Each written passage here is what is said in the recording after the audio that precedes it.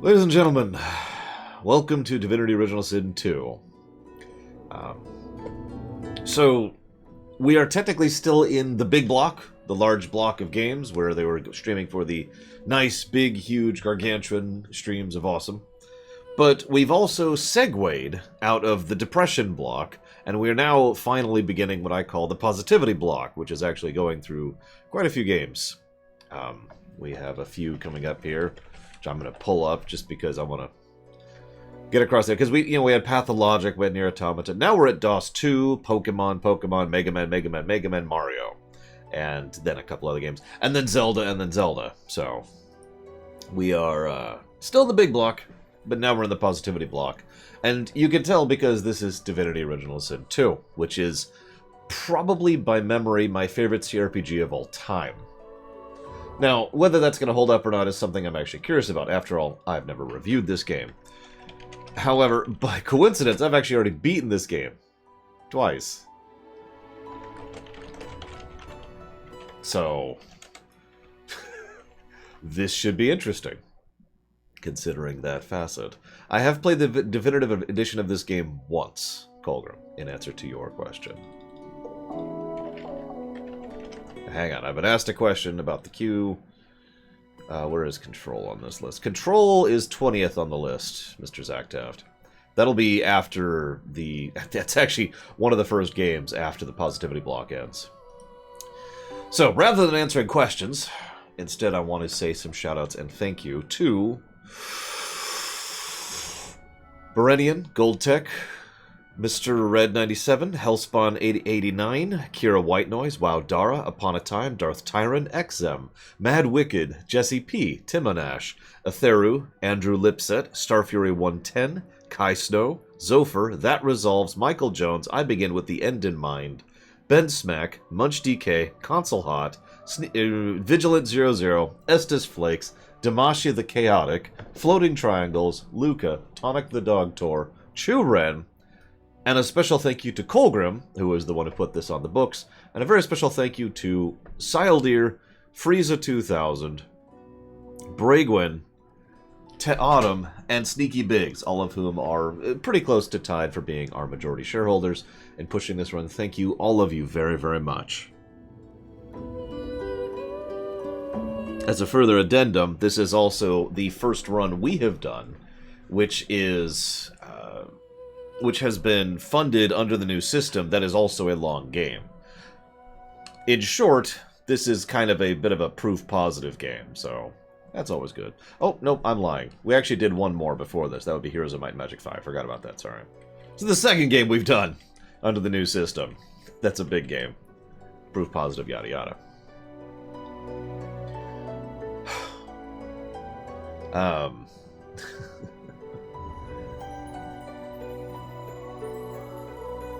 Raise my eyebrow, you Narset. This was, I did put a few donations towards this, but this, and this was a Laura's Choice game, yes. Speaking of which, as much as I'm kind of joking about these positives here, this is going to be an interesting situation to judge, because the positives are probably going to pile up here, but right off the bat, I'd like to argue for, four positives.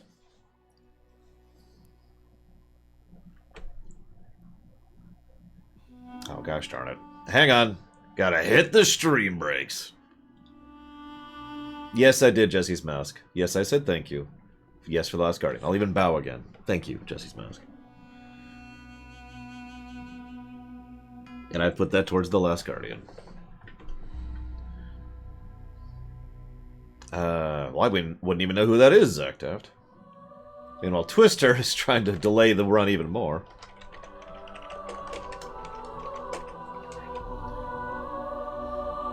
Oh, yeah. So I've never done arena mode. What's arena mode? While we're figuring out where that is. That'll be under classic runs. Right here. So it's PvP. Okay. Is it anything else? Nope, you're right. There is an O missing there. There we go. Fixed.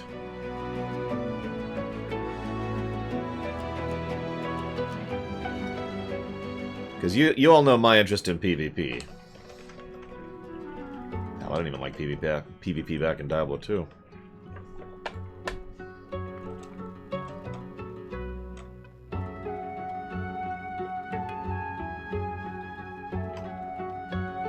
Yeah, that's correct, Twister. It's literally actually negative. Oh yeah, I need to look up what kind of mod support this game has. One moment, please.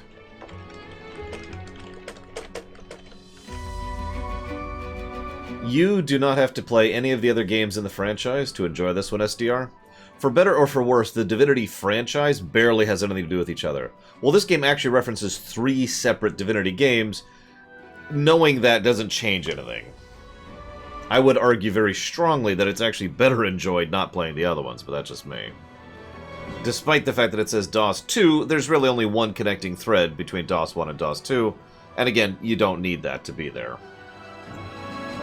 I'm not even going to say what it is.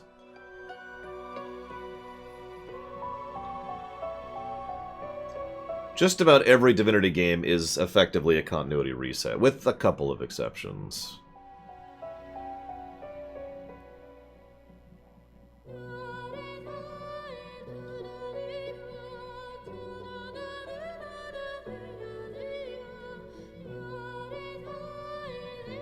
Sorry, I'm looking something up really quick.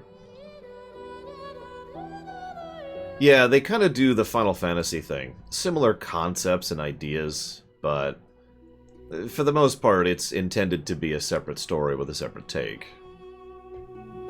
It's one of the reasons I was actually so excited about that sequel that was going to be a direct sequel to this, like an actual sequel to this, which they then canceled.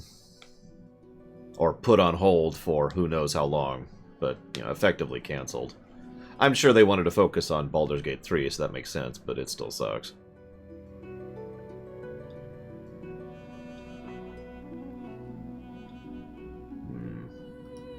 Okay.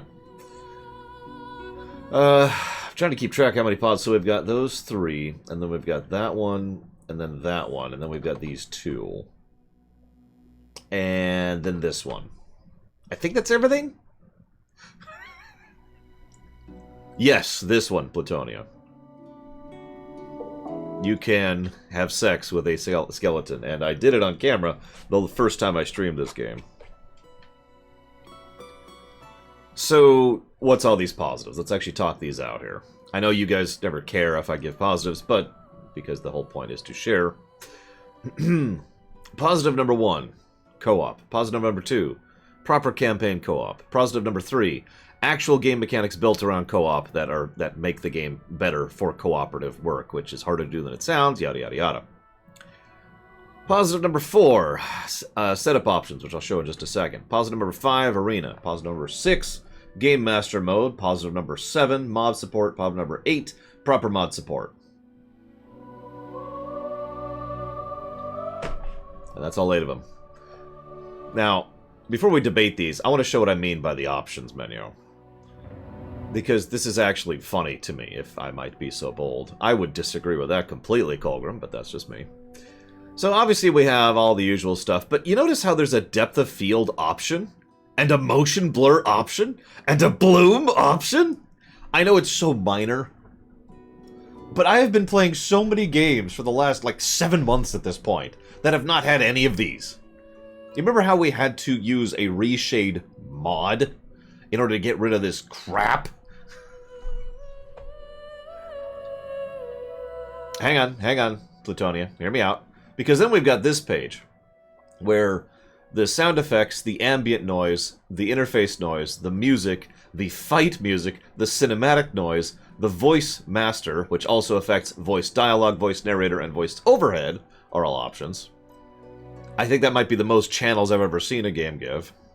Then we have the autosaves thing, which you can turn on or off, and change how many autosaves you keep at once, from anywhere from 1 to 25.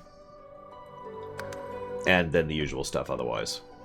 Now, I could be argued down from this, but this is substantially better options than most games do. Oh yeah, and you can also do it for quick saves. Oh yeah, speaking of which, plus the gameplay. Saves. we've already established options that having smooth, easy, and well-designed save options is also a positive. So let me type all this out, because none of this is on the document yet. So we've got co-op, proper campaign co-op. I'm curious why you think that, by the way, Goldman. Yeah, saving in combat was kind of required. We'll talk about the difficulty in a moment, by the way. That's going to come up next. Actual built-in mechanics to support and aid co-op. There we go. Then we have... I've already lost track, so we got surprising number of well-designed options. Oh, you like the... Okay, that makes sense, Colgrim. Ease of saving and multitude of auto and quick save slots. No, Midnight Fox. In fact, I don't think I've ever streamed DOS 1. I've beaten it about 1.5 times. Let's see. And then we had, yep, GM mode, arena mode, mod support, proper mod support. Let's see. I feel like I'm missing one. Is that it, though? Hang on. Co-op, co-op, co-op. Options, saves. Well, you get halfway through a game and then you quit, Mike Romano. GM mode. Arena mode. I mean, that is possible, Mike Romano, to be half pregnant. It's not pleasant. Arena mode, mod support, proper mod support. I think that's everything. So, for the sake of this particular review, we're going to be playing this on absolutely cranked down difficulty. Why? Because this game is ginormous. This game is absolutely gargantuan in terms of size and scope. Sorry. On the plus side, I've already played this game on hard. In fact, I did it with a friend. So I can actually tell you, what it's like playing this game on proper difficulty, and I'll be sharing a couple of stories as we go, because oh my gosh. Oh, there's a story positive. Whoops. Boop. There we go. Sorry, don't know how that got there.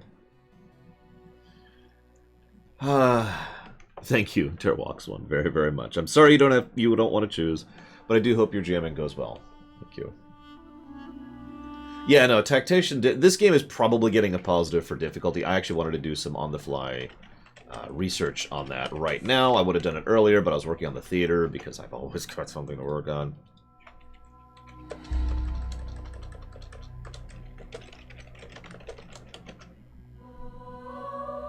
I mean, at this point, I've seen all of them, Crazy Norse. So, yeah. Let's just get the positive. What am I even doing? Boom. This is for difficulty. So let me talk this out. Obviously, there's changes to health damage, armor, magic damage, chance to hit, chance to dodge, and that's basically it. Now, classic mode, it just stands at normal. That's the design. If you go down to explorer mode, you gain a bunch of changes, and the AI stays the same. So buffs plus AI is the same. If you go down to story mode, then you get a bunch of buffs plus the ability to res at full health rather than anything else. If you go up to tactician, though, this is where this really gets fun, because now, in addition to the general stat changes, the enemies actually have different skills, as in they actually went through and designed the... Because every encounter in this game is manually crafted, right? Every single one of them. So they actually went through and changed not only the skills and loadout of the enemies, but also changed around how the merchants function, and, my personal favorite, have a completely different AI script running. In other words, the AI is literally smarter. And of course, there's Honor mode, which is Iron Man mode. We already talked about that.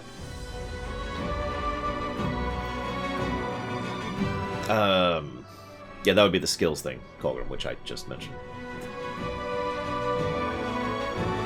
Oh yeah, the lack of trash encounters is either going to get a positive, or it's going to be a manually crafted encounter positive, or 2 or 3. I don't remember Barbaros. I've never played the original on that easy, at least I don't think I have. Played the Relics of Revelion. I don't know what that is off the top of my head. So I'm going to go with I have no idea.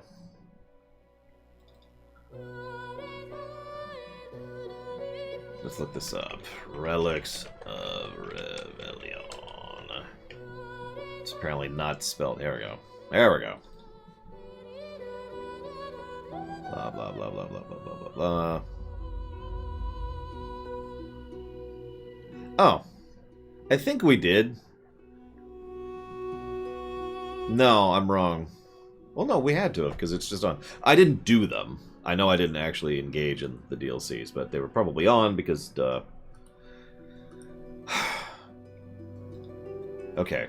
Right. And that was a proper difficulty options.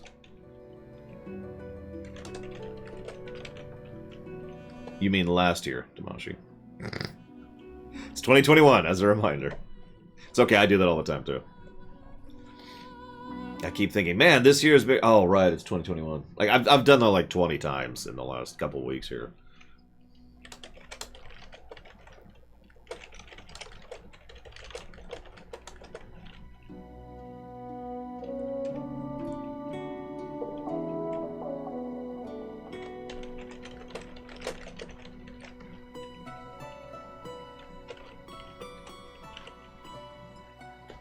Okay.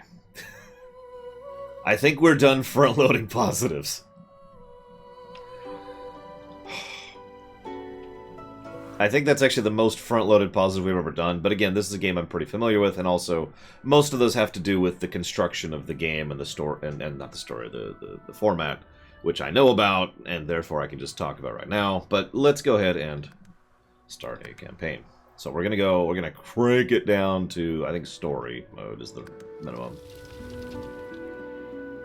Like I said, we're just gonna crank it down.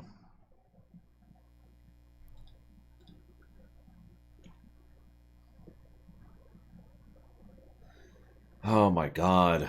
I have to decide what builds we're doing.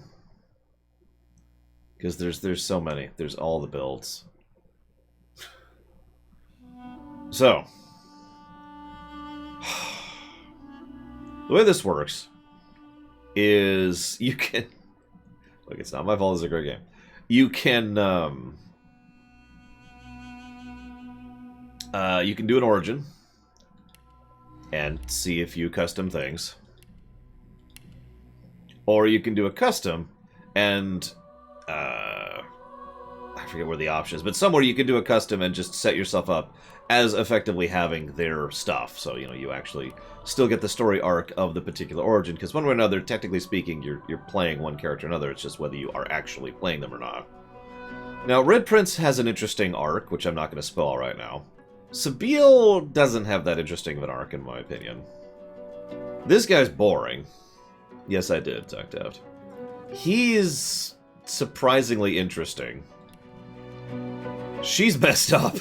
And there's a lot of ways to screw up her arc, let me just say it that way. He's the best character, by far. And that's it. So we're going to be playing as Fane.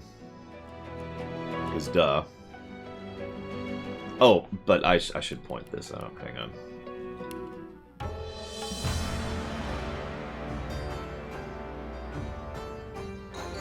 Famed, of course, for my unique red skin and unparalleled skills as a general of the House of War, I, the Red Prince, was raised within the vast palaces of the fabled Forbidden City. I was destined to become the next emperor. But my ambitions suffered a bit of a setback when I fell from grace for cavorting with demons. Now, I'm exiled and hunted by assassins.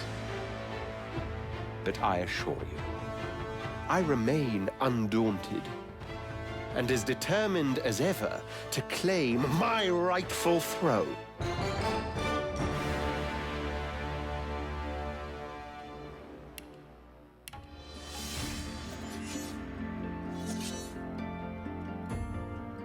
I used to be a slave. Kept under the thumb of the master. The bastard that made me hunt down my own kin. How did he do that, you ask? With the living scar you see on my cheek, this horror that takes no more than a song sung by Master Dearest to control my very thoughts. But now the tables have turned. I broke my shackles. And when I finally find him, I will make the Master sing a very different kind of song.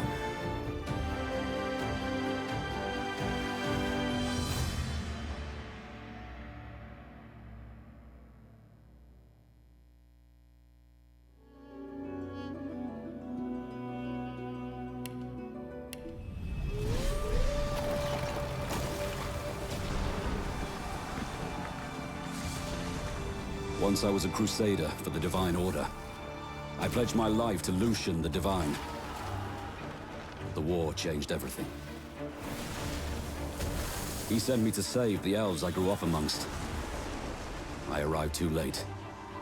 Lucian ordered the use of death fog against the Black Ring, annihilating everyone I once knew in the process. Now I'm a mercenary killer, one of the infamous Lone Wolves. And my next target is none other than Lucian's own son.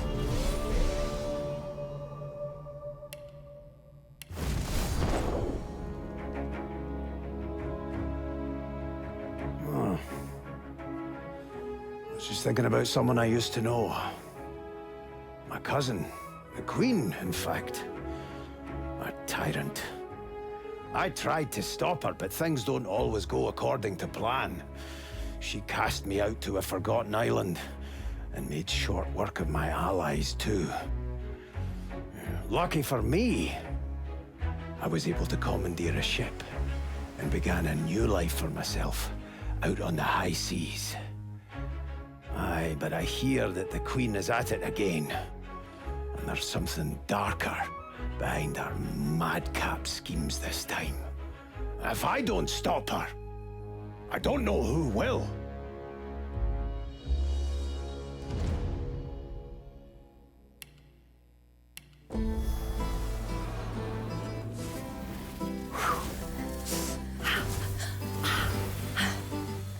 All my life, I've been a performer, a musician, beloved and celebrated by all. But I have a secret. I'm also a playground for sprites and spirits and worse. The voice that rings inside me now is darker than any that came before. Almost caused a bunch of my fans to rip each other to pieces. But you can trust me. I've got this under control. Step 1. Find out who, or what, is trying to take control of my mind. Step 2. Make it sorry it ever tried.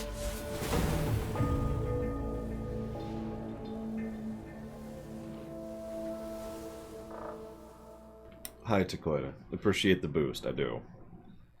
And then the big one.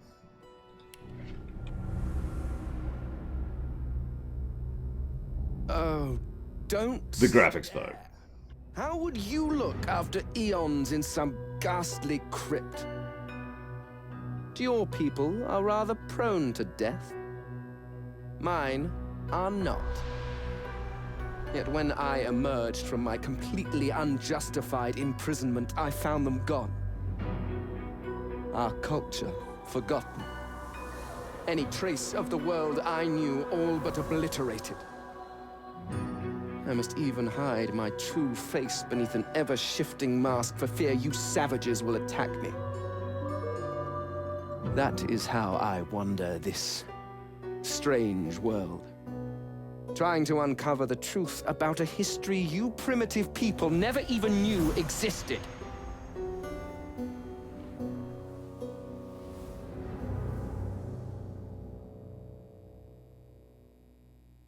So, that's all our characters, as far as origins go. But didn't she see the magic in the back of his thing? Good morning, Bud Falkenstein. Now, so which one is best for a beginner? Don't play Fane.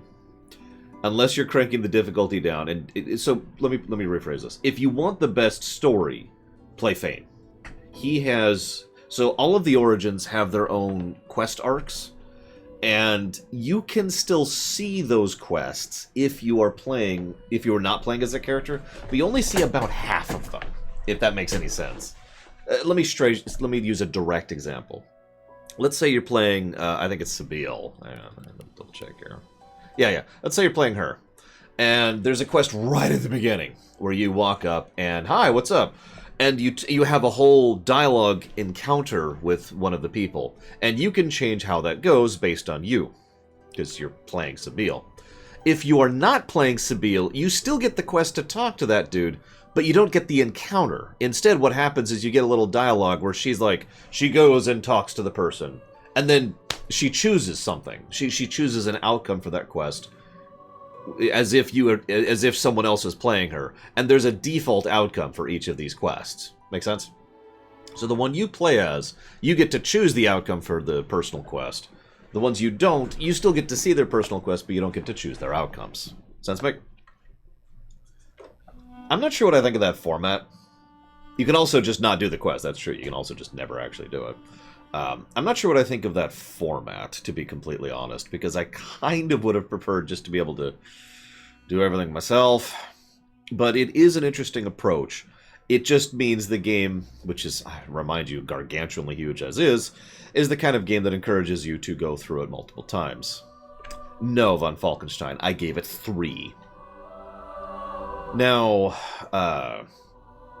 having said that, one of the things I've discovered, which is amusing, is if you do this co-op, you actually can see those extra quests. And I can definitively say this because I've played through this game co-op. What happens is the other person, like let's say Pax is playing as Sabille. So Pax can then walk up and start the encounter, and I can just kind of listen in. Obviously, I don't get any choices, but I get to see the full encounter, and Pax gets to decide how it goes. Then I go and do my origin quest, and he can join in and see it, and blah, blah, blah, blah, blah, blah, blah. Sense make? It's basically the Tor method. It's just less fleshed out than the Tor class quest chains. I am not going to do the telekinesis meta, no. I have other ways to crush this game. Speaking of which, even though you select a origin, you also can choose your preset. And there's so many builds in this game. And just all there's so many. Kit is something that I'm just going to jot down as a potential positive right now. The only reason I'm not codifying it is because I'm not sure how many positive it's going to be.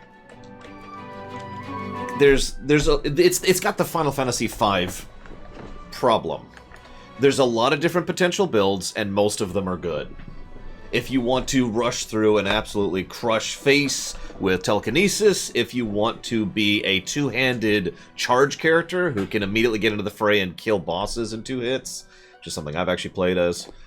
If you want to be a full healer, buffer, debuffer, which is something my friend Gary played as. If you want to be someone who stays at ranged and constantly keeps the enemy trapped and rooted. There are a huge number of potential builds, and the majority of them work. Now, I don't remember if we were using a mod or not, but there's also a respec. That might have been a mod. I don't actually remember. Oh yeah, there's also the Lone Wolf thing, which I would not recommend doing personally, but at least not on a first playthrough. Thank you, Primal D&B, very, very much, as always. Much obliged. If you know where you want to put that, please let me know. Okay, it's not a mod. Sorry, I've only played this game once unmodded. This will be my second unmodded playthrough. No, I saw Cord. So, Lone Wolf. You get 4 party members, I think. And I'm pretty sure it's 4. You can... already did that, Jesse's Mask. It's right here. You can choose to have a party of 1. Or there's actually other ways to make that work too. Let's not get into that. There's a lot of meta in this game.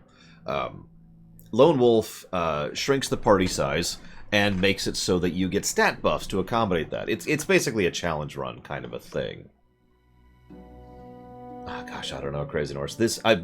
By memory, which is not you know, a definitive statement, and there's a reason I constantly use it almost in a derogatory measure. But by memory, this is my favorite CRPG. It might not surpass Dragon Age Origins in terms of story, but it's probably going to crush it in terms of gameplay. So you're on Church of Aldous. And thank you very, very much, Cat Horse. As always, thank you very, very much. I put that towards Space Marine.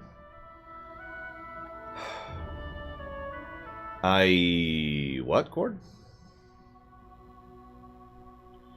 Hey, Berenian.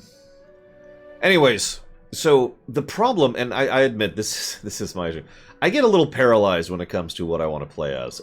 Every time I fire up this game, I've actually played through the island, the intro, multiple times. Yes, Cord, that is correct, sorry. Yeah, this game does have... So, Estes Flakes is right about one thing. This game does have a reliance on DPS. Now, let me try to explain what I mean by that. There are quite a few RPGs that have this exact same problem, where DPS is king.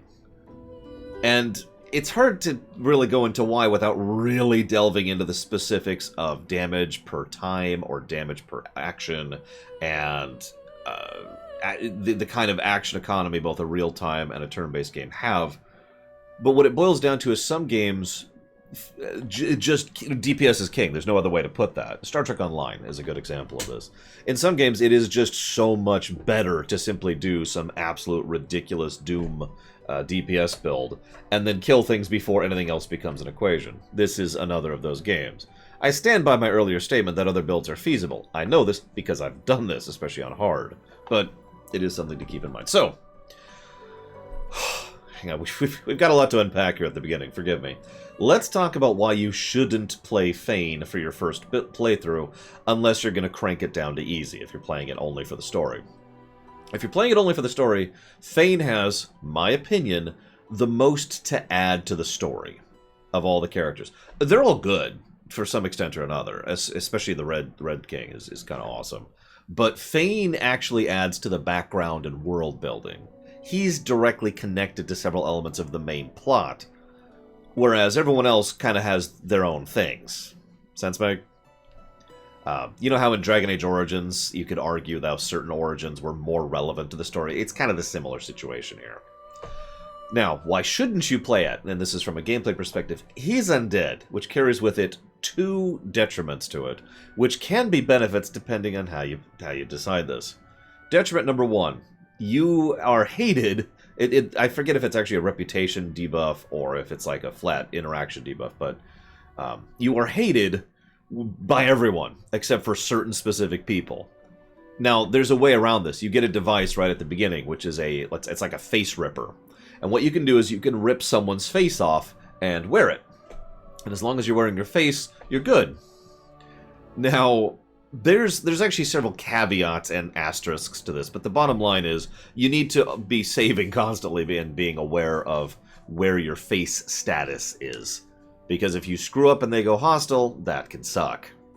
Now you do have, like I said, that can be turned into a benefit because you can change which face you're wearing, which can affect certain interactions. In other words, you can appear as an elf, appear as a human, etc. Now, yeah, the helmet is much more useful for that. I almost use that constantly. But anyways, there is, so there's another detriment, and that is that healing magic doesn't work on you.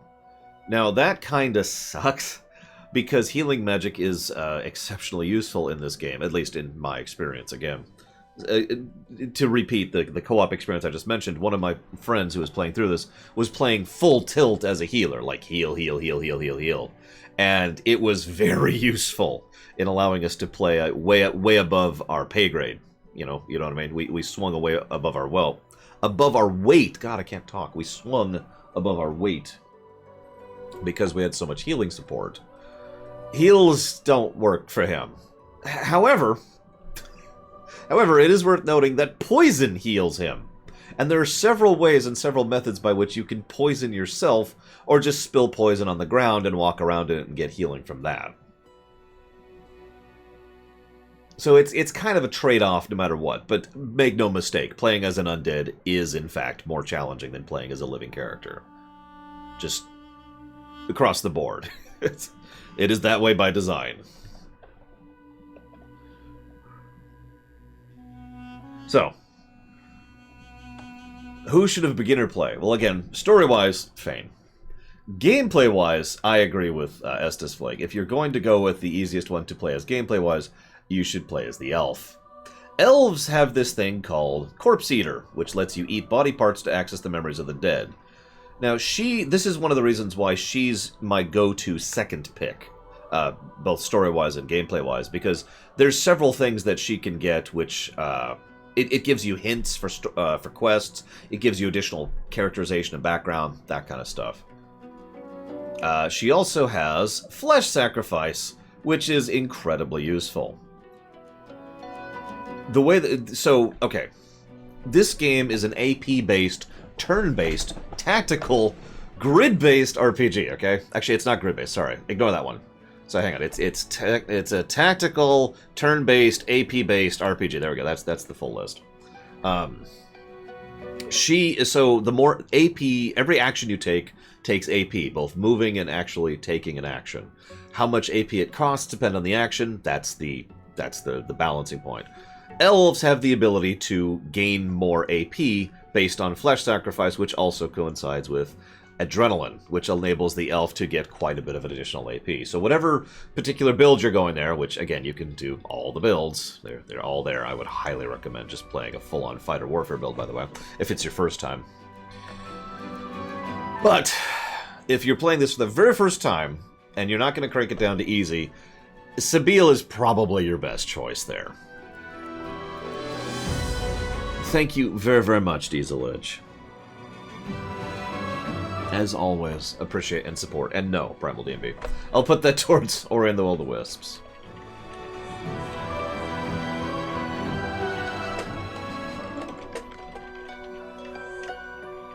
I mean, I can do it on someone else. That's not a bad idea. Put it on one of my alts. So let's see. I'll write that down.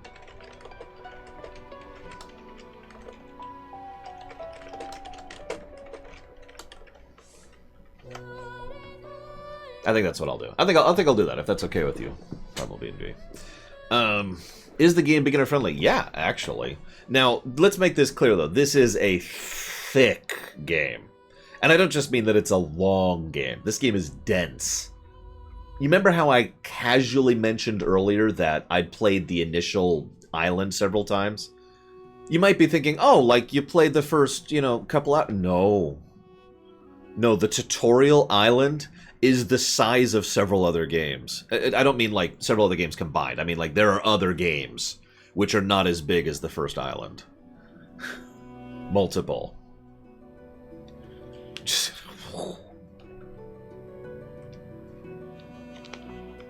No, this game, there is a lot to do. And being a review, I'm going to make the effort to do as much of it as I can. I will fail. There's so much side content, guys. I'm going to do my best. And yeah, the second act, I will admit I tend to lose steam on the second act in several replays, mostly because I hit the mainland and it's just... it's, but yeah. It's possible. This is bare minimum going to be a 2-week game, Tesla. I already knew that walking into that. Like I said, we're still in the long block. This is also why I'm impressed you guys managed to fund this game, because this was like a 5,000 priority fund goal, because this game is gargantuan. Yeah, Act 2, Estes Flakes is correct. Act 2 of DOS 2 is the bulk of the game, which is the point. And then Act 3 kind of starts speeding it up, and then... Anywho, Jimatul asked a question. What's the difference between a classic run and a premiere run? A classic run is a game I have played before. A premiere run is a game I have not. That's it. Real simple.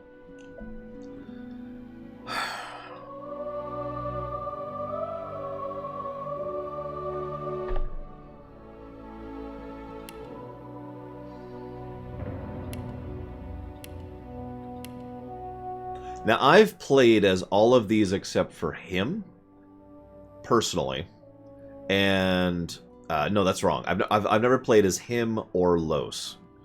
So those are the two I've never played as personally. Thanks to co-op, I have seen all the side quests except for his.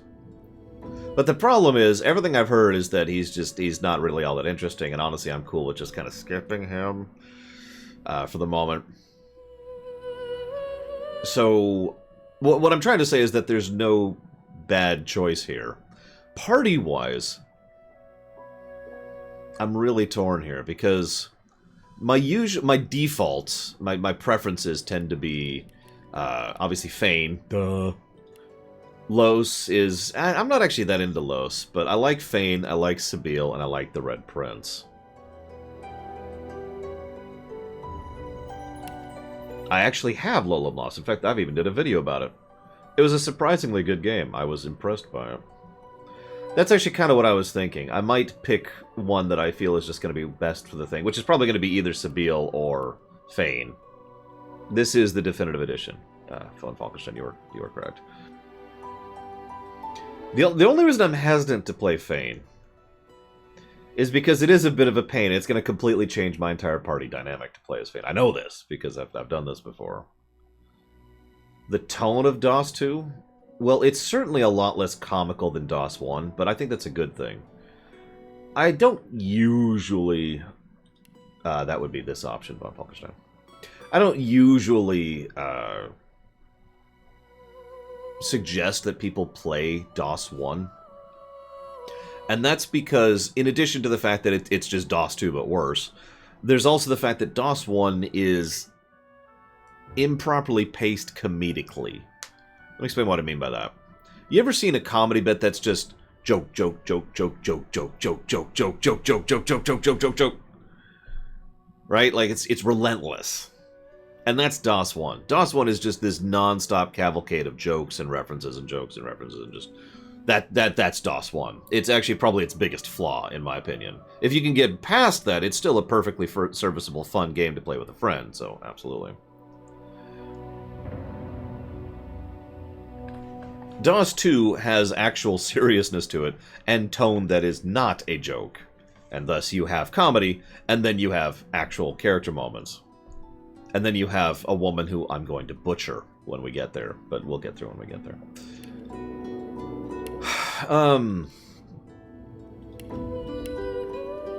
Best character right there.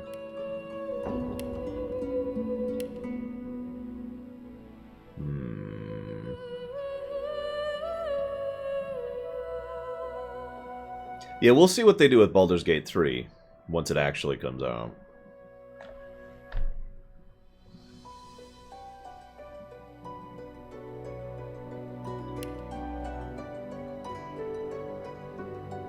I mean, it looks the best. I'm not doing custom. There's no real point in doing custom for this particular setup. I mean, we could, but again, for this type of stream, it would be better to do a origin character.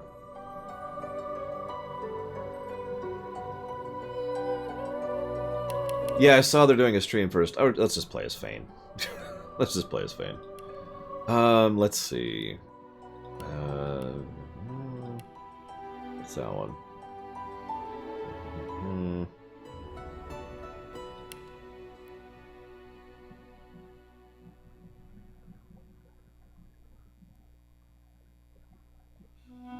Oh, I'd be undead, Jimatul. Easy answer. I would be an Eternal, to be more clear about that. So, Fane gets play dead, which is exactly what it sounds like. And Time Warp. Target a character. Whenever this character ends a turn in combat, they immediately get a free turn. This has its uses. This is insane. No, Tomas.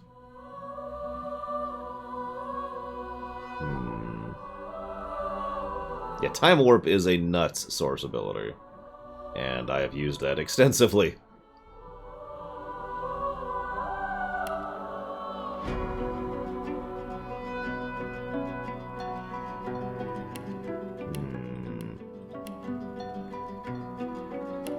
Why wouldn't you, Primal D&B? Why would anyone not do that? I might go straight ranged for this particular playthrough.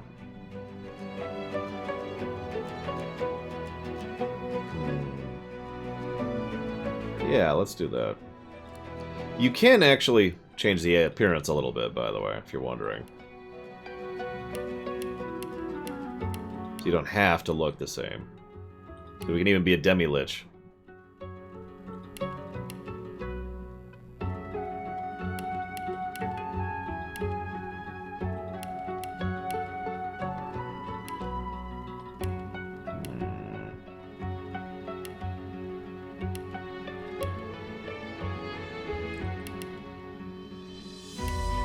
Yes, you can have hair too, by the way.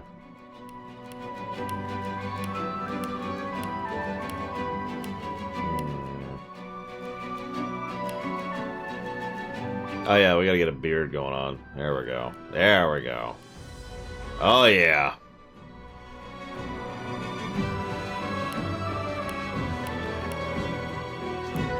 Perfect! No, hang on, where's that silly mustache one? There it is. There we go. It literally looks like we took someone's... I mean, given how the Eternals work, it looks like we grabbed someone and just ripped the mustache off and glued it on there. There we go. We're not doing that.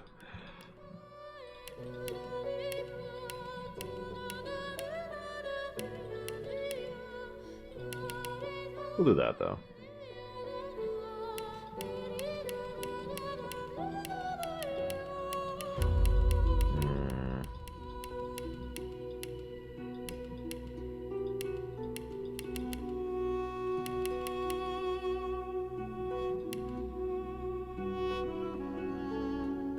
Yeah, he's just... He 10 weird tricks to lose weight. You won't believe number 3.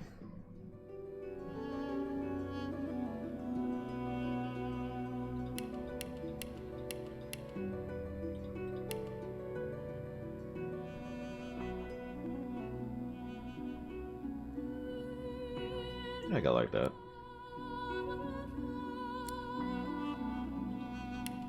Alright, what have we got here? So I keep being told I can get Pet Pal for free.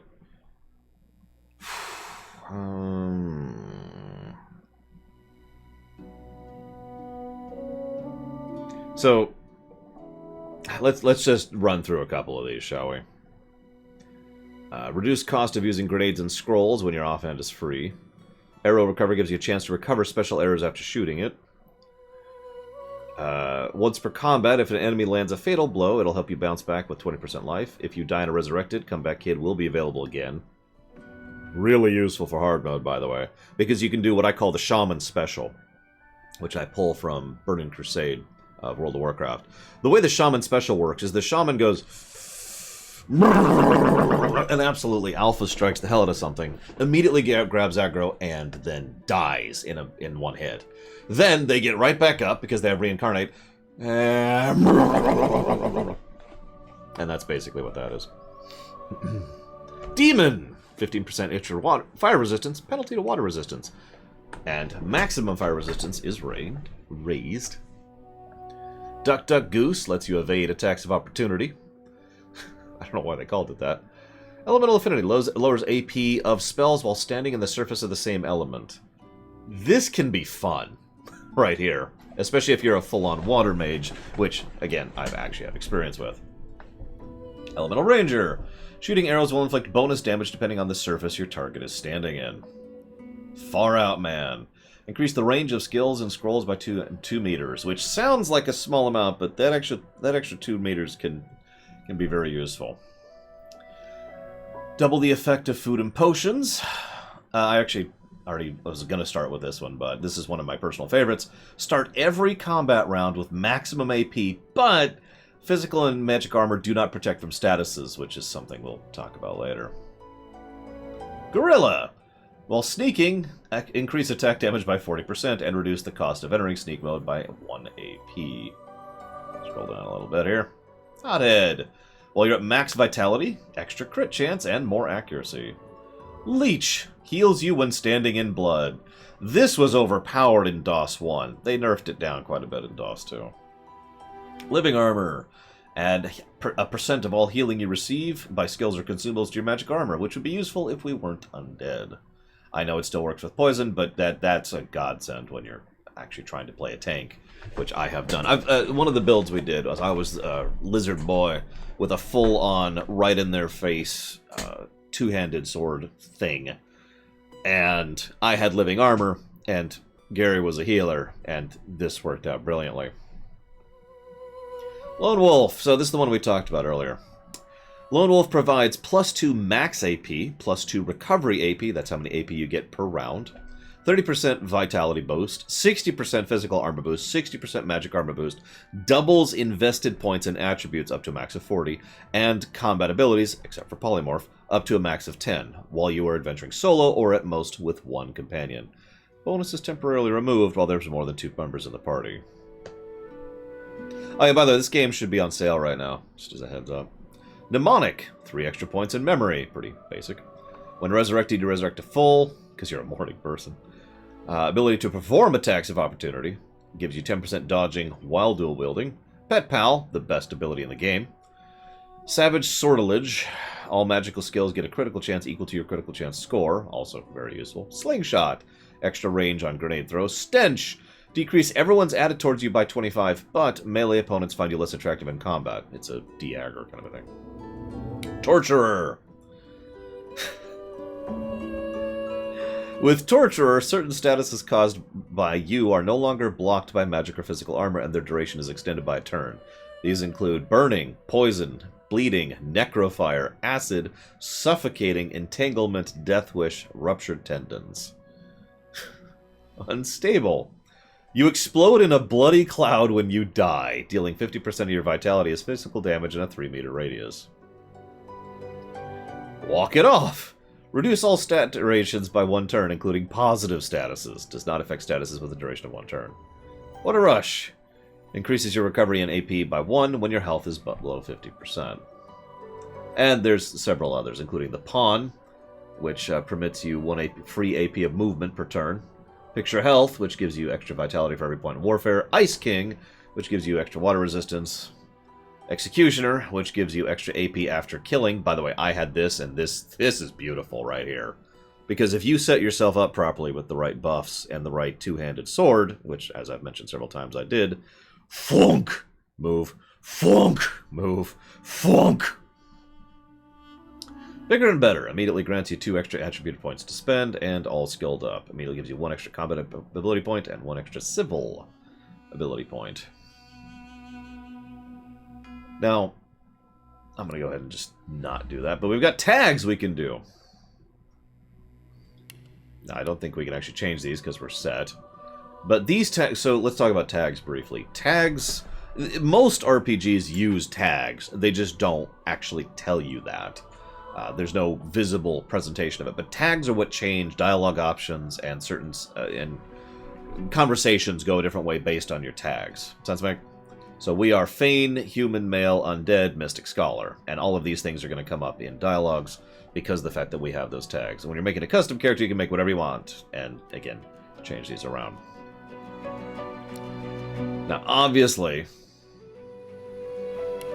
we're going to use the cello. Why wouldn't we? The best instrument. So, you'll notice I didn't spend a talent point. I did that on purpose because you still have points to spend. Points can be spent later in-game. You can just hold on. You can just bank points and spend them whenever, including from character development, which is good because not every game does this. Thank you very, very much, Chucky Sleaze. Ever and always appreciate. If you know where you want that sub to go, please let me know. There's a reason I front-loaded 10 pluses here, Cat Horse. What do you want from me?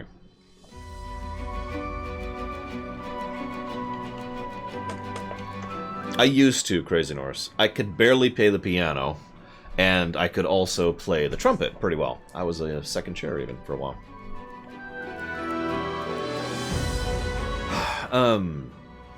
Before we go any further, it's time to give negatives. What?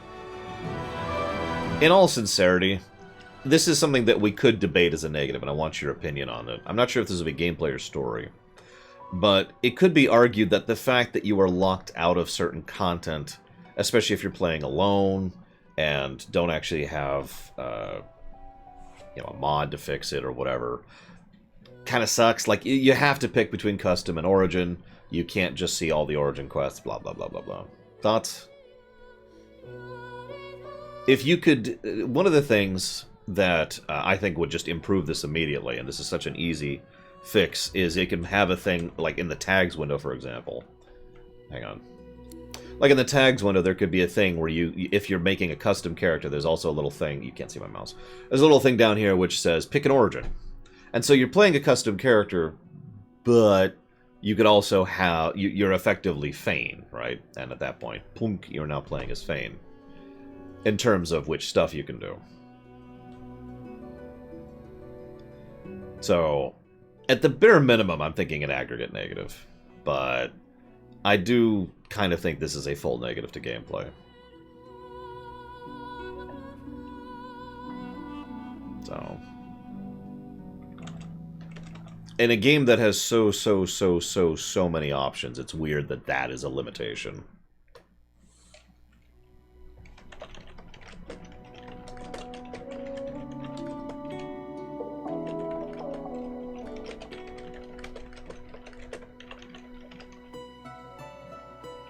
Yeah, no kidding, Serge.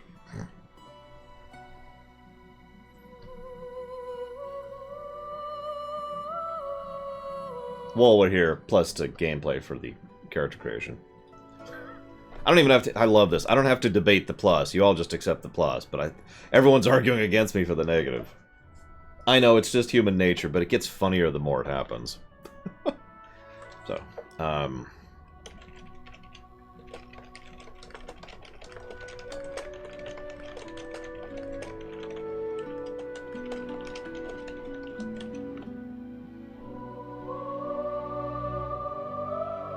yeah, I'm kind of with... I am with Zalok here. I'm just going to give the full negative for this, I think. Sorry, we're only at 10 pluses to gameplay. I apologize. So, speaking of good options and good character, this game is so player-friendly, it's ridiculous. It's one of the reasons this is so egregious. Beware! Playing as an undead poses risks and benefits. Undead must veil their true selves from the living or risk being attacked. Healing potions and spells will damage you, while poisons will heal you. Undead can pick locks with a bony figure alone, and can survive Death Fog. By the way, I didn't even mention Death Fog yet, but the immunity to Death Fog, under certain circumstances, can be the best benefit of playing an undead. Are you sure? Yes.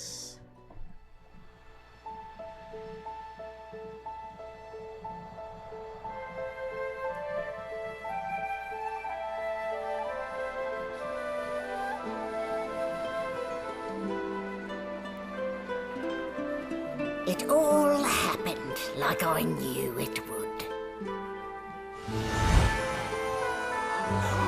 A single drop of source magic. And, like flies to honey, the monsters swarmed. The rebel panicked. The carnage began. And the Magisters pointed their fingers at me. Just as I'd planned. I was shackled and collared, and sent to Fort Joy. There's the rest of the party.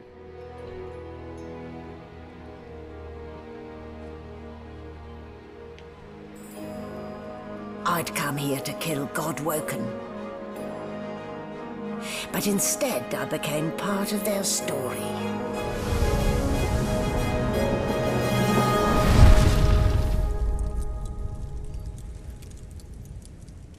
I'm actually kind of with you on that, Jesse's Mouse, because it is a debatable thing. I put it under gameplay because, to me, it's reducing the options of the player in how they choose to play the game. But it could easily go under story. So, still a bit groggy, are we? Don't worry. The sedative will wear off soon enough. Easy now. No need to hurry. Get your bearings and report to me upstairs.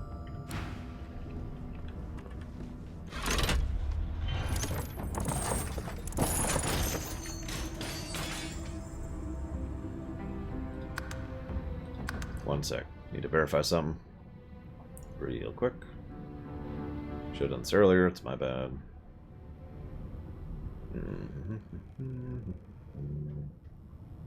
No, we're good.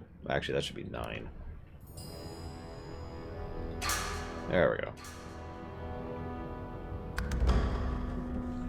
Hey.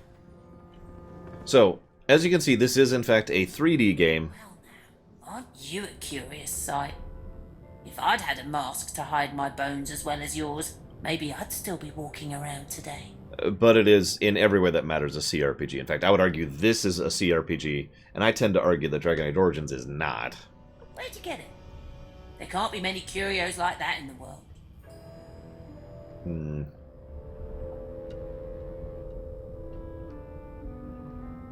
So, dialogue options. I can boast I crafted it myself, using a tool to rip the faces from mortal creatures. I can tell the skull to mind its own business. You are not here to chat with human detritus. Or I can look at the skull inquisitively. Is it normal for human remains to talk? Is that a fact? And your voice? You ripped that from them too. I've never heard such silken tones from a naked skull. Yeah, the voice is kind of a trick. My words and tone are projected directly into the minds of others. Ha! Should have known it was a parlor gimmick. Still, you'd best keep that mask on. The living don't take kindly to seeing their future staring back at them. No, Dream Whisperer. Quite the contrary. We are literally playing the main protagonist of the story. So there's what our mask kind of looks like. Yay. You listen to us who have this weird thing around our neck. Well, not sure what that is. Zoom out, zoom out, zoom out. Hang on, that feels off. Oh,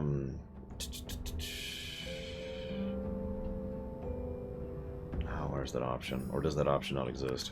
Oh, whatever. Alright, well, I was going to check out the gift bag, but I've decided not to. So I'm out! Peace!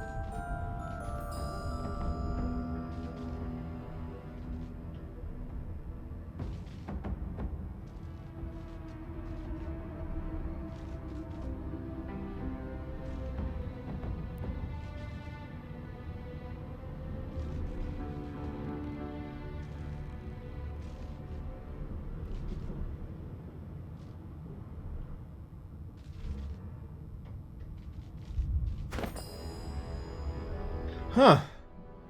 A gift bag feature? For me? Oh, time not look at that. Alright. How crude.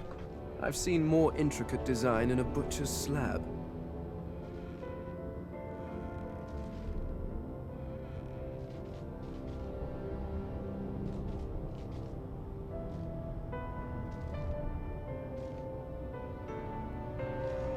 And now you are silent.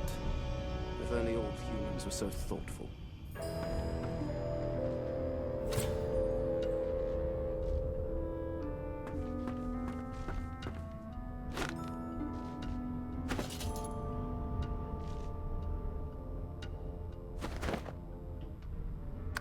Speaking of options that got reset.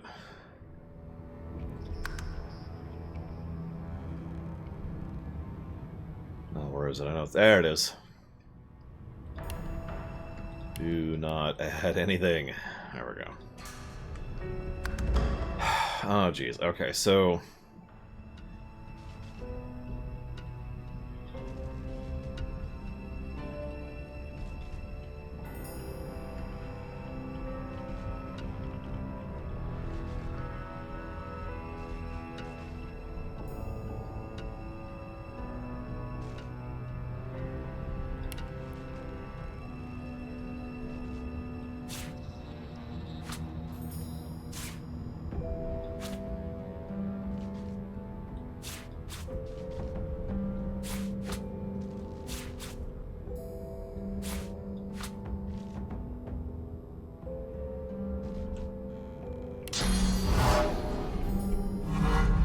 Whoops.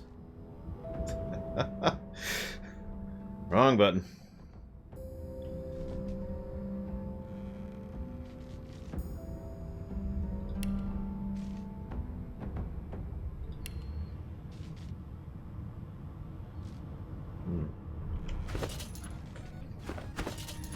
Oh, there it is. I was just about to say something, Cronin. Thank you very, very much. I'm glad you like my stuff. I do try. Much appreciate. I'll put that towards AC Valhalla.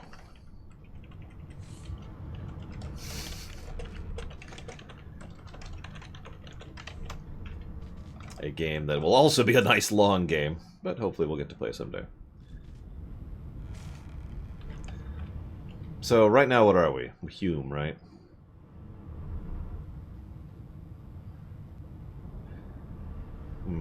But we could be a lizard.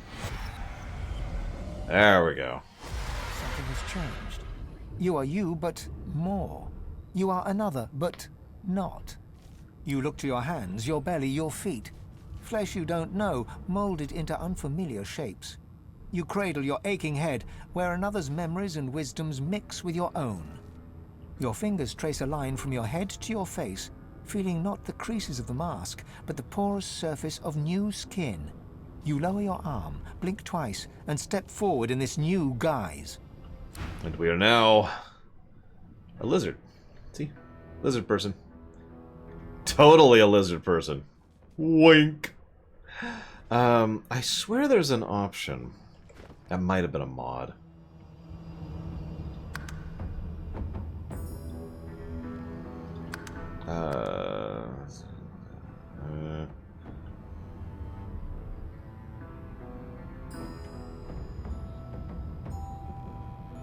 To have more than one hotbar up at a time.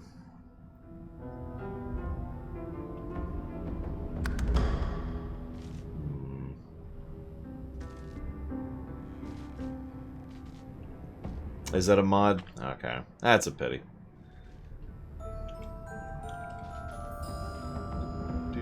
Do.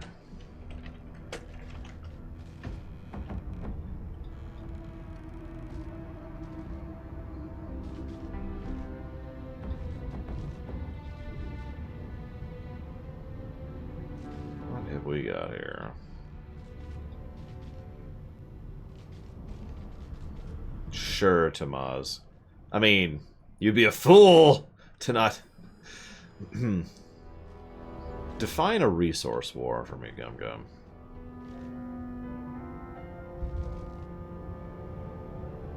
God, of course I don't have any of my mods installed anymore.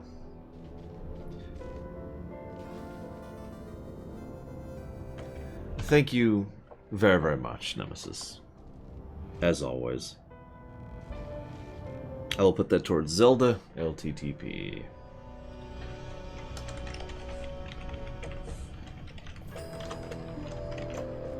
Much obliged. Thank you. Sorry, one moment. If I could just find this mod relatively quickly, I'm totally turning it on. Surprised it wasn't here, actually. Wondering why it... Oh, it's probably because of the new install. No, that shouldn't do it.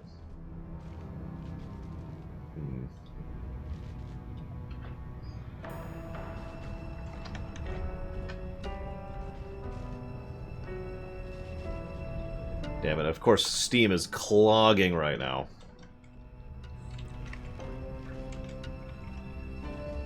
Because of the sale.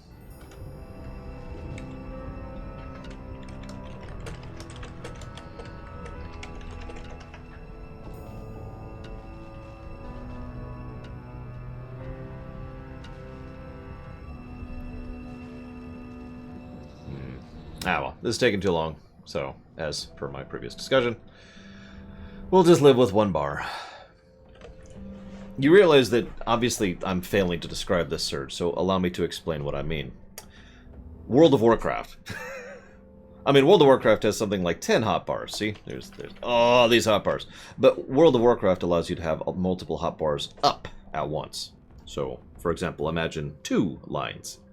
Which is enough. 2 lines is sufficient for me. For this game. Yeah, a better UI. In fact, one of my only complaints about the default game is the fact that the UI is not particularly great. What is that button? Yeah, STO is another good example. Most MMOs allow you to do something like that. Where is...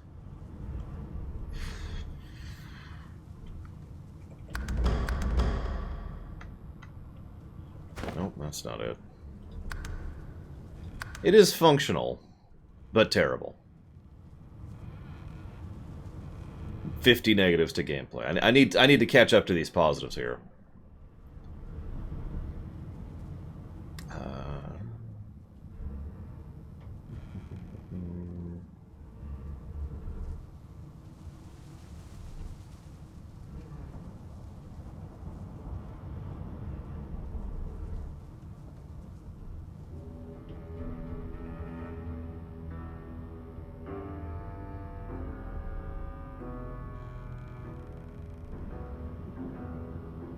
Must be completely missing it. Whatever, it doesn't matter that much.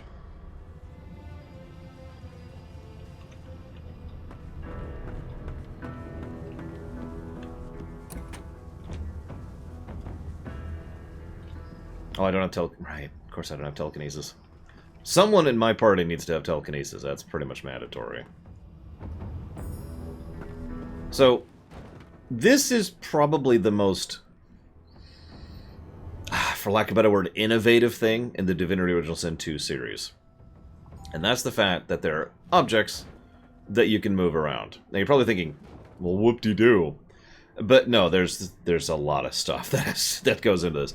So, first of all, if you throw in... let's just use the most obvious thing. If you've seen The Spiffing Brit, you've seen this thing.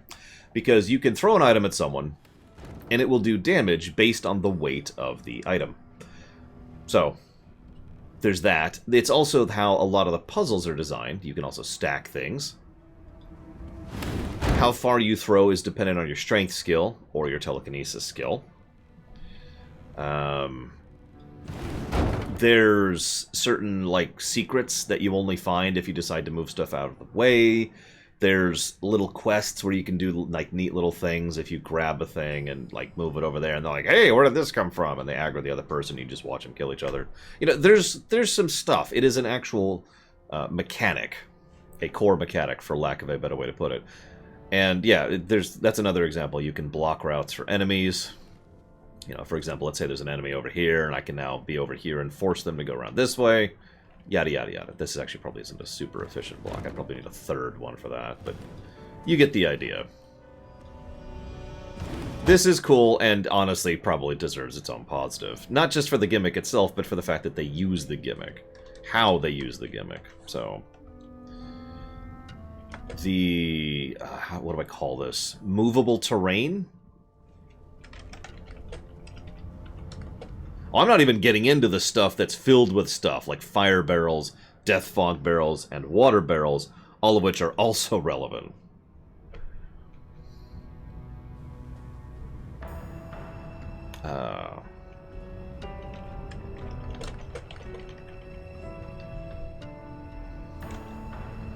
I mean, that doesn't say anything to me, Gum Gum. Resource, if that's what a resource war is, then that would be like 99% of most wars, excuse me. An animal sty. Freight or food?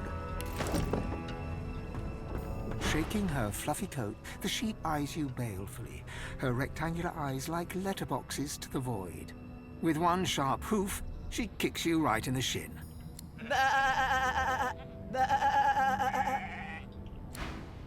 But, I'm not...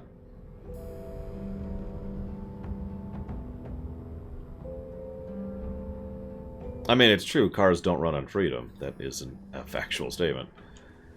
Alright, fine. Since Colgrim is no longer... Oh, wait, Colgrim just brought up the gift bag thing. Sorry, I have to keep ignoring it. Did you expect a needle? Well, I mean, kind of.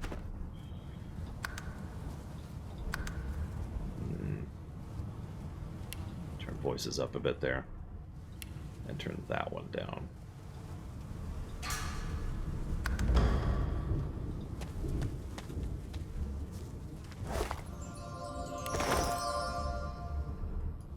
Alright. Gift bag feature, what we got here? There's a lot of these.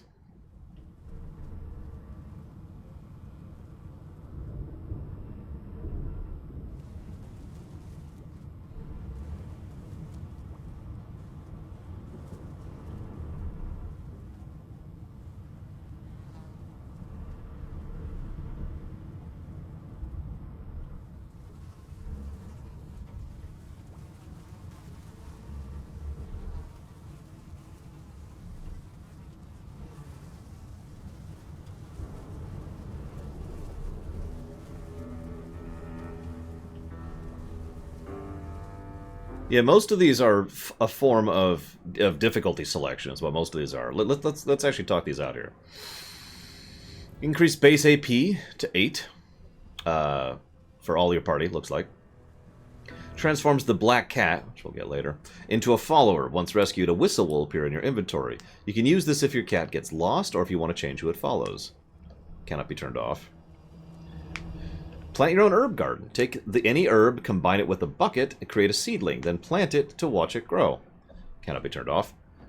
Restore source points when a player character rests. That's ridiculous. Never underestimate the power of good sleep. Simply use a bedroll to res, the Final Fantasy rule. Allow all players to talk without Pet Pal, and Pet Pal now grants maximum positive attitude in all conversations with animals. Can't be turned off. Scroll down a bit. Hagglers. Let the reputation and skill of your whole party help when you haggle for best prices. Combat Randomizer. This one looks fun. When entering combat, one or more random enemies will receive one of the new special statuses created just for this modification. This will change everything you thought you knew about combat. Cannot be turned off. Crafter's Kit. Plenty of new recipes and unique items to craft. Cannot be turned off. Divine Talents. New talents! Ever wanted to resurrect your allies as zombies? Do you hate missing one attack that really matters? This modification contains remedies to those problems and more. Cannot be turned off. It increases the active radius of spirit vision and makes it last indefinitely. Damn. Cannot be turned off. Fort Joy Magic Mirror. Manifests a magic mirror in the arena of Fort Joy along with new character creation level. This allows you to respec before moving to second act. Cannot be turned off. Find a collection of special bags that allow you to better and automatically organize your inventory. Cannot be turned off. Pet Power enhances the summoning class, and its infusion spells immensely. With this mod, you can cast infusion spells on all available summons, not just your own incarnate. Each summon receives different skills depending on the elemental infusion type. Cannot be turned off. In each major hub, you can now find a mysterious vendor selling exotic and potent artifacts. These artifacts can upgrade a character's own gear with immense power, bringing them up to the player's current level. Persistent. Find a new icon on your hotbar, which allows you to toggle sprint on and off. Sprint increases your movement speed and the movement speed of your followers. We're turning that on. Holy crap. And off. And on and off, because we can turn some of them on and off. Like 3 of them, I think. Oh, hang on, we turned those 2 off, too. So that's 4.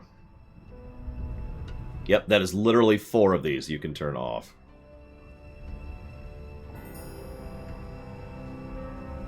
Out of, like, 20? I don't know. No, Valen. Although, take a drink. Someone asked about difficulty.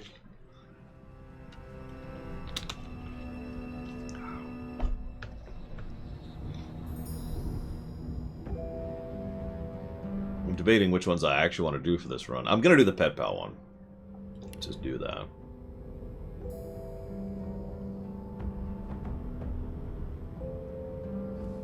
I was debating Spirit Vision too, just for convenience features.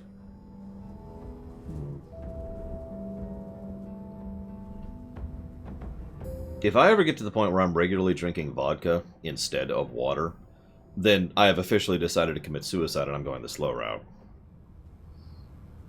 Just saying. Yeah, let's do Spirit Vision for the sake of time saving. So let's do that. And I kind of want to try out several of these. Let's see. So we had... I'm not going to do randomizer, because I want to show off the custom crafted things.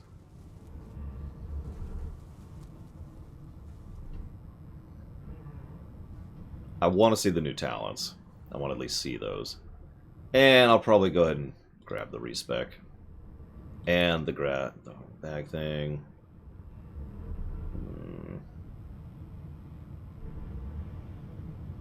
Yeah, we'll go and grab that too. And that one.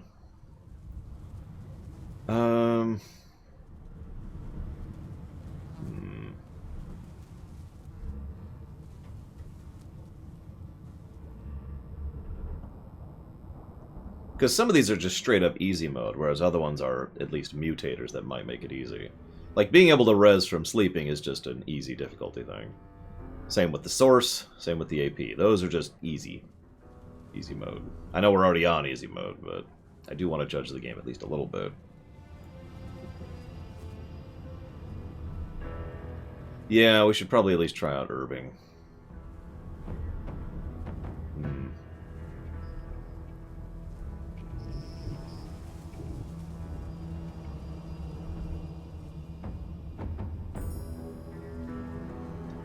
Fine. We won't do the bag thing.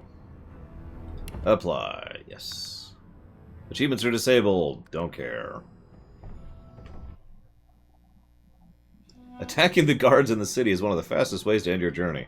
Or, just a good way to spend some time testing out a new build.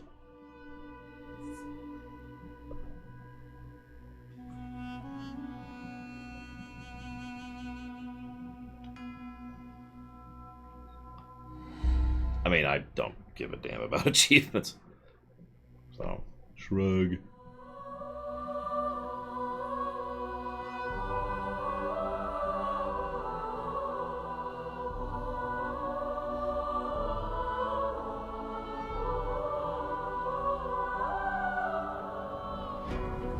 Okay.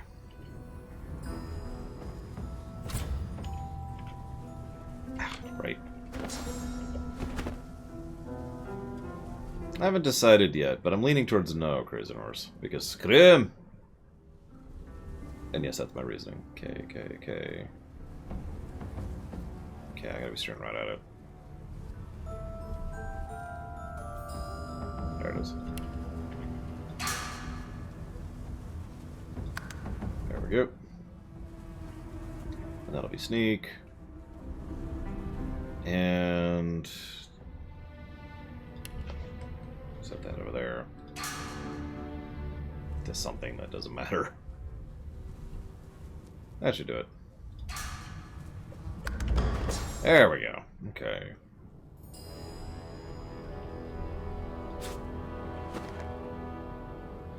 I'll at least jot down durability as a potential. We'll debate it as we go.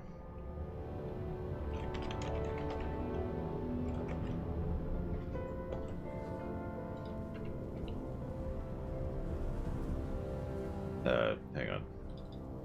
There we go.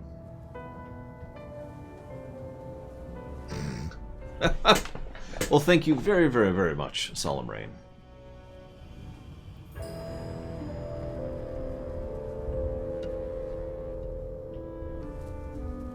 Always appreciate the support. Thank you. I'll put that towards the Burning Crusade.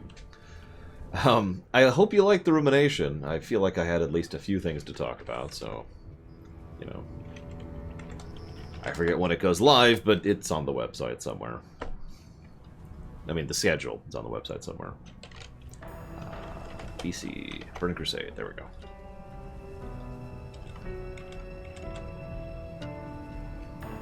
We all bow down here, Tesla Flex.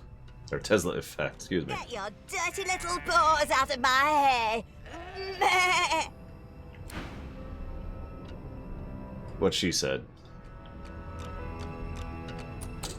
Oh no, it's locked.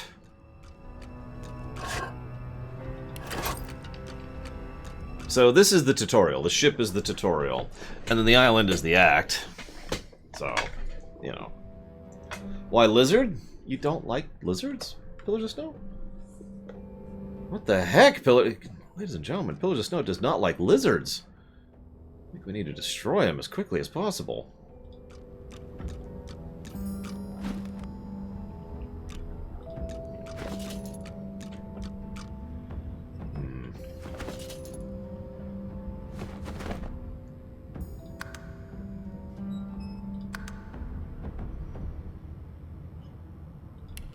Yep, cancel. Down here. Where is it? Probably staring right at it again.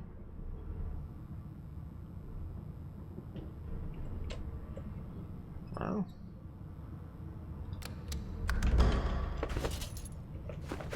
No, yeah, that's right.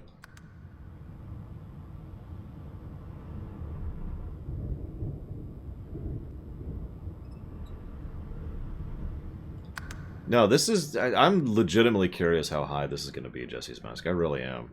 There are downsides to this game. Obviously, there are negatives, but we will see.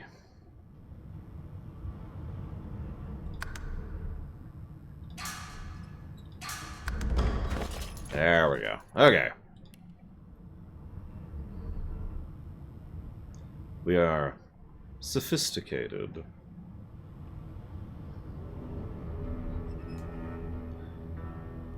So let's see what we got here. What's the new stuff?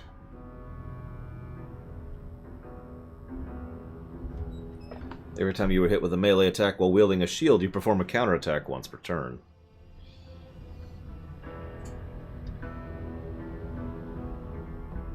Your attacks never miss but cannot crit.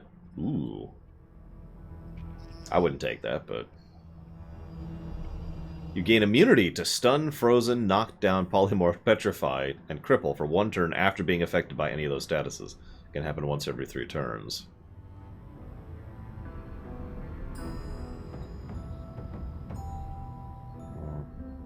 The start of encounter, gain 1 of 2 statuses: Cycle of Water and Fire and Water, or Cycle of Earth and Air. Fire and Water increases Pyro and Hydro by 2. Water and Air, statuses swap every turn. Become invisible while pickpocketing.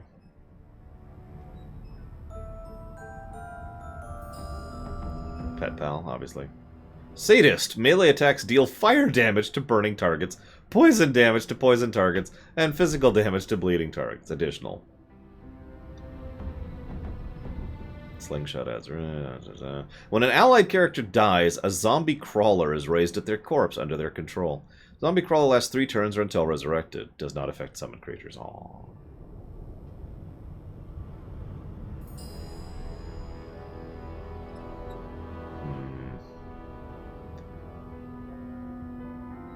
Every time someone casts a source spell in combat, you receive a 20%. You have a 20% chance of gaining a source point.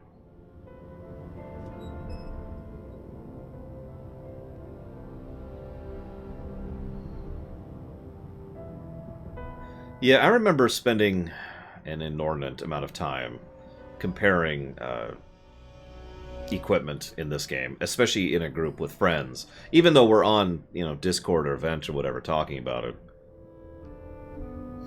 I need to decide my build. I'm going to hold off for now. I've got time. I can think about it. Oh, I've got Takari. It's cool. It's cool. Thank you, Takari, very, very much. As always. Appreciate those subs. If you happen to know where you'd like that sub to go, please let me know.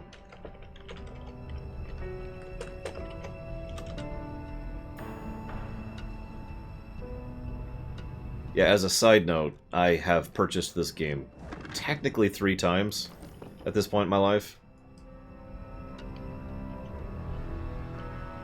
Once for myself on the PC, the version I'm playing right now. Once for a friend of mine so that they could play with me. And then once on the Switch. We'll get there in a second. Oh, hang on, I should show off lockpicking, because I'm undead.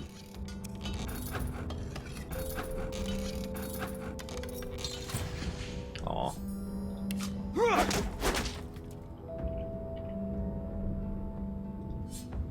I will defeat you.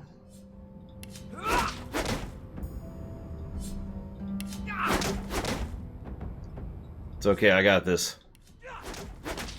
Wow. I mean, I'm actually doing damage. You see it in the top there, 418 health, but it's actually funny how that's not happening. Anyways, where the hell am I?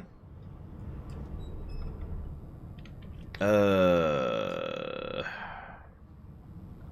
guess we'll read that. No, not the bread. Although I am kind of peckish. Boring.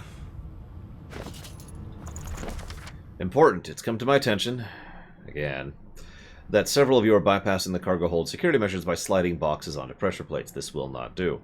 Purpose of these measures is to require the presence of at least 3 magisters at the change of a shift. Any deviation will result in at least 1 magister getting thrown overboard. Make sure it isn't you.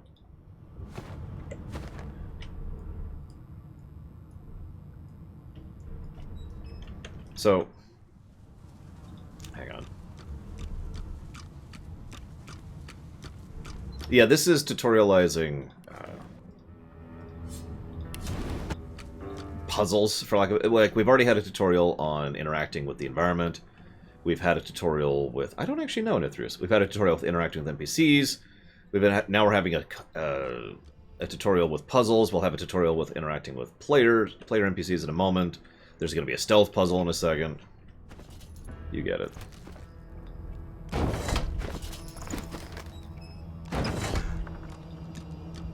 This is also technically the environmental puzzle right here. Or not puzzle, sorry, tutorialization. So oil slows you and is also very flammable. There are other things that will be affected by fire, but we'll get to that in a minute.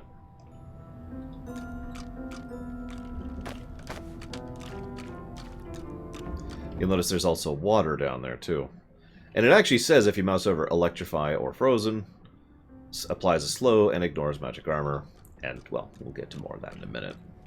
Hey! Hey! Get me out of this cage and I'll make it worth your while. You in? Why are you in the cage in the first place? Your guess is as good as mine. Someone screamed loud as a banshee. After that, pure pandemonium. They never even told me what I was accused of. Just dragged me down here. Right. So what's in it for me? Set me free, and I'll set you free. A fair trade, I should think. Yeah, sure. What do you want me to do? A gentleman among jesters, you are. Give that lever a pull, and I guarantee we'll both get something out of the deal. Yeah, okay. Before you can even touch the lever, you hear a sniff and snort behind you as the snoring magister mumbles himself awake. One bloodshot eye opens, and then another. Is my shift over? Are you here to relieve me? No, I want to trade with you. So, DOS 1 had this thing that they actually touted as one of their main gimmicks. Whether this is actually a good thing or not is something that's up to you. In my frank opinion, this was not a good mechanic in DOS 1. You see, every NPC you can interact with, all of them, have a trade mechanic. And you can just trade with anybody. Now, in DOS... I didn't actually do this much in DOS 2, I'll be honest with that.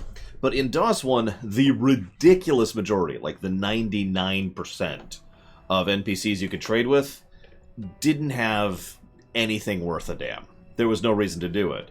Like, say, you know, having a fungus, tomato sauce, a mug of water, and 5 gold. So, anyways. And you can just do that. Because, you know. Wait, you're no magister. You're a sorcerer. What are you doing here, filthy lizards? Choose your words carefully. So... ache to meet a new face. I said this would be a interaction with Humanoid NPCs tutorial. Obviously, we've got a lot of options. In fact, we have 6 here. This involves rolling our wits. This involves rolling our constitution. This involves rolling our finesse. You'll notice all of these are persuade checks. Allow me to say personally that I think this is one of the better options that this game has. Some of you may or may not remember that in KOTOR 1 we had a very lengthy discussion about mandatory diplomacy skill. We've also mentioned this in Neverwinter Nights and in Dragon Age Origins. Like, you have to get the diplomacy skill in basically every one of these RPGs, because it's just it's not quite mandatory, but you lock yourself out of so much if you don't get it. In this game, while there is a persuasion skill, there's also persuasion skills that vary based on your specific stats, so you don't have to crank charisma, for example. So there are it's still a valuable thing. It's still the thing you should get. It's just not as bad as usual. I don't know if that's positive territory, but it's something worth talking about. What are my stats here? Looks like I am literally just 10s except for my finesse, so we'll go ahead and go for the finesse one. I laugh and tell him one of the guards in the upper deck fell overboard. He should check it out. Those idiots can't even walk straight without mucking it up. Was it Rick's? I bet it was Rick's. Can't just leave the prisoner alone, though. I heard he might be the one causing trouble upstairs. So, you'll notice we could also just lunge for the lever if we wanted to. And yeah, you can actually check your stats in mid-conversation. It's another one of those things that most games tend to not do. Strength, memory, and int. Well, those are all 10s, again. I don't remember, Loke, but there's an easy way to check.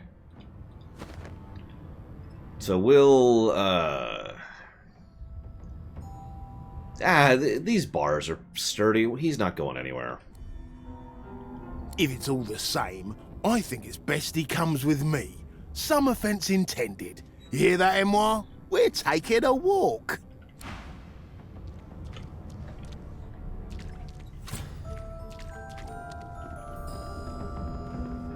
Come on. And keep your hands where I can see them.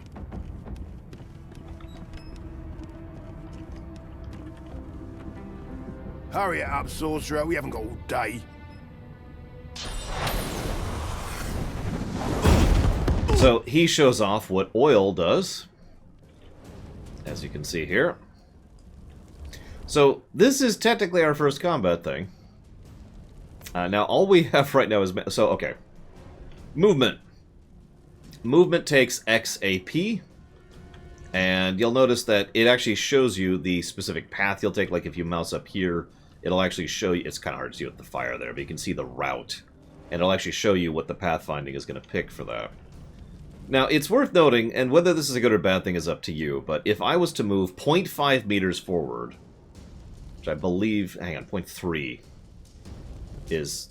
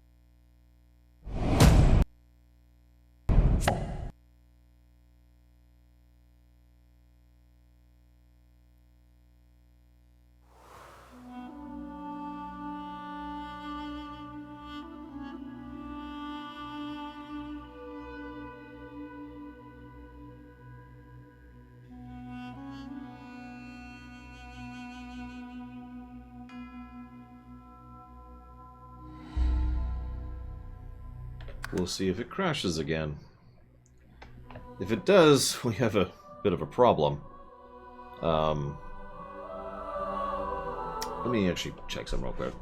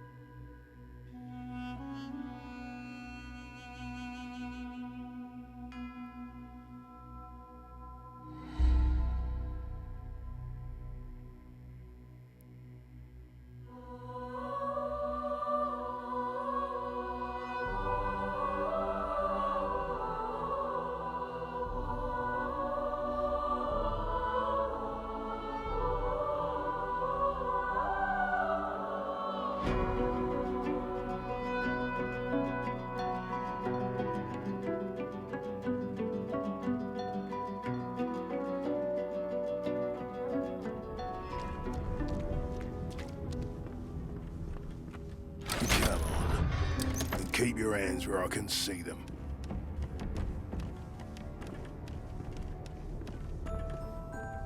So I can no longer unmute my mic while I'm in the game. That's a fun little side effect.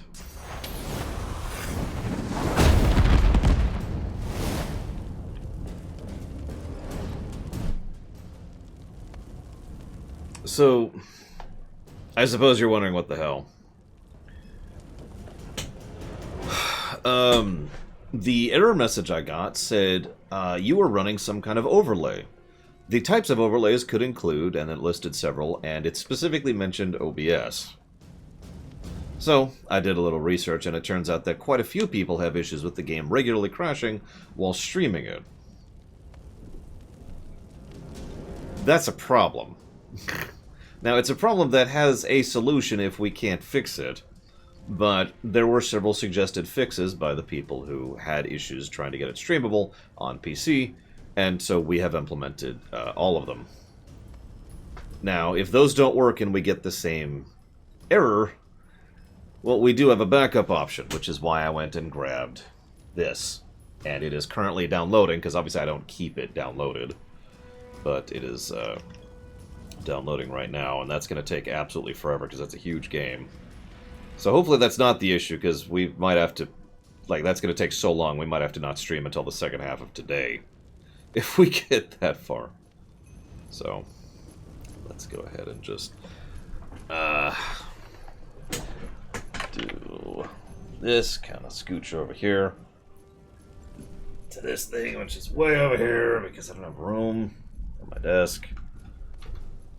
What is the issue? It's you. Why are you in it? You shouldn't be an issue. Stop being an issue. And we'll just leave that downloading. In fact, actually, one thing I might do. I mean, that's an interesting thing to ding a game for. Not being streamable being a negative. I don't know. We've actually historically not given negatives to games for streamability issues, but we have given negatives to games for playability issues. So that's kind of a different thing. Give me one moment. Need to switch a cable around. Which is this one? No. This one. There we go.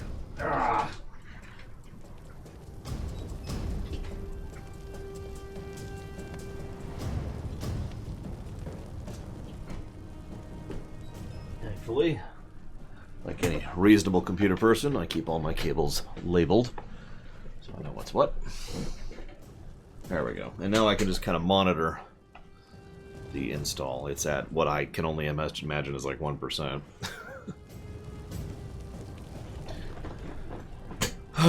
Okay. So as I was in the middle of talking about, it shows the route you move with the pathfinding. Now, so I think the minimum you can move is 0.3 meters. Oh, nope, I got it down to 0.1. Of course, now I do that. But if I was to commit to this, I would still burn the 1 AP going 0.1 meters, so that sucks. However, this is part of the tactics of the game. This is one of the reasons I do call this a tactical game. So you notice if we go 5 meters, it costs 2 AP, but if we go 4.9, it costs 1. So there's a degree of trying to min-max your movement in order to get the most bang for your buck with regards to how much AP you're using and how much you're going through it. Attacks obviously cost AP. In this case, so one other thing that's kind of cool about this game, and this is true, you can see it, right? Yep, you can. You can't see my mouse, but you can see the mouse over. If I was to try and attack this person, it tells me it costs 3 AP to do that. That includes the move action and the melee action. Obviously, I can use abilities, which specifically have an AP cost and a cooldown cost. Now, how much AP it costs is in the upper right of the tooltip. That's the one blip, see? One green thing, one green thing. The cooldown is in the lower right. 4 cooldowns for elemental, for turn cooldown for elemental arrowhead, for example.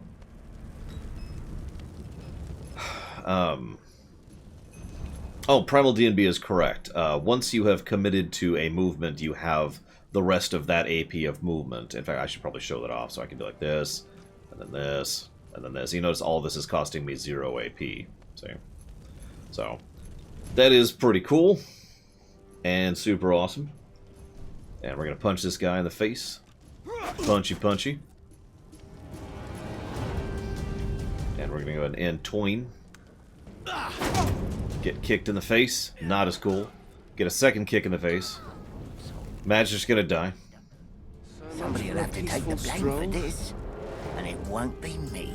I mean, you did just kill him. I'm just trying to say here. Of course, I don't have a ranged weapon yet, so really all I can do is punch in the face. Now, I do have to say, as much as I like this game, there are some flaws. Now, this isn't nearly as bad as DOS 1. But in DOS 1, something that would happen in a grieving amount of time is you go to click to attack someone, and instead you actually click behind them. And then you walk behind them, and in some cases you die. When my friend and I were playing through DOS 1 co-op, we got into the habit of save stating, or just quick saving, basically every single combat round, just in case, because one of our characters was a ranged specialist who would occasionally charge into melee and then get shredded by attacks of opportunity. So that sucks. And that's also a potential negative which I should jot down. Speaking of which, I should jot that down right now. Before forgetting about it. Somewhere. I mean, most of the positives I've given this game are gameplay evil clones. That's kind of up to you. Yeah, you can click their portrait. So I could do this, for example. But, okay, maybe I can't? Okay, Damashi's lying to me, so never mind. Damashi, 50 demerits.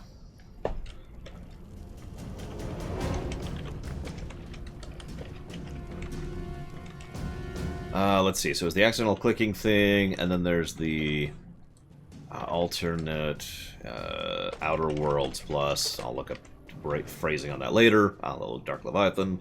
Good morning. And there was another positive. I was actually just debating. And oh, right. AP Action Economy.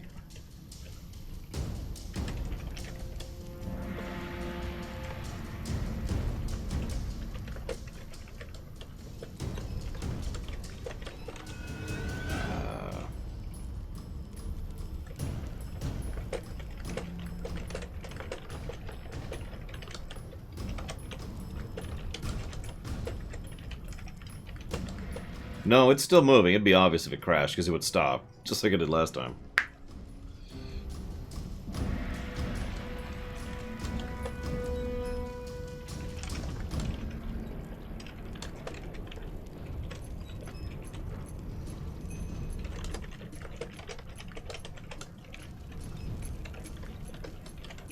Okay. Okay, so, back to punching this guy in the face. That cost 2 AP to attack.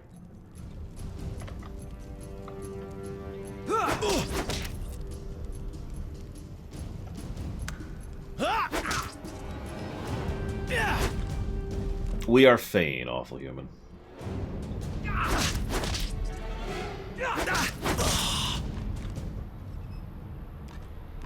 And he is spiraling dead. He's just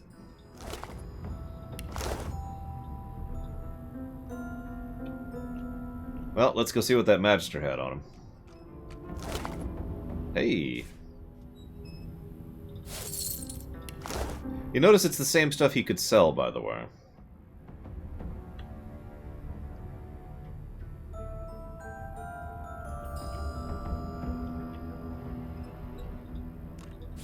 You also notice there's a scroll, which allows you to, shock people. We could have...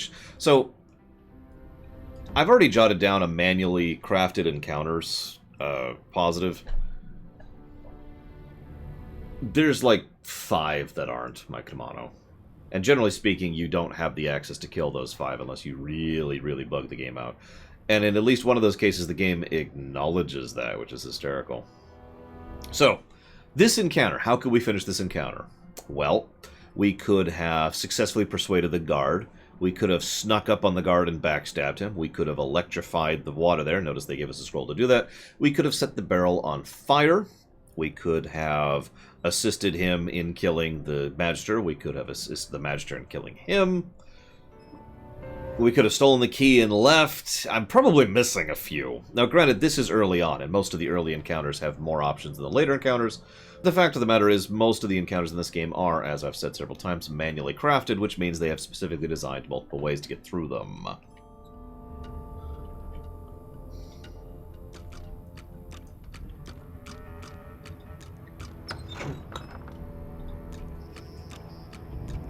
So, now that we've cussed... That's the problem isn't that whether or not that's a positive. The question is how many positives are the encounters going to get, because it's not like being able to get through an encounter multiple ways is neat. Being able to get through a gargantuan number of encounters in different ways is just mind-boggling. So that's more of a how many positives than a whether it's going to be positive or not kind of a situation.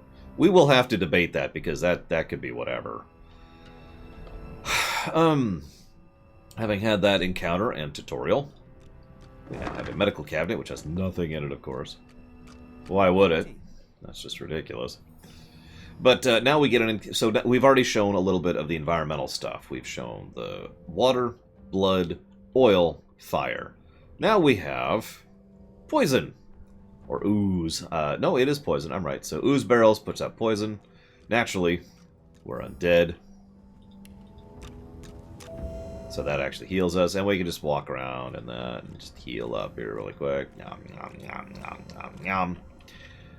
Yes, I did Pika. We'll see if it ever comes out off of the Epic Store. In about a year is the average. We'll see. Thank you very, very much for the sub, Pika. Always appreciate. Thank you. I don't suppose you know what you want to put that towards. And Cookie Dude. All the subs today. Hang on.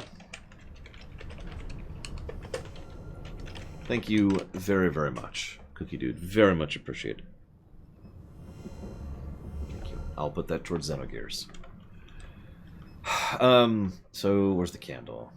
So, you see there's a candle over here? This is kind of what I mean by environmental stuff. So, if you have a fire spell, you're good. Or a torch, or I think there's like 3 other ways to make fire. Or, you could just do that. Any source of fire, or lightning is the other big one, or ice. Those are the 3 big ones. There's actually like 7. Any source of it will trigger it. Now you notice this is actually another thing. You'll notice that afterwards there's a smoke cloud, which blocks vision. So there's fire, then there's smoke, and then there's just non-status effect. And you'll notice there's actually still a little bit of poison right over there, which I find amusing. AC Valhalla, you got it, Pika. There's also electrified, which we will show off later. We're not right there yet. And yes, you can make smoke without fire. It's worth noting, by the way, you remember how I said how any little source of it will trigger it? Like that tiny little candle set all that off? That's true for you, too. Because you can have... Yeah, we're not even going to get into the cursed versions. That's just gross, but we'll get there later. You can have a status debuff on you of poisoned, like we currently do. Poisoned, on fire, and wet, and I think there's a few others. That means you can also trigger some of these kind of things. So, for example, if I was on fire and walked into that poison cloud... Now, I mentioned that one specifically because anyone playing this game for the first time, that's the one you're probably going to encounter the most, is poison plus fire. There are other ones, and there's other combos, and it'll become more relevant the further into the game. But that's the big one right there that you're going to be encountering the majority of the time. Always be aware of whether you're poisoned or on fire, because lots and lots of people will do fire and poison.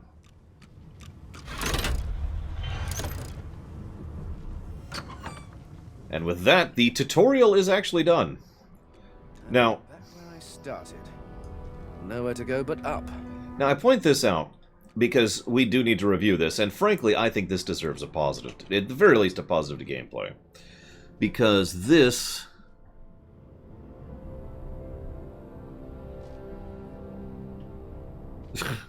because this is an excellent tutorial, which is also incredibly optional. Like, you spawn, you talk to the dude, and then you can just hit the ladder. Done, right?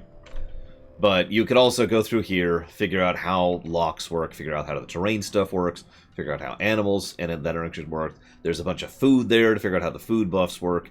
There's the first base level puzzle. There's there's one encounter here. One encounter, which you have, as I mentioned before, all the ways to get through. And then one last little bit of tutorialization about poison and the interactions therewith. I think this is an excellent gameplay tutorial. It's probably not the best ever, because that's Super Mario World, but it's at the very least in, like, the top 8, I'd say. I'm giving this game so many positives. Yeah, you could tell a lot of work went into this effectively one room.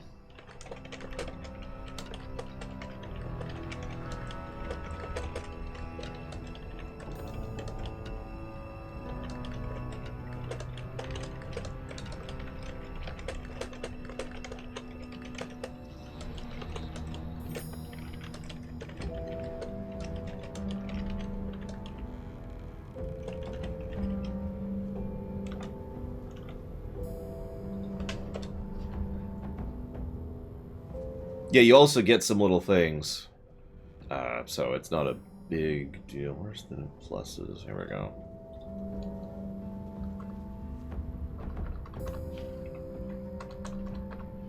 We're actually there right now on pluses.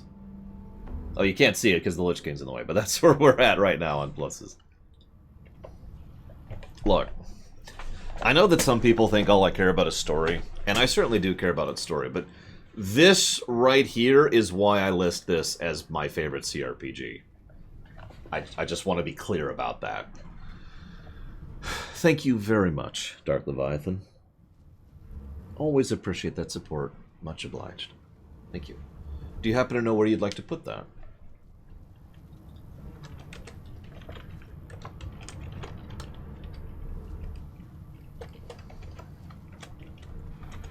Oh, and there are some negatives, which I am debating. I should put those up on the screen, too.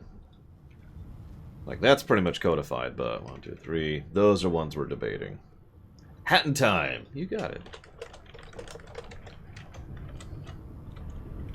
Now, for all this, I will admit, the story of this game is reasonably well presented, but not that engaging.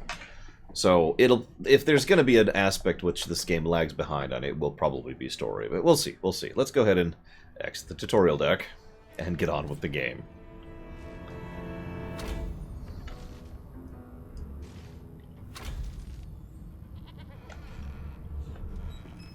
Oh my god, we've been streaming for 2 hours and we just left the tutorial. Yeah, that's this game in a nutshell right there. As a good time as I need to go ahead and give a positive to story. Doodad placement.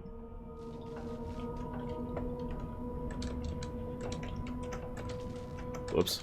Screwing up here. There we go. I would agree with that, Estus Flakes.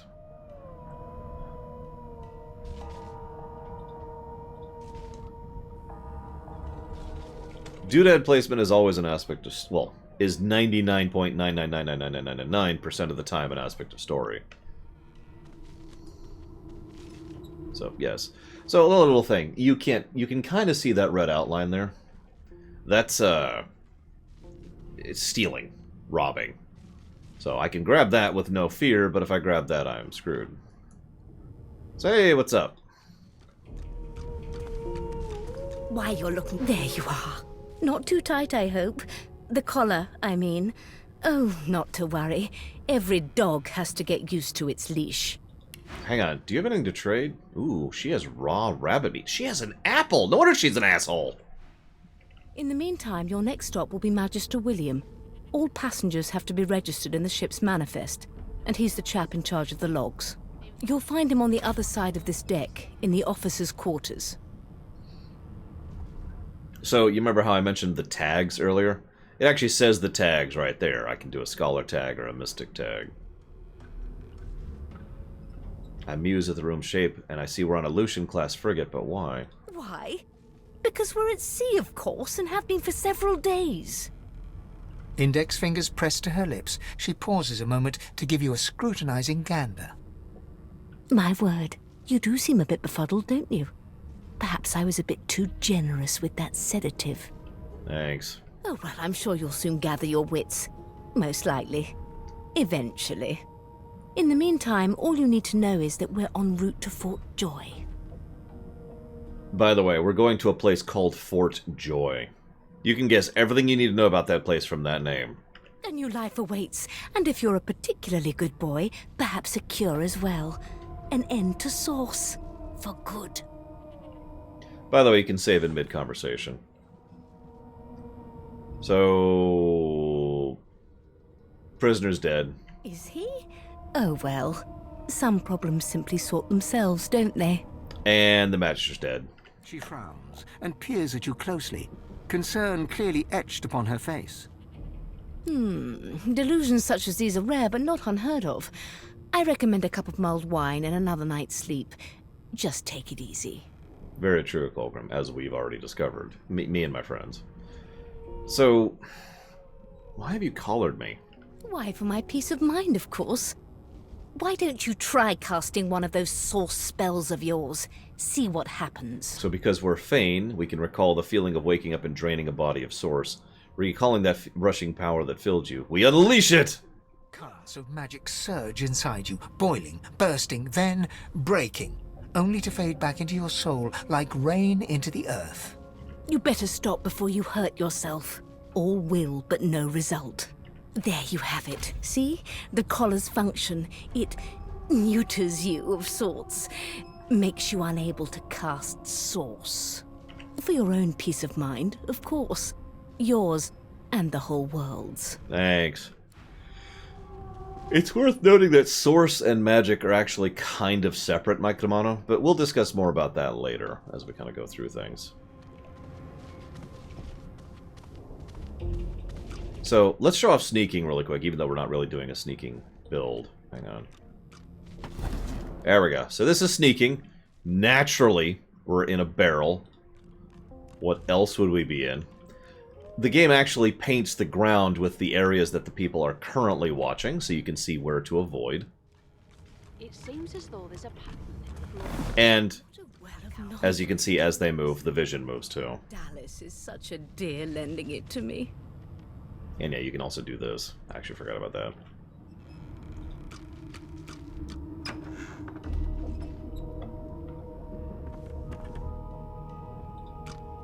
A young magister stands pale and silent.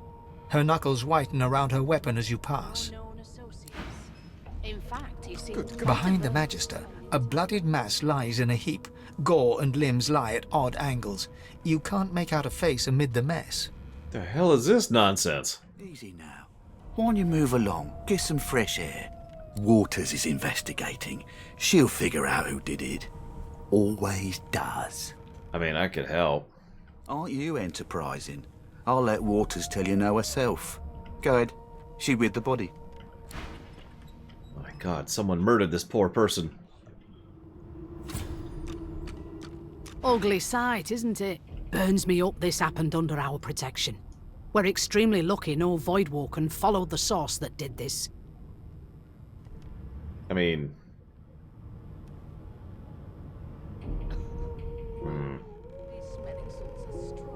Why are you letting me get so close to the crime scene? For all you know, I could be the killer. She looks up at you with a mirthless smile. I was on duty in your room when the murder happened. You were asleep the whole time. Didn't even stir. Huh. You're one of the only indisputably innocent people on the ship. Unless you can commit murder in your sleep, of course. So one of the advantages of having this stupid mask is that we technically have the lizard flag right now. You'll notice that because the lizard option is right there. Say we can hail from the House of Dreams, and when we sleep, we truly sleep. Excuse me, we don't hail from the House of Dreams. Sorry. Getting that flipped. So, another little benefit of that, and one of the reasons why it allows you to switch between races, not just having a flesh face. So, how are you investigating your fellow Magisters? Because one of them could have done this. Finn was killed by Source. If a Magister could do that, there wouldn't be a Magister. It looks more like a passenger managed to slip their collar. And the rest, well, you see the evidence in front of you.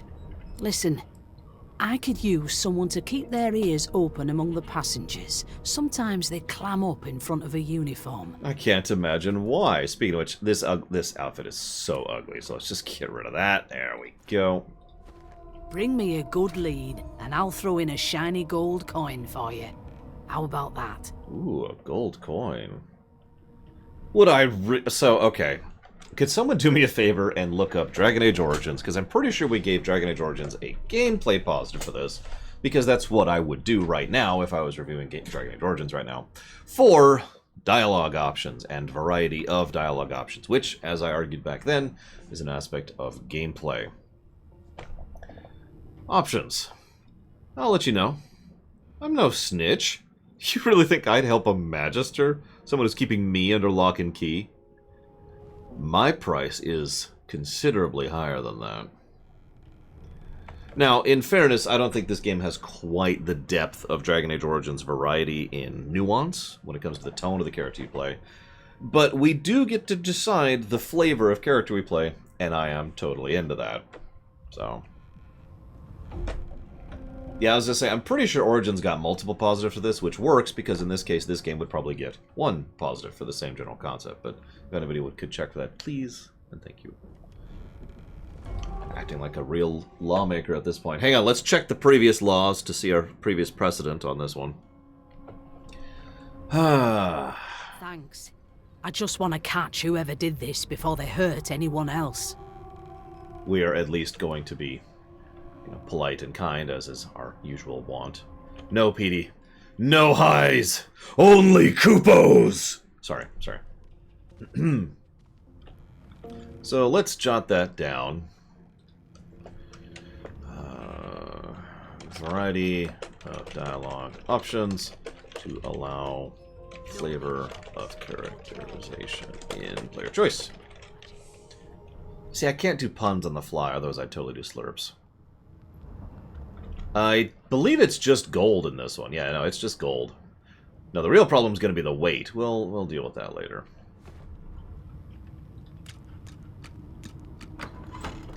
Oh yeah, the mini-map is actually worth a damn, so that's kind of cool too. We'll talk more about that later, though.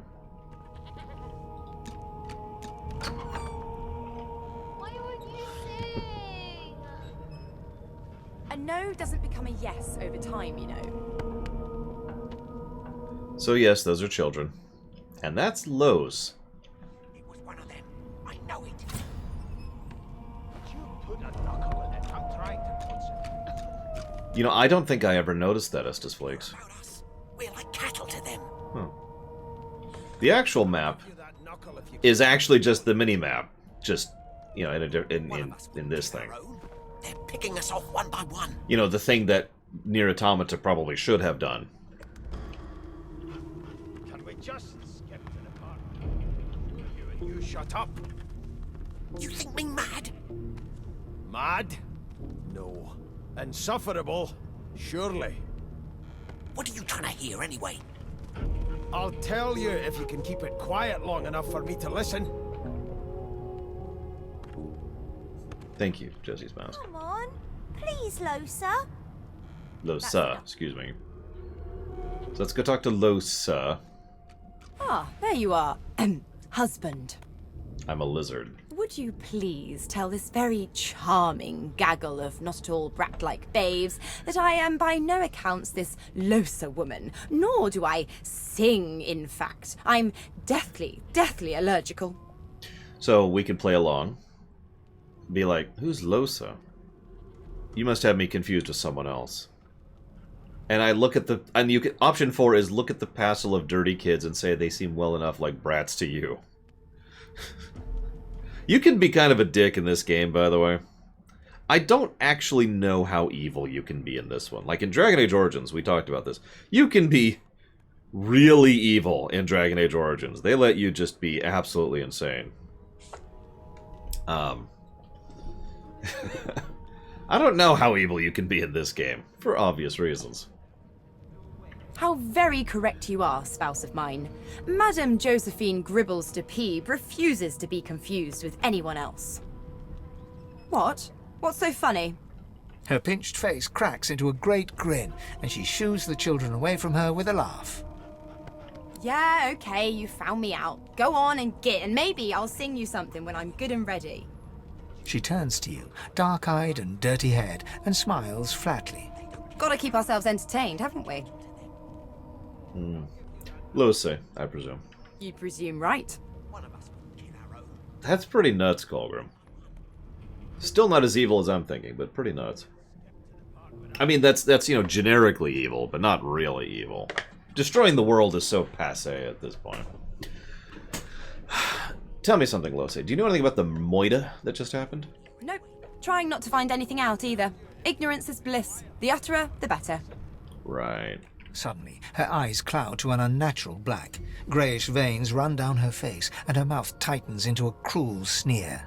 As quickly as they came, the clouds clear. She smiles as though no change came over her. Good luck, Chief. Well, you know what I mean. In KOTOR 1, you have an evil ending, but that's not the worst thing you can do to be evil in KOTOR 1, you know? At least not in my opinion. Name? Fane. Well, you aren't here on my list. Scram, eh? We're trying to catch a killer here. That's... I know it. Would you put a knock... A broad dwarf sits totally upright on the bench, eyes closed, palms face up on his knees. His beard is a cascade of meticulous plaits, each one braided through with golden medallions. He raises an eyebrow as you approach, but doesn't open his eyes. Truth be told, Primal D&B, I'm kind of tempted to just go with my favorites, because they're my favorites. Listen up, boy. You hear that? What am I supposed to be hearing? The ship, of course. A wave of sound washes over you. The unintelligible chatter of your shipmates, the groaning of wood from floor to ceiling, the boom, crash and crackle of waves around you, complaints from the sea itself. And? The sea sounds angry. It's like trying to capsize the ship. The fellow cocks his ear, listening. That isn't anger, it's... He cocks his ear to the other side, then smiles. anticipation. She senses something. I'd hold on to my breeches if I were you, mate. That's all you hear, though. Listen close. All right. There now, just like that. Squeak! Aha! His eyes snap open as his countenance breaks into an expression of joy. One great paw claps you on the back. The other catches you before you lose your footing. There. You heard it, didn't you? I knew it. I knew it. Aye, this is good news, boy. Good news. Yeah, I heard it, but what was that supposed to be?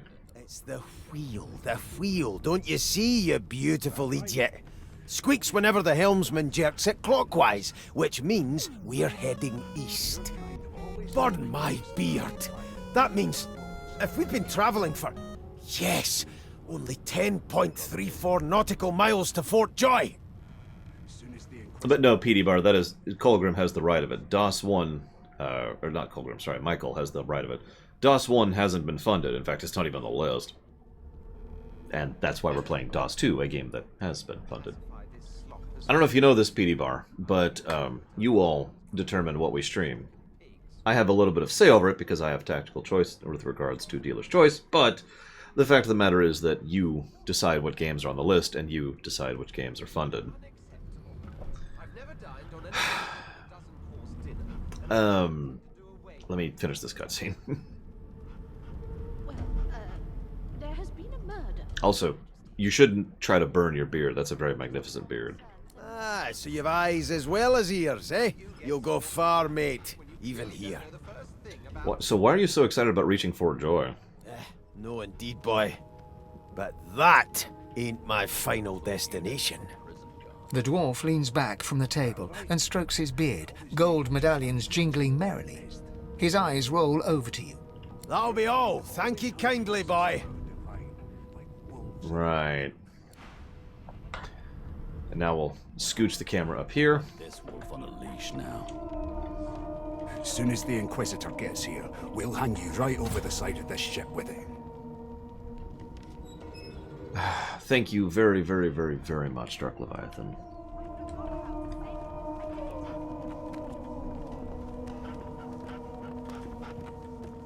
Ask what you must. I've nothing to hide. Seems to me you should be a little more afraid. There's a killer about, after all. Till overboiling a bit of cabbage becomes a crime, I shall hold my head steady.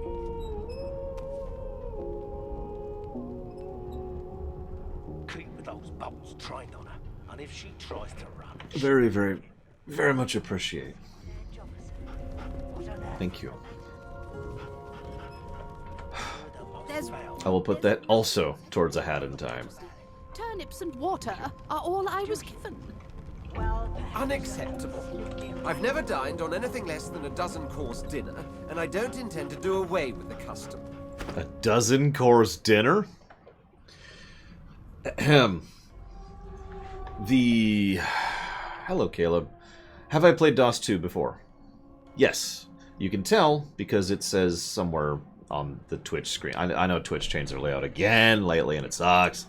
But if it says Classic Run, then that means that's a game we've played before. At least that's the current rule. And the rule going forwards. So...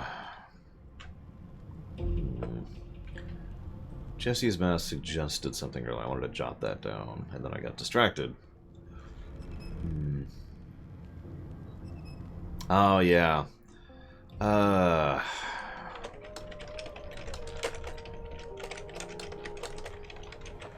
put that as a question mark there, just so I don't forget it. And then we'll go back to the game. The Magisters are out for blood. You saw the body, didn't you? Big bruiser like you ought to be able to take them on. I mean, I'm trying to avoid spoilers, as I usually do when it comes to these streams. Unless this is a true, no really, capital L lore run, I tend... Yeah, exactly, Colgram. I tend to not try to say, it was his sled right at the beginning of a game, unless it's, you know, relevant in some way.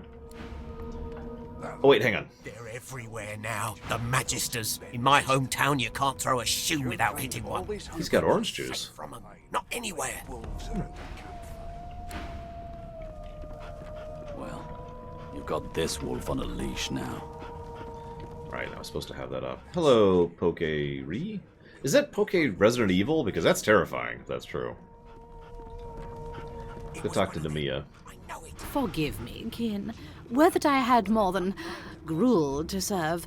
If I'd more than cornmeal and rotting roots, I'd concoct something more fitting. Let's see, you've got a herring. Ha ha ha. Meanwhile, the Magisters feast on honeyed meat behind this very wall. The indignity. I mean, you are a prisoner. For your own good. Well, well. What have we here? A fresh face in this stale hell. Let's size you up, shall we? See if you'll do. The lizard looks you up and down, like a farmer would a fetching horse. I don't want to think about Snowpiercer and the food in that. Let's never think about that ever again. All of a sudden, he grips you firmly by the chin, with the intent of inspecting your teeth. Hi, Ranzada. There's some discoloration, but I've seen worse. After all, one can't expect to find prime merchandise on a squalid little ship like this. Now then, to business. You will answer me 3 questions. The first one is this. Can you cook? I mean, I can, but my sense of taste isn't what it used to be. And of course, a cook who can't taste is about as useful as a dog in a chess game. On to the second question. Can you knit, weave? In short, tailor? Well, I stick my thumb through one of the holes in my garment. These provide cool breeze in the summer. Yes, I can tell from your vagabond chic, a bag is as good as a shirt kind of style. I shouldn't be getting my hopes up. On then to my final query. Have you the ability to administer the upkeep of one's personal appearance? The delicate art of cosmetics is what I'm after. Now, I would go with the joking answer here, which I'm going to tell you is... I'm trying to recall the last time I bathed. What month is this? But given the character we're playing, it's more likely that I have personal pride and am no stranger to combs, powders, and perfumes. The very basics, then. I suppose that's a start. A very recent poke... something. So, 3 questions asked, 3 questions answered. Let's evaluate, shall we? Because there's 0 there. It's poker 0. I'll have to try and remember that. As per your own testimony, you can groom, but you have the taste buds of a dung beetle and the fashion sense of a monkey in a clown suit. Yeah. That won't do at all, see? I'm sad to say I must deny you the opportunity to be my slave. Ever so sorry. I mean, missile boats are better than gunboats, Octav. That's demonstrable fact. That's not really a debate. I assume a sad face. I'll be mightily disappointed. I know, but you just don't have what it takes. A good slave's made of sterner stuff, I'm afraid. I'm totally taking him, by the way. Still, hone your skills, and one day you may just qualify for a position in a lesser household than mine. You keep dreaming, you hear? The Red Prince is a unique type of aristocrat. He's a snobbish dickhead who isn't actually malevolent or malicious about it, which is strange. Because, and if you don't understand what I mean by that, the overwhelming majority of aristocratic dickheads when it comes to fiction are actively villainous on top of that. You know, they're like, you do not deserve to be blah, blah, blah, blah. I spit upon you. Right? You know the archetype. Red Prince is just, oh, yes, I'm sorry, I'm sure someday you'll come out to something good, but it is not today. Ta-ta. And there's like a lack of malevolence to him, which helps flesh out the character. And of course, he does have a character arc, which we will get to later. I don't consider myself one, Poker Zero, which is the first answer to that.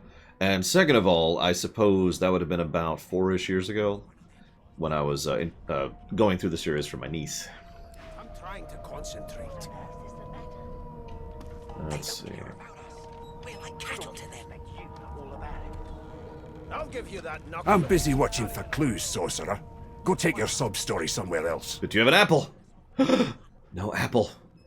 But he does have an empty flask. You think me mad? Oh yeah, he's also a demonologist.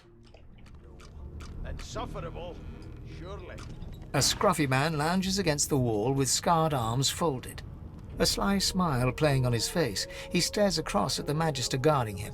Noticing you, he straightens and beckons for you to come closer. Watch your back, new fish. There's a murderer on board, and I'd bet 3 months' pay it's this trampy thing. Nope.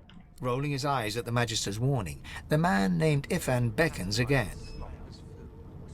Okay, I'll walk over. He leans in and adjusts your collar with a sharp tug, balancing its weight so it no longer presses unpleasantly on your neck. He winks. Pinches less that way, right? Hocking a phlegmy gobbet in your general direction, the sullen Magister settles back to his task of glowering at Ifan. And now, you. So, now I've never taken this guy through a full party. I mentioned that earlier. But I will say, the main reason why me and my friends have never really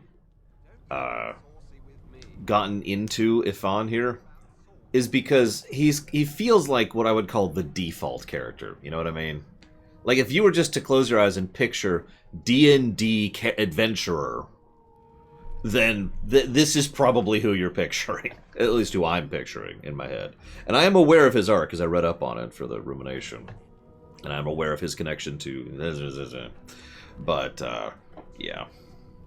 So, why does the Magister suspect you of Moida? We used to know each other, more's the pity.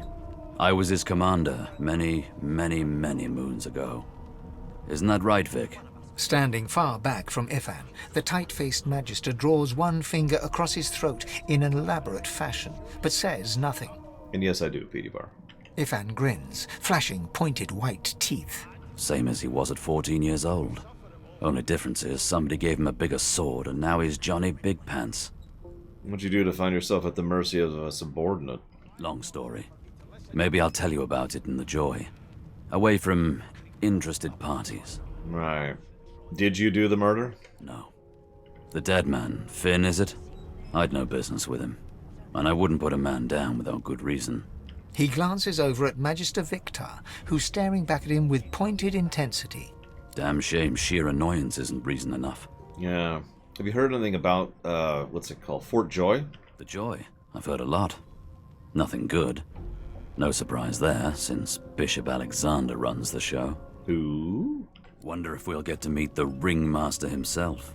How dare you classify this slop as food? I wouldn't mind meeting Alexander and showing him exactly what I think of his bloody divine order. Easy now. I might think the same, but Vic here will blow a blood vessel if he hears you talking like that. What are you conspiring about over there? You, Lizard, what's your name? Oh, don't mind him. Vic's just got a bee in his bonnet. And that bee is me. Name? There has been a murder, Your Majesty. Maybe... Gil. Magister Victor looks at you suspiciously, then scrawls something illegible down in a tiny notebook. He scowls at you as he stows the notebook back in his voluminous robes. See you around, Mike Romano. Away with you. At once. Ifan performs an elaborate pantomime of keeping quiet, one finger in front of his lips as he leans back against the wall. You are Jill, aren't you? I ain't saying nothing. Bloody dwarves. Oh, a lot, Colgrim. Now where... There he is. You! Sorcerer! Blood? No! Go! Ruff! So, you cannot trade with the dogs, but you can talk to them. Your kind always hung close. I mean, I kind of already have crit source. In fact, I already gave a positive for it. You've got this wolf on a leash now. Here to register, sir. Good, good. Magister Williams is just about done with the last passenger. You faring okay so far?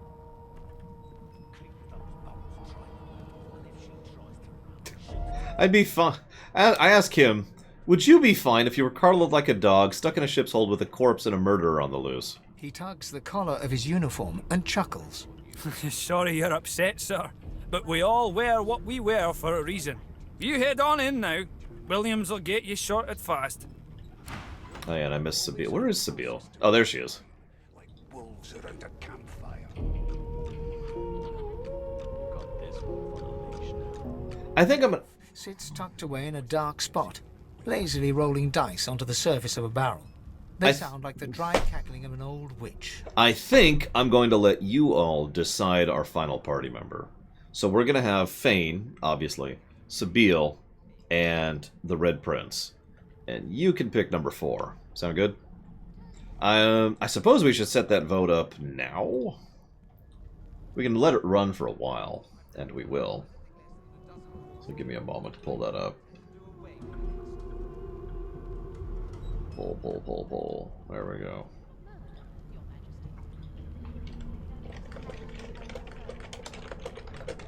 So we've got Beast, he's the dwarf. We got Ifan, he's the human.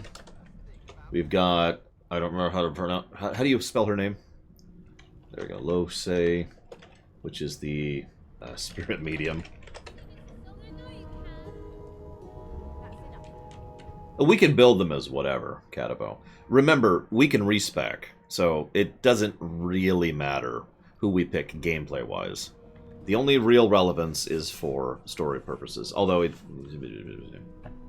is that everyone? Lose, Ifan, Beast... 1, 2, 3... Yeah, that's right, that's right. And we'll leave that up for, looks like 10 minutes. One of us wouldn't kill our own. They're picking us off. There you go. Voot is up. Can we just skip to the part where I reassure you? Snake Eyes. Hey, what? What do you want about, Madame? She chuckles. I bet that's just what they'll look like. What are you doing? Rolling dice. Deciding fates. Whose fates? Don't worry, honey. It isn't yours. She looks you up and down with the merest hint of a coy smile on her lips. Never say never, though. Can you read from cow trails as well? She eyes you quite seriously. Not the future, no. But I can read the past in flesh. One of the perks of being an elf, you see. I'm quite good at it, too. I could lick your arm and tell you how you spent the night before last. Shall I? Yeah, sure. Go ahead. She gives your arm a vigorous stroke of the tongue, efficient like a cat grooming. Oh yeah, by the way, one of my favorite things about elves in this setting is this ability right here. I've always liked adding just a little bit of variance to species to, you know, give them some kind of biological / built-in thing that would then vary their culture. And the elves being able to literally remember things from flesh, you know, being able to eat it and learn the memory is actually really cool. I love that. No joke, the elves in this setting were kind of an inspiration for me for designing species for my own setting. Not just elves, but in general. You were in a cellar with other sorcerers, watching, staring at them, hoping that none would stare back. You were thinking of flesh, or, to be rather more precise, the pleasures of the flesh, those that have eluded you for so long. Welcome back, Michael. Javier, the Demon Hunter. That actually sounds pretty cool. So I kind of forgot about that. She pats you on the shoulder consolingly. There, don't you worry, darling. Your secret's safe with me. I don't lick and tell. Insufferable. Now. So, unfortunately, we can't have sex with Fane. I don't know if we can have sex with other people. If you were curious what it's like having sex with Fane, go check my highlights reel, because that got highlighted. Oh yeah, that's a good point.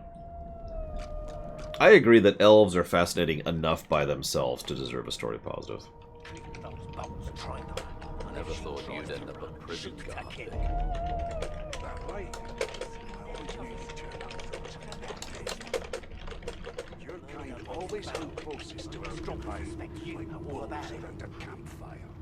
Oh wow. Well, perhaps You've got this wolf on a leash now.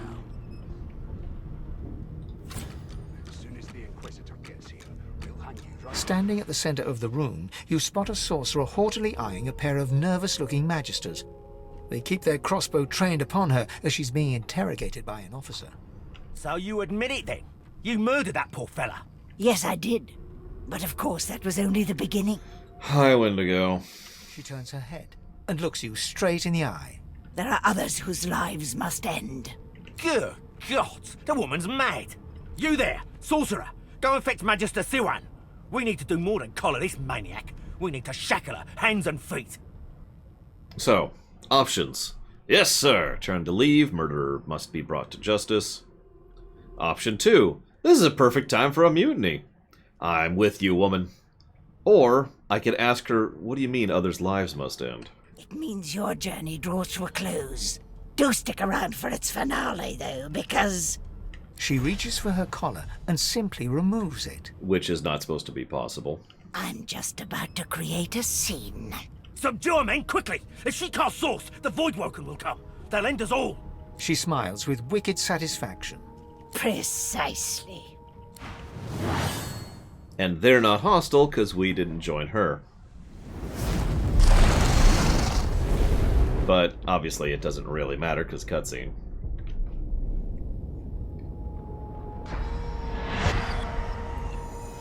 Well, good morning then! Exclamation mark. If these savages see me without it, they will have my skull for a goblet.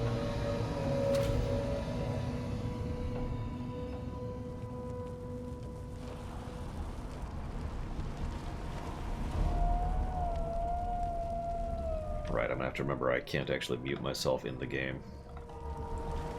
Which is just really weird, but whatever.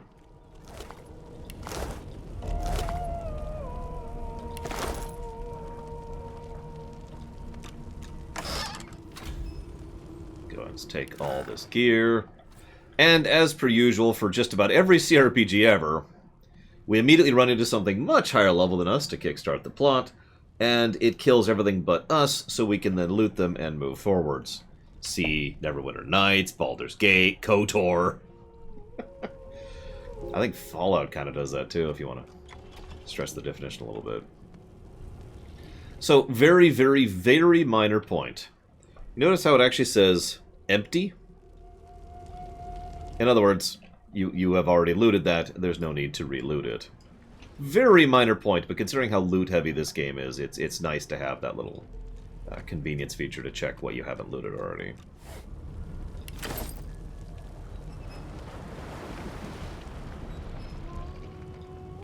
Oh yeah, PoE 1 does the same thing. So yeah, there's a lot of dead people here. Notice that all of us are just knocked out, but all the Magisters are turbo dead.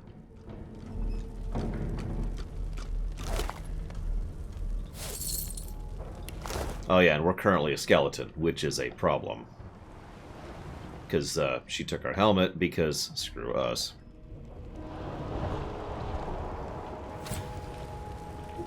Already.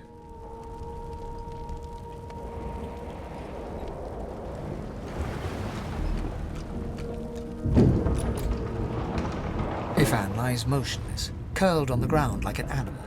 Under his shaggy hair, you can see green eyes fluttering as if in a nightmare. A low whine escapes his lips. I'm sorry, period. Have you tried to talk to the doctor about it? Question mark.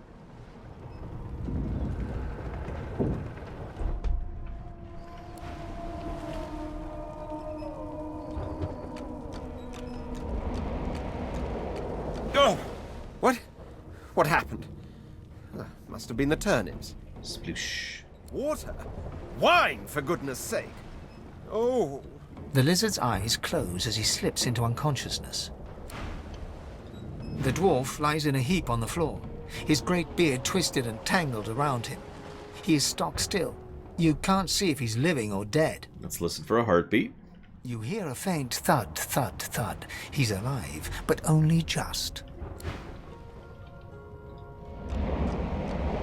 No, not the final dark. Not yet. It's okay, I'll get you out of here if I can. It's no use. Your words do not seem to reach her. The dice roll darkly. They're rolling for me. Don't worry, we're gonna save you, Sabine. Because I already picked you. Yeah. Wet status effect. The young woman lies in a heap on the floor. She's breathing normally, but her eyes are wide open, like those of a corpse. Dark, greyish-black clouds swirl through them. Shake, shake, shake, shake, shake. No.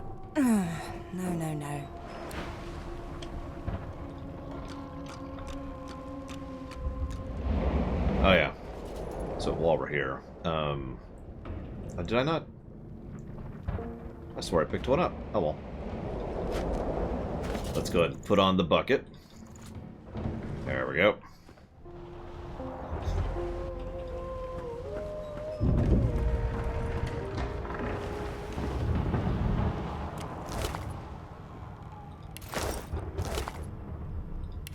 Speaking of which, since we're ranged, let's go ahead and get a twig with a stig. And, oh gosh, we have just junk on us right now. That's okay. We'll live with that for now. We did have a bucket.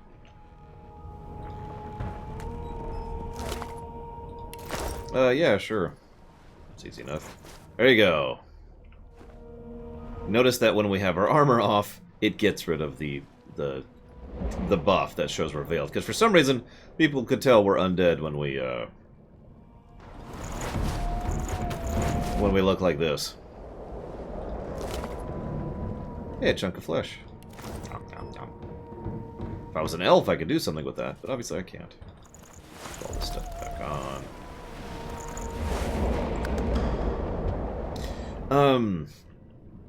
I personally do think this game is a little bit more connected to Divinity Dragon Commander than any of the other Divinity games, with the possible exception of DOS 1.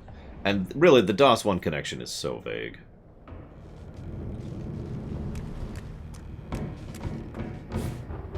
Go ahead and take our ancient book. The Source King insists there are no magics too foul, even those that would block or even remove the source within an individual. I delight in this madness. It is an invitation to manipulate all which we once believed immutable. He provides all manner of experimental subjects. The Magister lies on the floor, unconscious and bleeding from a dire-looking wound. Who won? Oh, Lose won. Oh, wow. By quite a bit, too.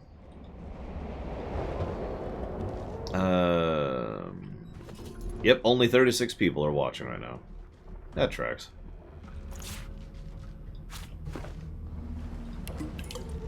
That's not what I meant to do.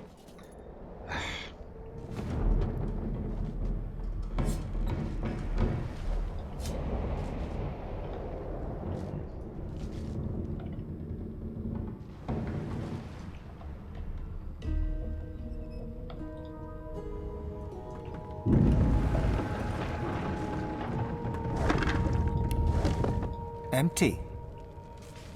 Ah, well. Sucks to be her. Moving on.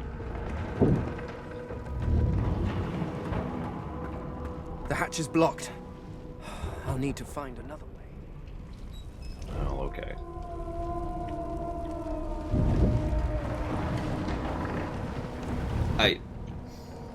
What is Zelda storytelling, Gum Gum? We've already been over this. That's why I didn't answer you. Does it have Zelda gameplay? Absolutely. At least Darksiders 1 does. Didn't I already talk to her? I swear I already talked to her. I did! And it was like, hey, she's bleeding to death. And I'm like, yeah, I can't heal her.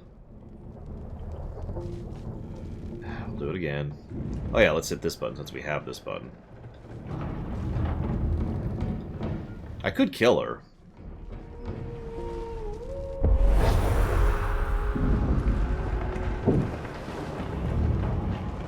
The Magister lies on the floor. Whip, whip, whip, whip.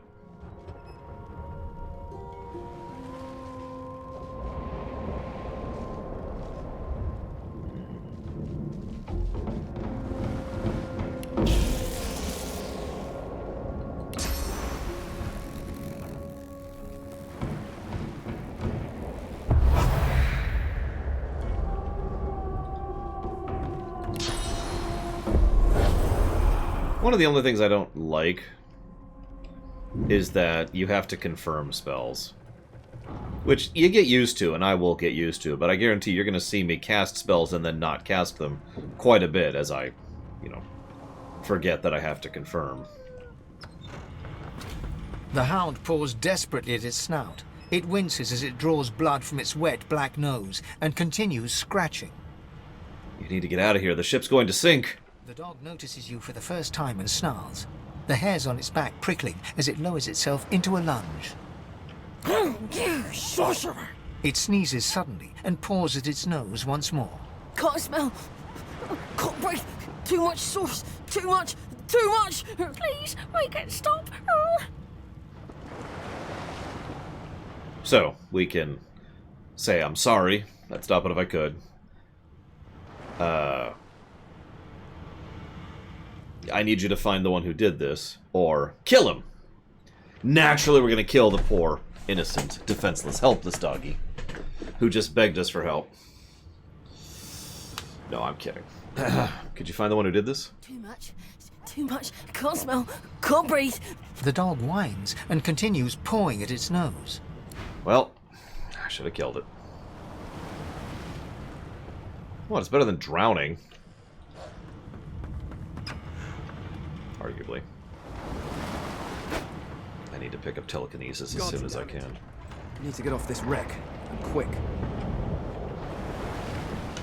Ah.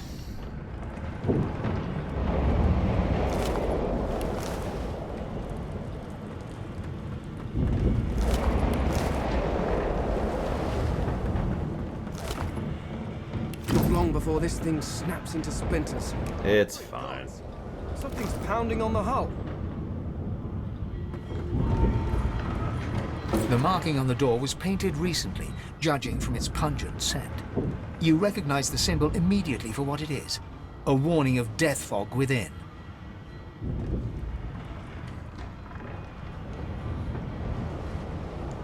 You press your palm against the door to open it. Your fingers clack against the wood, and you suddenly feel grey. The touch leaves you numb, dull. It doesn't budge. Aww.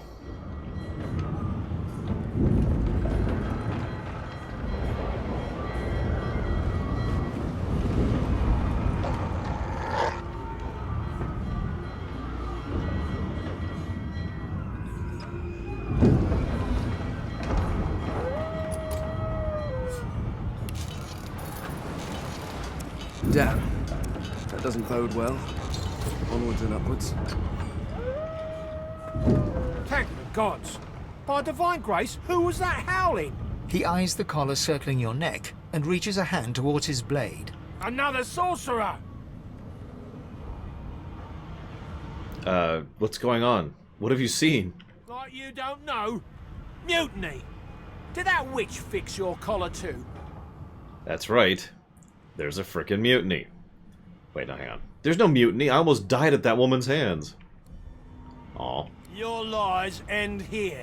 Note to self. Get some persuasion skill. This actually might suck a little bit. Okay. So that's Ricochet. What's that one?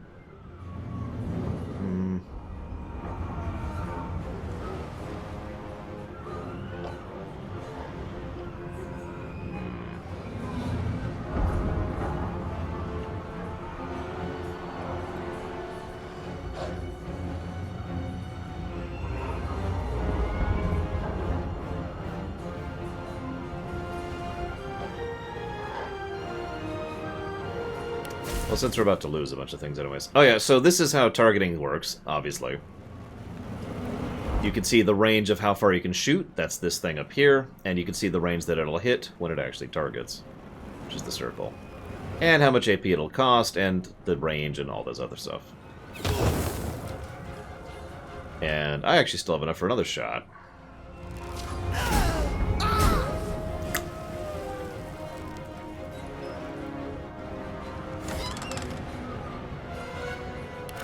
Hey, it's my first bow, which is as good as my current bow, which is sort of sad, really.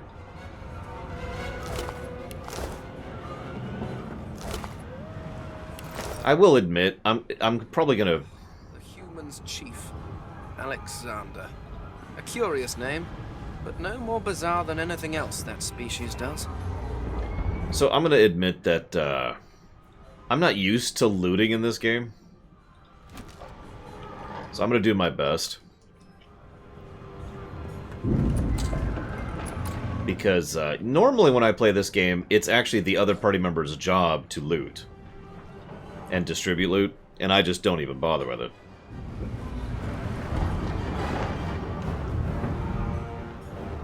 Yes, that's right, I don't loot at all when it comes to this game. Shut up.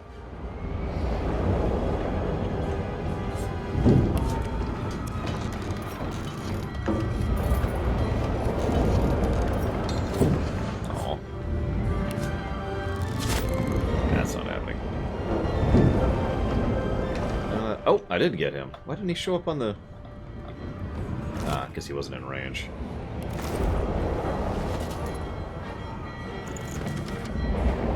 As I write this letter, we near the Isle. By the time the Isle delivers it, I'll be but a day away. I've heeded Alexander's orders, just as you often said I should. But I think of Lucian often. Would the Divine have condoned this? Would he have blessed us as we rip children from mothers? Can this be the only way? I feel cold inside and out. But one thing I am certain, your arms will warm me when I find you again. And he's dead.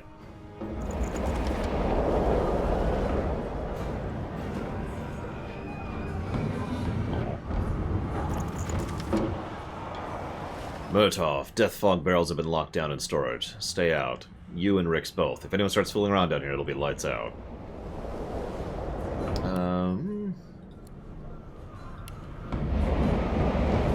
So let's go ahead and drop a couple things here.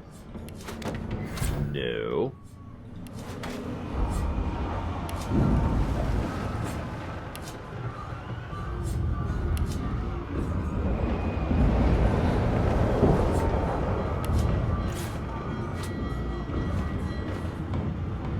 The moment you touch the door, grayness seeps into your bones. You are... Oh yeah, I forgot to grab a bedroll earlier. That's right. I actually meant to, and I completely spaced. That's back down. I don't understand that question, Pillars of Snow. Doesn't everyone look better with hair? Let's see, where were those?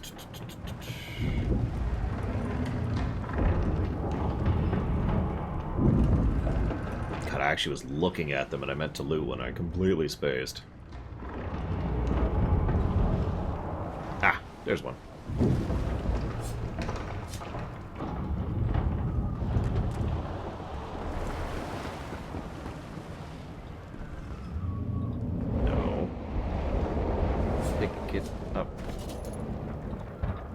Whoa.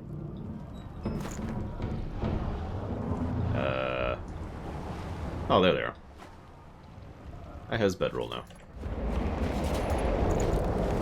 There. Oh yeah, by the way, you have what is effectively infinite inventory. You do not have infinite weight, you just have infinite space. Actually, I don't think it's literally infinite, but it is functionally infinite.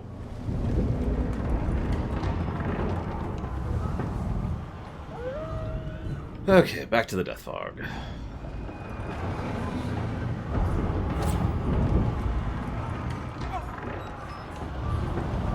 I'm on fire, apparently. I'm gonna poison myself here. The moment you touch the door, groans open, but an ashen shadow clouds your mind.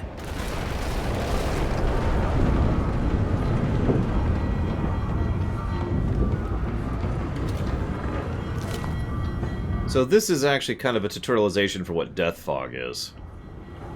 Now, if you're paying attention, there's actually an effect there. You notice how it's a static effect? Because Death Fog isn't just, like, a really poisonous fog. It's a supernaturally... It's... How you define it is up to you, but I would call it the essence of death, or undeath if you prefer. Pretty much straight. Like, it's turbo bad. And if you are not undead... Good thing I'm immune. Instant kill. Still, this means trouble. In fact, you can use Death Fog yourself if you are insistent on being amusing, and several speedrunning strats specifically involve carrying around some Death Fog barrels. Generic warrior culture. I can't think of a good example off the top of my head. Example B, Gum Gum.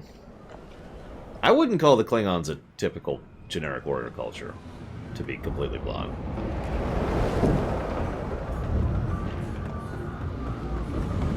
Which is why I hesitated on that one.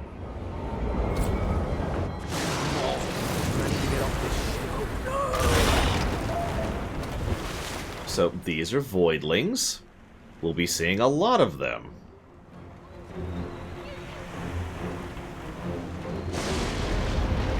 That's, don't worry about that.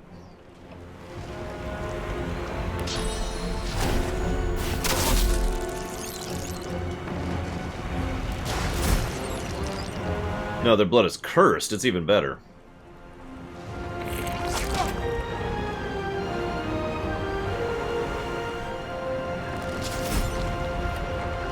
We'll talk about the cursed effect later, because that hasn't really come up yet.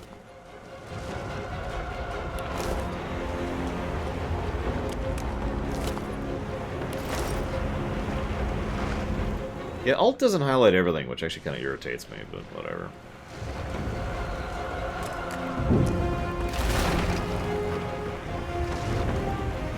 Don't worry about it. Don't worry about it.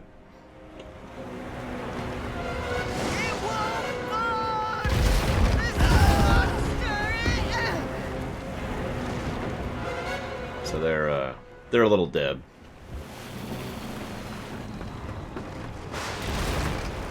A lifeboat. That means there's still a chance.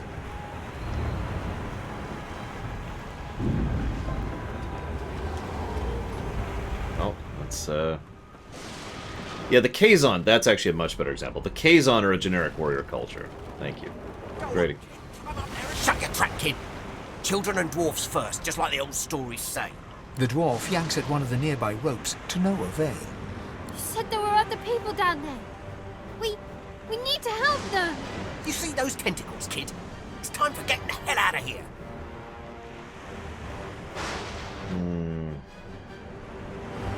Yeah, no, the kid's right. I'm gonna go find survivors. Thank you.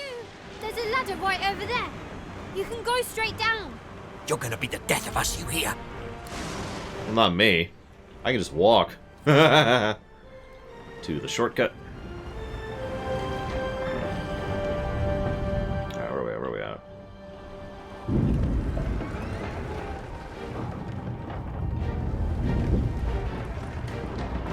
The Magister lies on the floor, unconscious and bleeding from a dire-looking wound. Oh yeah, by the way, I didn't even mention that with regards to the tags.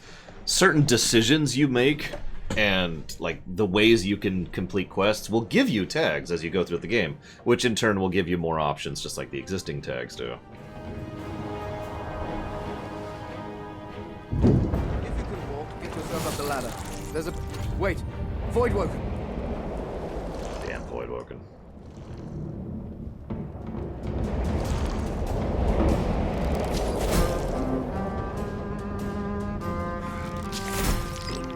Beardless bugs won't sink the ship on my watch. Alright, this is as good a time as any to mention the turn thing. Is at the top of the screen there. Person's portrait is there. Their resources are present. Like that.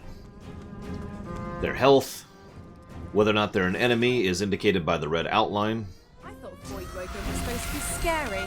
And of course you can actually see the actual end of turn indicator, which is the gray bar. The games begin. I've faced worse. I will admit I've seen better turn indicators than this, but this is still a pretty good turn indicator, I think. It's one of the better aspects of the HUD. Into the dark with you. No telling where there might be more. We need to move. Let's go. Let's go, let's go, let's go. Away! The sea's hungry. We don't have much time. I hear something. It's Magister Siwan. The one who put on this damn collar.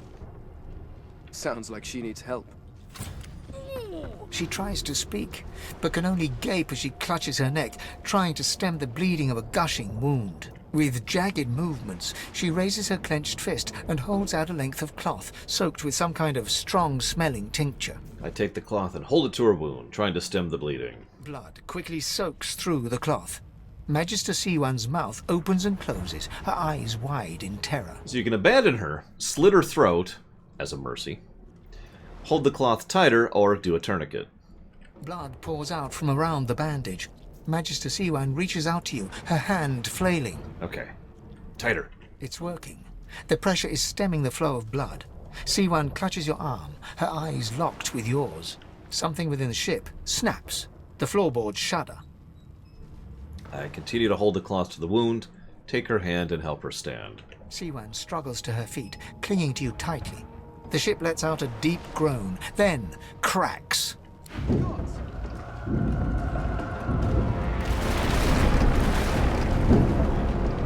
It's ripping the ship apart.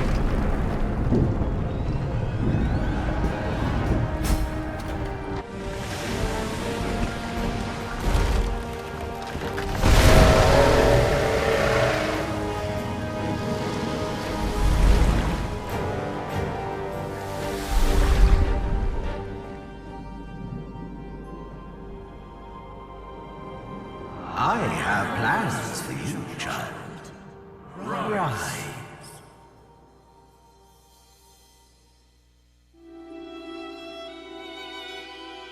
Honorable Dallas, we lost a ship sailing sorcerer prisoners to Fort Joy.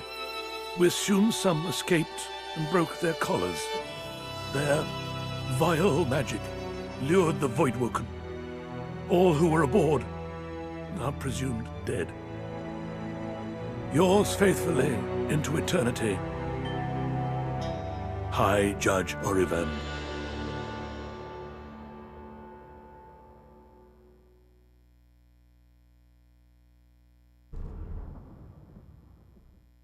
Good morning, Bragwin.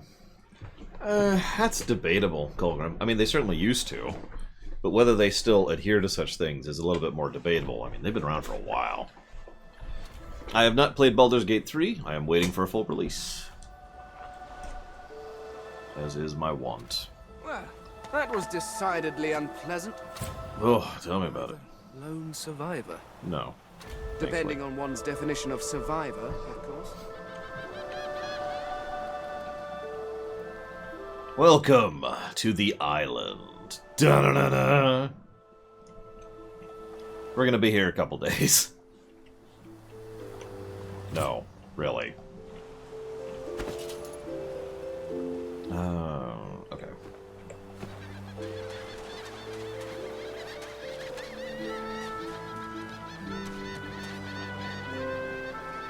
Not that I'm aware of, Gum Gum, no.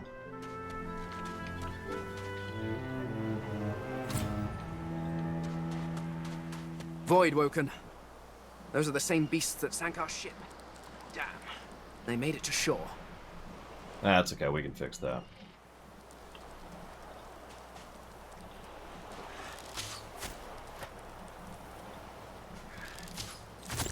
So that's how you do a...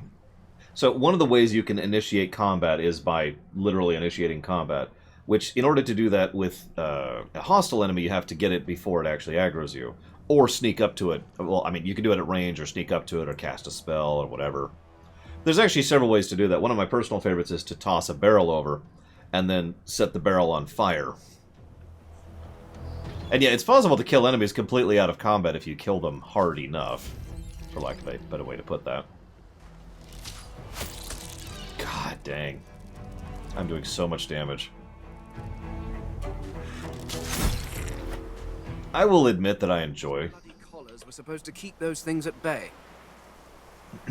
I admit I rather enjoy these, the combat in this game. So I have to admit I tend to like the fact that pretty much every encounter is something that is its own separate puzzle. Drowned and eaten by a Voidwoken. I wonder in which order.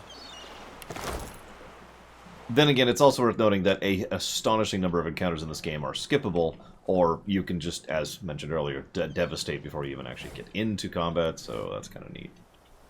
And yeah, Archer, I haven't been able to show it off properly yet, but High Ground actually is a thing in this. Hey, it's Sir Laura. Let's go talk to them, shall we? Look here, Quercus. Another giant. My word, this blasted isle is teeming with them. What's that? Yes, I did see how it made short work of the great Acorn's servants.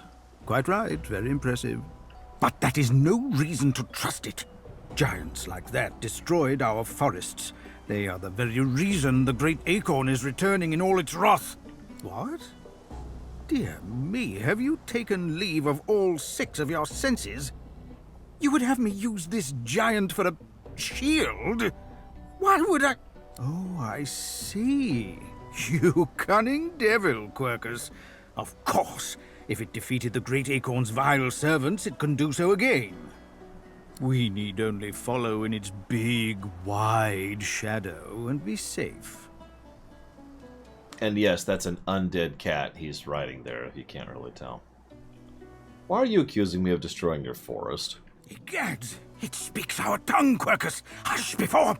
What do you mean a good time for introductions? You know full well who I am, you silly old cat. The great Solora, grandest of the... Oh, introduce myself to the giant. I shall do no such thing. You give away your trust too easily, my dear steed.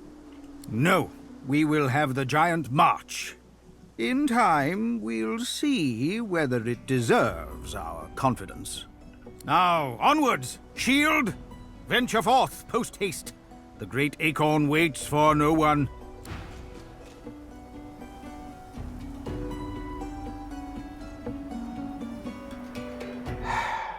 I mean, there's arguably the demons, they're just from another dimension. And, I mean, there's the spoilers, but we're not talking about that, obviously. Crafty weaponry. And a repair handle. And an identifying glass. Yeah, we need all that. We should probably sort. Oh, we've leveled 2. So this is a good time to talk about combat abilities and civil abilities. If I might be so bold, I like the fact that they split these up instead of making everything just the same thing. This is not exactly the only game that does that, but it's still a thing I like. So combat abilities are the higher it is, the better it is. It conveys a passive chance to whatever it is, but it also allows you to use higher level skills within that particular tree. So, you know, there's actually, you know, arrow spells and summoning spells and warfare spells and blah, blah, blah, blah, blah. Bartering, Lucky Charm, which is loot, Persuasion, which is mandatory, speaking of which, Lore Master, that's to identify things, Telekinesis, which is mandatory, Sneaking, which is duh, and Thievery, which is stealing. And then you've already seen these. I'm still debating what I want to pick with my next one. But I'll think about that in a minute. Yeah, Polymorph provides 1 free attribute point per point invested. But we're probably going to go full ranged with possibly leadership. Leadership actually has probably one of my personal favorite passives, and almost every playthrough I have at least one person who has leadership cranked. I don't think I'll make it be Fane this time around. I might go with the Red Lizard, but someone's going to get leadership. I was actually debating that. Ilwellen the Leisurely? I hope I'm saying that right. Because he's going to be killing the crap out of things, especially on this difficulty. Except I can't have it because I need Warfare 1. I can get a point of Warfare for that. That's not terrible. Boop. And then we can grab Executioner. Yeah, it's probably a worthwhile investment. And, of course, the tooltips are actually good, because, of course, they are. In fact, for general, even though I have issues with the UI, I think the interface is better than it is not, and deserves at least consideration for positive.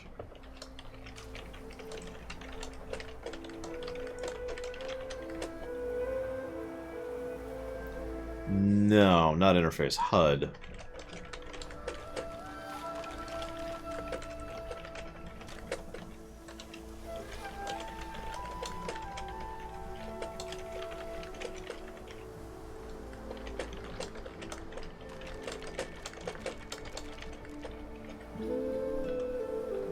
Oh yeah, in DOS 1, leadership was one of the only skills I cranked. It was like, I had a super min-maxed character in DOS 1.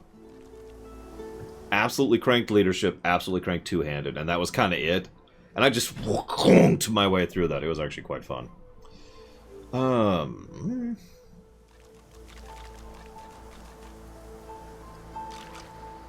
So, to continue my comment about the positive that I'm debating for this. Scales with finesse. It actually says right there what type of damage it scales with. Whereas this one, for example, scales with int. And that one scales with finesse. And I had an axe, which I think I threw away. But you get the point. We're going to go ahead and...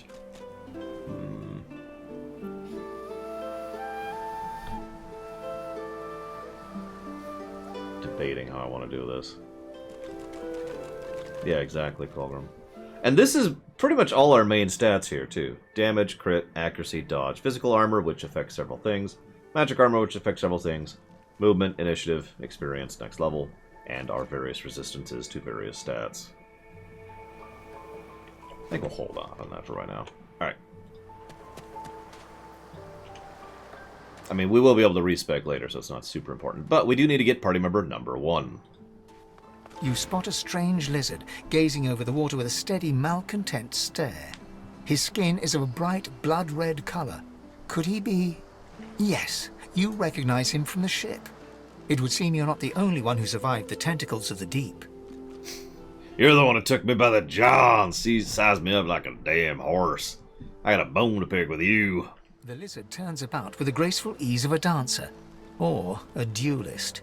You lock eyes with his, two smouldering embers that sizzle your very soul. I did survive, yes. And chances are I wouldn't have, had you not returned to the aid of your fellow passengers down in that dreadful hold. You have my gratitude. Hand over heart, he salutes you with a bob of the head. More than a nod, though less than a bow. Again, not exactly a terrible person. It's weird. Glad to be of help. I don't stand idly by when people are in danger. Yes, I'm sure you've all the makings of a hero and all that, but let's not get carried away, shall we? Now then, if there's nothing further... What are you doing here, standing on a rock? I'm sure I don't mean to sound condescending, but I had thought it quite self-evident I was gazing out over the waves. Have you never had that issue, Saffron? Okay, you're a ranger, and you go to attack an enemy, and you click the ground right next to him, and you slowly walk into melee with your ranger. He sighs dramatically. Tell me. What do you see when you cast your glance over this ocean? Memories. Memories. Quite so. Well, me and 2 of my friends have all had that same problem, Saffron. I haven't codified that negative yet, but it's probably going to be codified. He looks out over the water once more, and so do you. A few tranquil moments pass as the waves lap against your thoughts. As for myself, when I consider this vast expanse before us, I see an empire. I see continents dotted with mighty cities. And shimmering along the soft curve of the sea's horizon, I picture the palaces that formed my paradise. Lost. What do you mean by lost? What do you mean, what do I mean? I mean just what I say. I had a very actual empire that I lost. Suddenly, having all the air of being deeply offended, he stares at you with utter incredulity. Well, don't just stand there gawking like an ape at an abacus. Or do you really mean to tell me you don't know who I am? Well, you're apparently the Red Prince. The very same. I am the Red Prince, the All-Conqueror, the World-Tamer, the Spouse of the Sun. Of course you know me. There's a brief moment's pause, during which his grandiloquent pose deflates ever so slightly. That said, I suppose I must own up to the fact that I find myself rather in between all-conquering and world-taming opportunities at the moment. The grandeur that is my fate has hit a bit of a snag. But never you worry. For the throne I was destined, and my throne I shall have. I mean, you can travel with me. If you want, I could help win your throne back. Truly.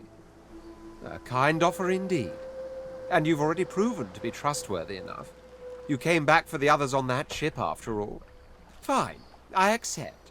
On one condition. What? For reasons I'll not disclose right now, it is imperative that I should meet with a dreamer. One of the mystics of my kind.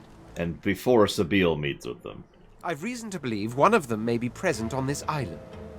Promise me we'll look for him, and I'll extend you the blessing of my company. You got it. Jolly good. So before we go, I'm just curious. What do you feel about the living impaired? The undead? Like your good self, you mean? Come now, did you really think a handful of linen towels can fool me? But don't worry. I have studied the arcane arts for years, including necromancy and demonology. I do not hold the petty prejudices of common folks. In fact, I prefer the exceptional in all things. Your secret is safe with me. So, now that that's settled, first things first. Even if you are as versed in the art of eloquence as I am, that our swords will be doing a lot of the talking from here on out goes without saying. As a born fighter, I prefer the perfection of the blade myself. But I'm well acquainted with the secrets of magic, and yes, even subterfuge. What say you? So some people like this and some people don't. Count me in the like category. I like being able to say, you know, I bring you and I turn you into whatever you want. And you can design your preset for your allies. You can also respec them later, but, you know. This is, what this is, though, and I say I like it, I don't love it, and that's a key distinction. Because what this is homogenization versus hyperspecialization. I've talked about this so many times, it's one of the earliest things I actually talked about with regards to my show. Way back when I was still recording these videos during my downtime while updating servers in the office. Hyperspecialization would be they're this, and they are really good at this. Homogenization is they're nothing, and you can turn them into anything. Now there's a gradient here between the two. This is not perfect homogenization, which would probably be something like FF12. This is a situation where he can be turned into any build, but he is still going to vary very slightly simply by virtue of the fact that he is the Red Prince. His passives and his source ability are things you cannot change. So, to use another equivalent another Final Fantasy equivalent, in FF7, it's mostly homogenization, but there are some variances between the characters, not just in animations and in story stuff, but most importantly in like limit breaks and the type of weapons they can equip. So, these are slightly varied. Still very homogenized, though, because you can turn anyone into anything. I could make the ranged elf lady into a tank. I could make the grizzled dwarf into a healer mage. I can do whatever the hell I want here.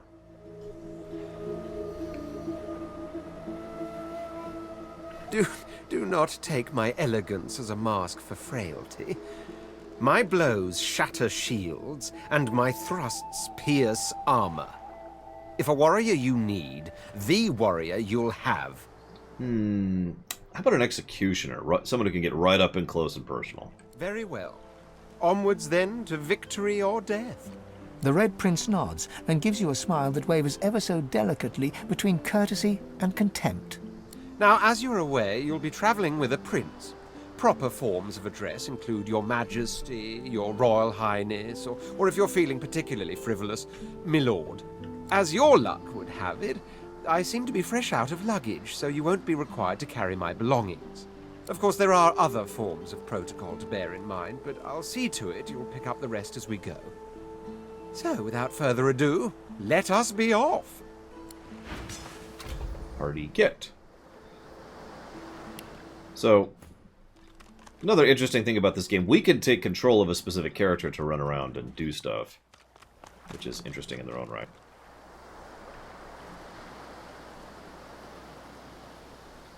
So I need you to carry all this stuff, Red Prince. Here, take all this crap. But are you quite... Yes, I'm certain. Here you go. Here you go. Hold on to all the... Is this all important? Very important, yes. Just hold on to it. Are you... Yes, shut up. Okay. I'll hold on to that.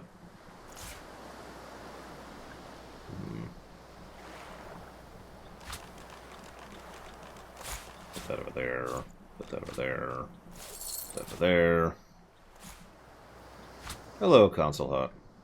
It is absolutely not old enough to be qualified as a classic. However, it is a game I've already played and therefore qualifies as a classic.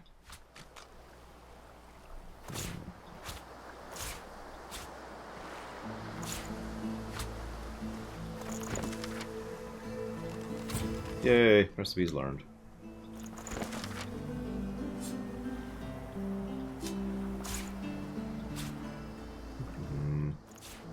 You also get the repair hammer.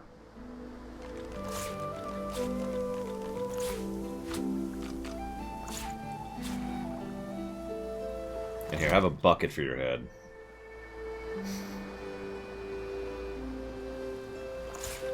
What?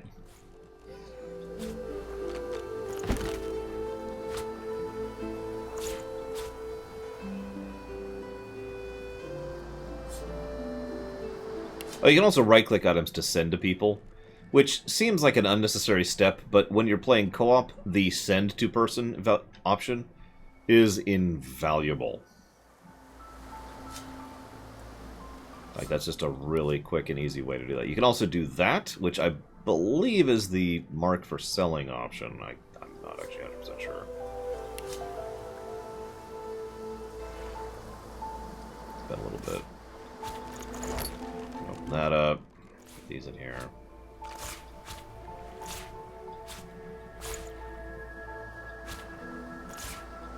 Alright, hands up. How many people never get rid of the quest text in this game?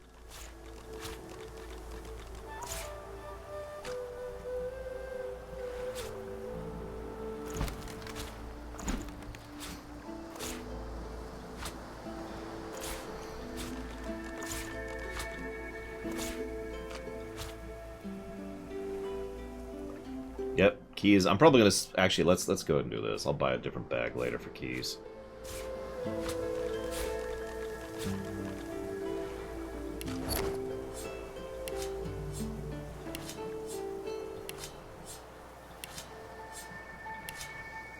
Actually, should keep those on me for right now.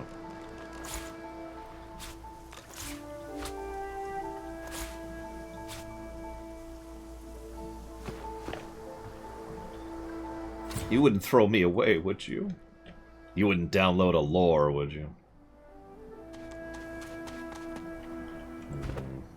1 second.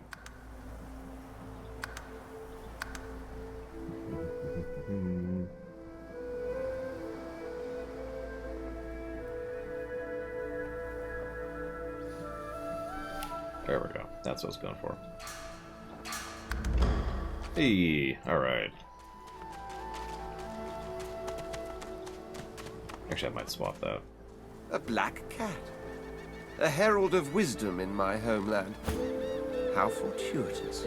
The cat's eyes are clouded and grey, but it stares at you with acute intensity. What? How did I get... Hey, stop following me. Are you feeling okay? Huh? Yeah, fine. I'm fine. I'm not sure. It's all a little foggy. Yeah, I'll be 100% honest. The inventory is actively kind of irritating to deal with. That's probably going to be a negative. I know there's a sort button, but that's not as helpful as it probably could be. So, where'd you come from? The cat opens his mouth as if to speak, but his eyes lose focus, and with a jerk he turns away from you. Okay. Goodbye, Mr. Cat. Actually, I think I prefer the other one.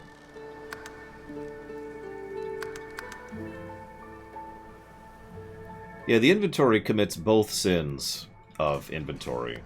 On the one hand, it's not gameplay. On the other hand, it's irritating to deal with.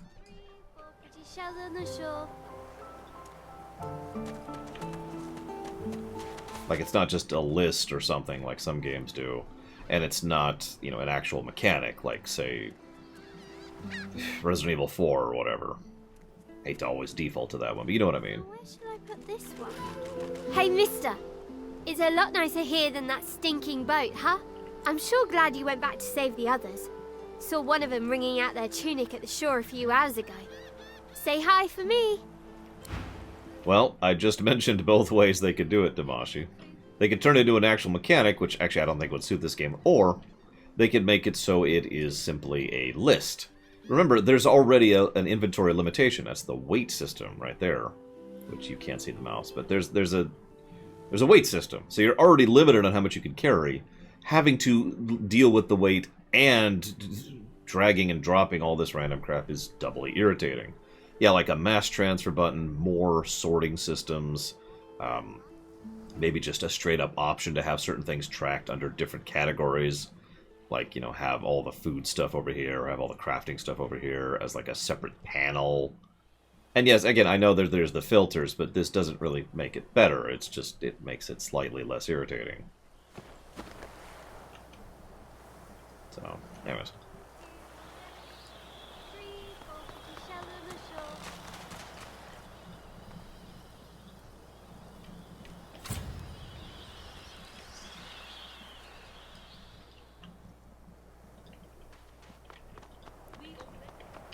We already triggered the cutscene. Okay. Now speak. I am a proud loyal to the Order. I would not dream of subverting our cause. Stay back, sorcerer, and stay silent. Our Godwoken speaks. We know you've been helping sorcerers escape, Atusa. We have proof. Hello, Alexander. I'd sooner cut my tongue out than lie to you, Alexander. I know nothing of any escapees. If you can tell the Godwoken no more, your tongue is of no use. Cut it out. This can't be serious, Alexander. Come! You should know by now to obey your superior, Magister, whatever she may ask. Oh, I'm actually to play as the Red Prince right now. Whoops! Didn't actually mean to do that. Whatever.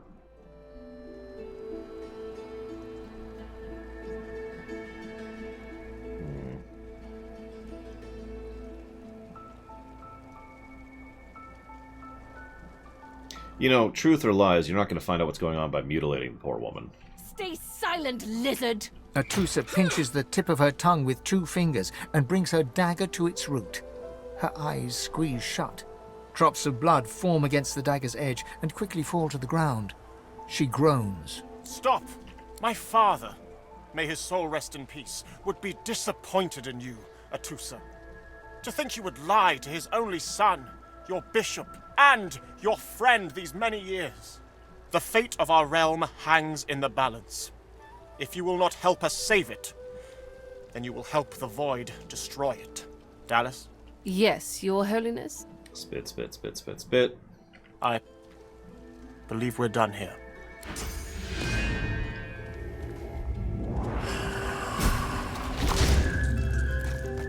What a waste. Come, we'll be needed elsewhere. Spit, spit, spit, spit, spit. Remember those things, by the way.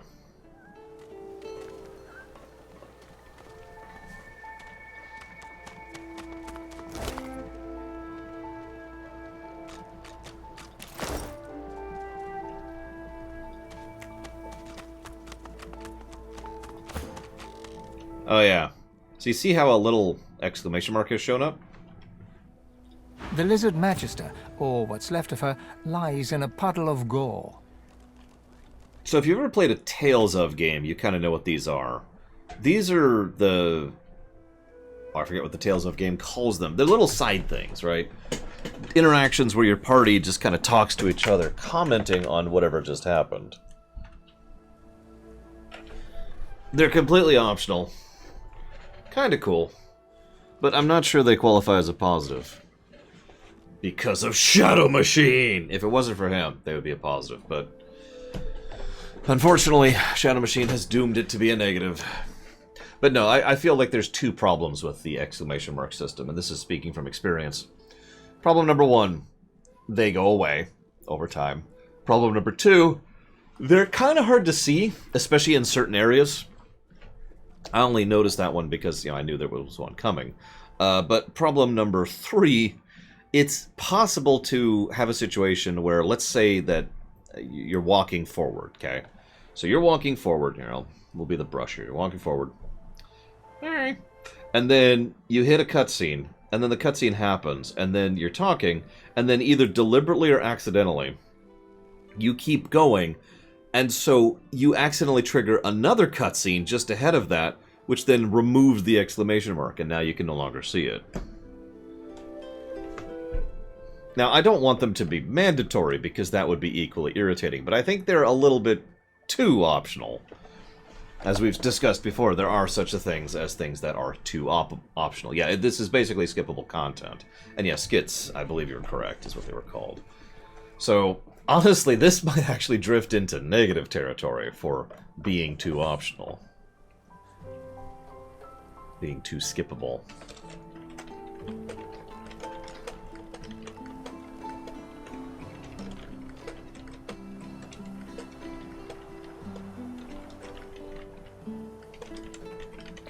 Thank you, Shadow Machine.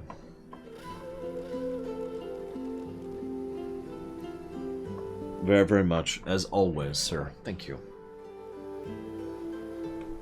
And that was to Chimera Squad. Yes, it was. Is that already on the list?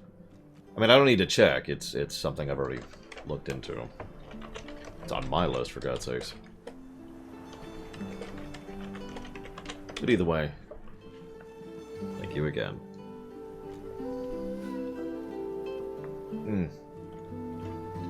Okay, so. Well, that was a messy display of violence, or dominance. She was a lizard, yet a magister. No matter her reasons, her penalty was fair.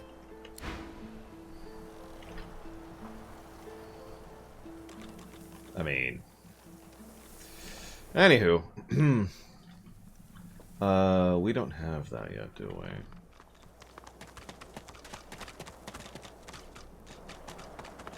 Oh, yeah, speaking of which. Deplorable surrounding for an agreeable conversation, but go ahead. So what do you think we should do next? I intend to rule an empire one day, not a tiny outcropping in the sea, lording over gulls and guppy fish. To that end, I suggest we focus on the obvious. A farewell to Fort Joy and a hello to the mainland. Of course, I'd much appreciate it if we managed to find a dreamer first. Yeah, well, I am happy you survived the shipwreck we were in. As am I. A prince should die of old age or on the battlefield. Anything else could be construed as weakness of character.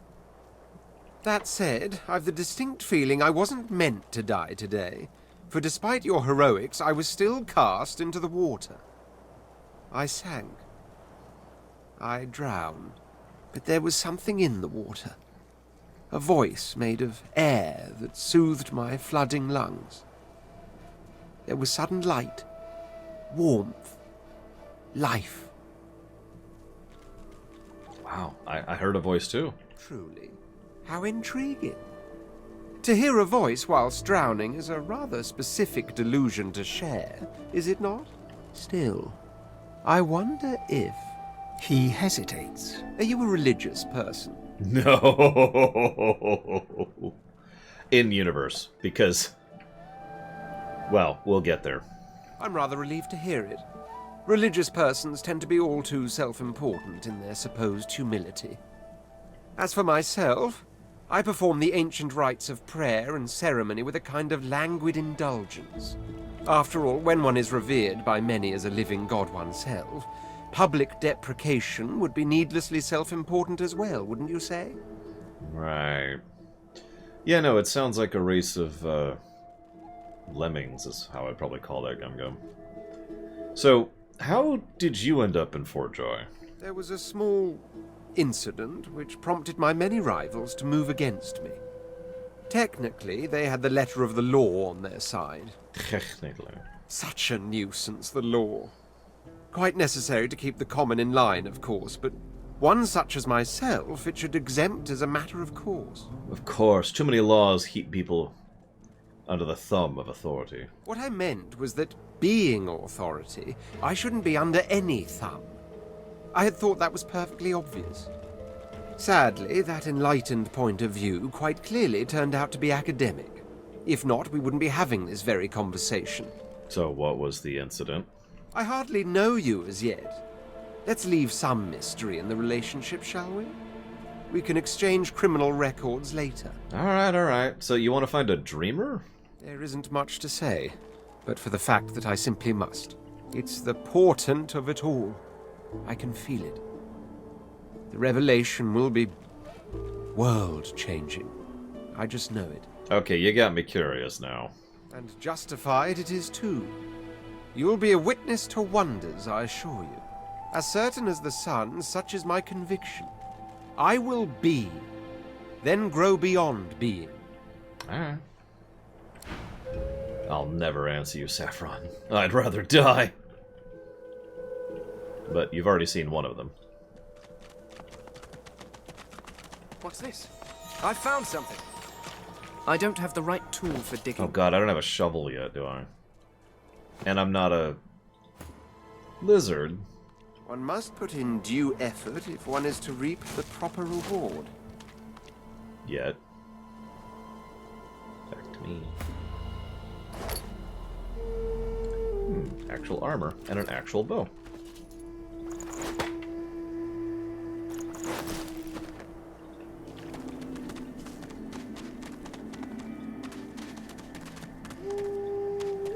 What's this? I found something. So yeah, lizards can innately dig, everyone else needs shovels. Manual labor, if circumstances require. Oh, I'm definitely the kind of person who prefers to pick my favorites and then make them work, Tigzar.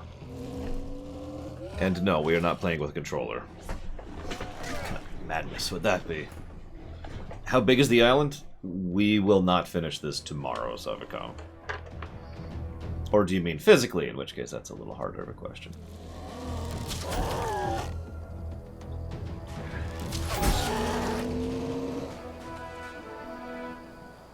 I mean, it's on the Switch. Get out of the poison, dude.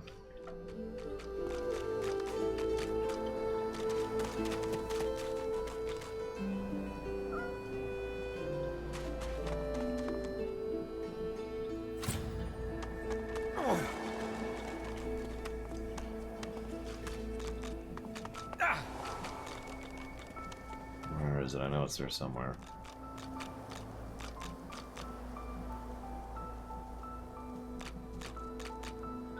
Alright, there's a whole crafting panel, which I haven't even looked at yet. I probably should.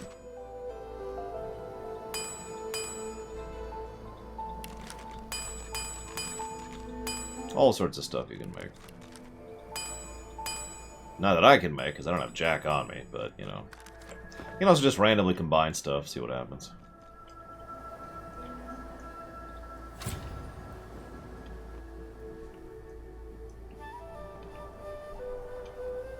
Three controllers. Wow, that's pretty impressive. Terrifying, too. But, you know.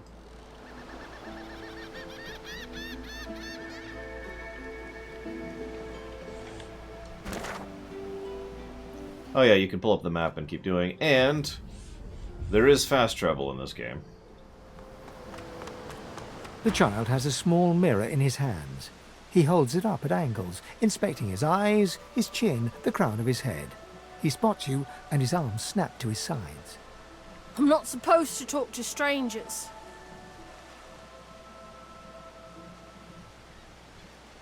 But most people are strange. Can you truly say one is stranger than another? The child considers your statement. You're weird. Are you a sorcerer? One of those guys that brings the bad void things here? Yeah, and by the looks of that collar, so are you.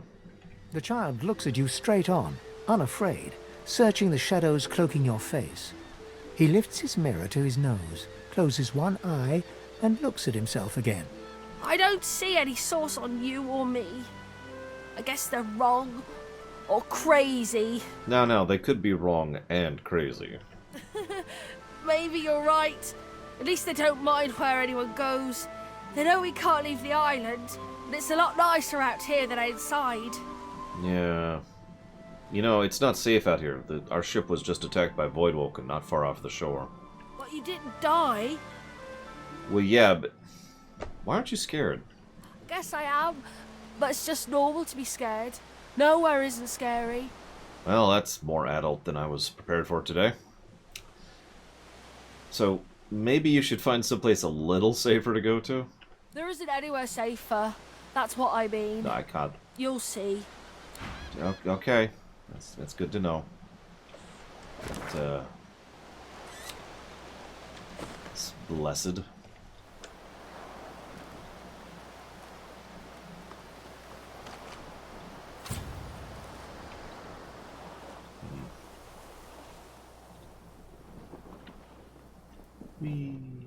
There's another way to do this. I could just be like... Nope, no, not what I meant to do. I thought I could do that. Whatever. Apparently I can't. Never mind. You can also ping a spot. That's for multiplayer, really. And you can just pull up the travel thing there if you don't want to use the map. I'll never answer you, Ginger. Never! I'd rather die! Ugh. I'm out. I can't meet the night.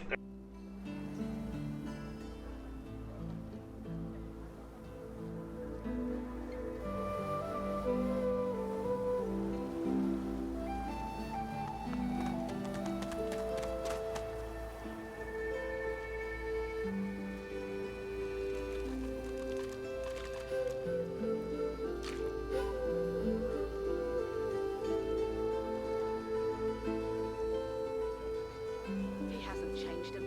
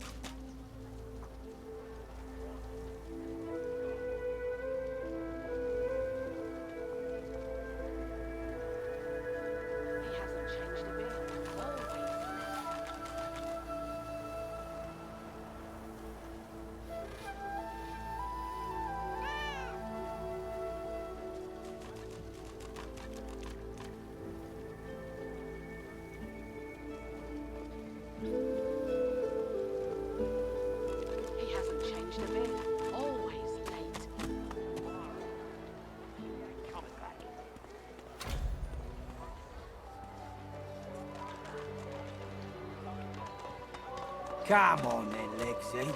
Pay up. I find only bread. I want no trouble. Bread or a brisket, toll's the same. Your grift teaches you to bully others. Pathetic. Is that indigestion, or is it... You keep his name out of your mouth, you Not now. filthy cud chewer. Have your cud. Disgusting, just like all your kind. Disgusting like theft? Disgusting like threats? Grave God, will you quit dragging this on? Tain't that hard, Lexi. Just hand over the gold. I will not. Stay down, you! This is not your business, Long Pig. Don't let this moss muncher talk to you like that. Especially a cheapskate like this un. Griff already knows she don't like to pay her fair share. An intense-looking man steps between the thug and the elf and rolls up his sleeves, revealing well-muscled and heavily scarred arms. You recognize him. It's Ifan, who you met aboard the ship on the way here. Just stand aside, won't you, mate? This is no business of yours. Lone wolves decide their own business. The thug freezes in fear for a moment before shuffling back to the protection of his crony. Pay up, elf. No one shorts Griff, especially not one of you.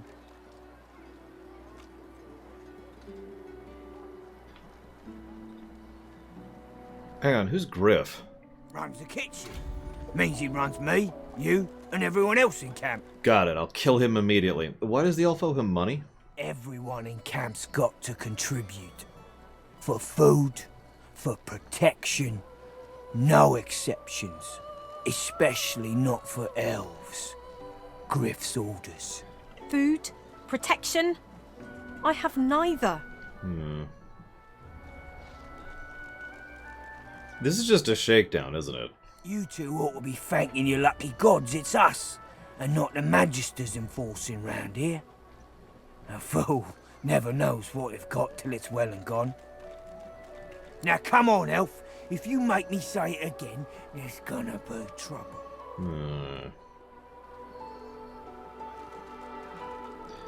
Well, I don't feel so good.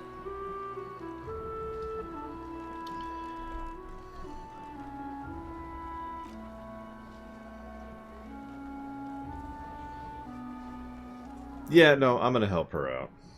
And neither will I. We got a system, and it looks like you don't want to fit in. So, something that can lead to some problems if you're a ranged character who wants to stay at ranged is oftentimes dialogues will jump you into combat and you are definitely not in range. Or definitely not in, you know what I mean. You're in melee.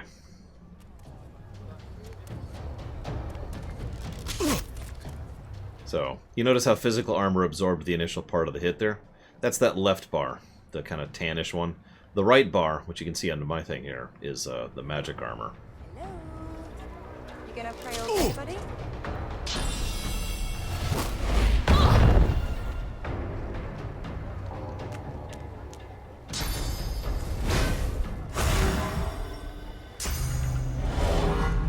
I'm ready.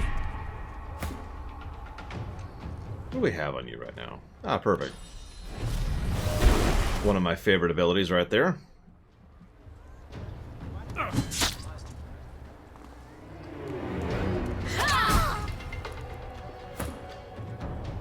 Peekaboo.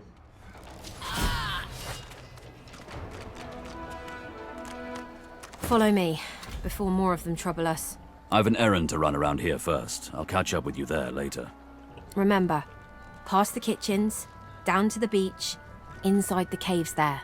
There is a safe place.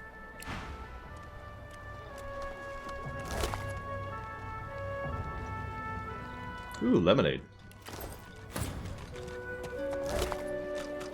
And a tooth! Delicious.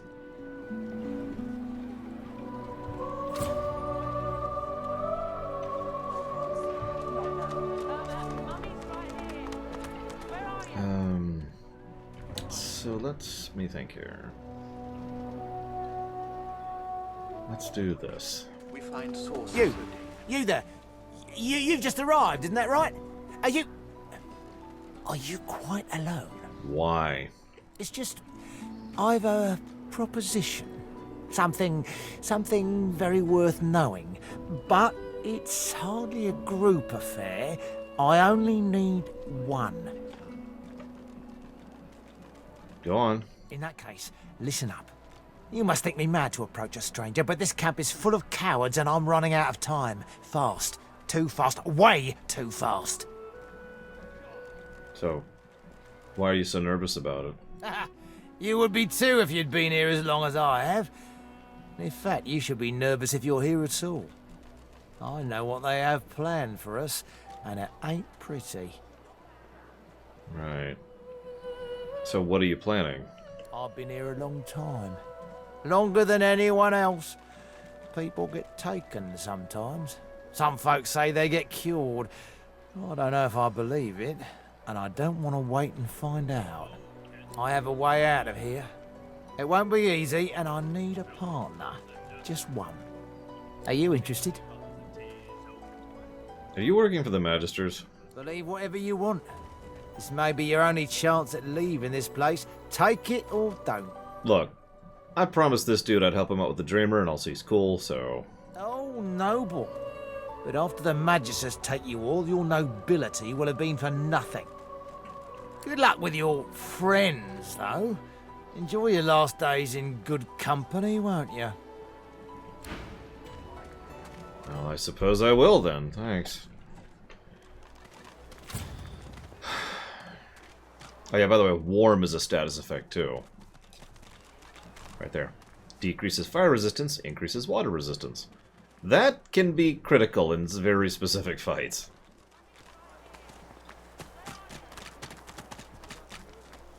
Let's see, where am I? I think you're the one I want to talk to?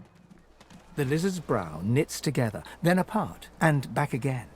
He seems to be swimming deep in his thoughts, and doesn't look up as you approach. I immediately trade with him. Yep, that's the one. Let's see here. I would like rain.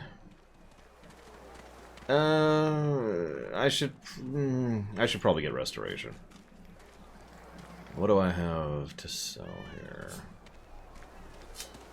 Oh, where's the button? There we go, that button.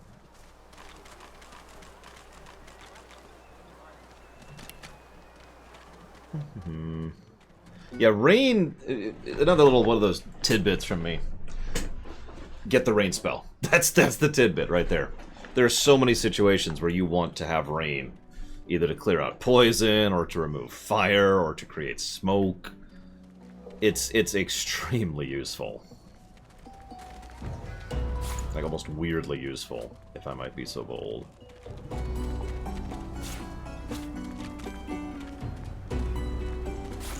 That's true, it also reveals stealth enemies. Rain for the win. Damn.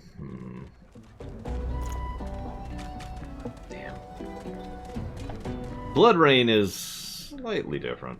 Let's go. I never use grenades. Let's go and get rid of those. There we go. What? Oh, new, are you? Very good, very good. Make yourself at home. Yeah, Rain of Blood does most of the things that Rain does, but if you happen to have Leech, it's even better. Advice? Hold on to yourself, my friend. The fort is full of decent folks turned savage by confinement. Do not let it happen to you.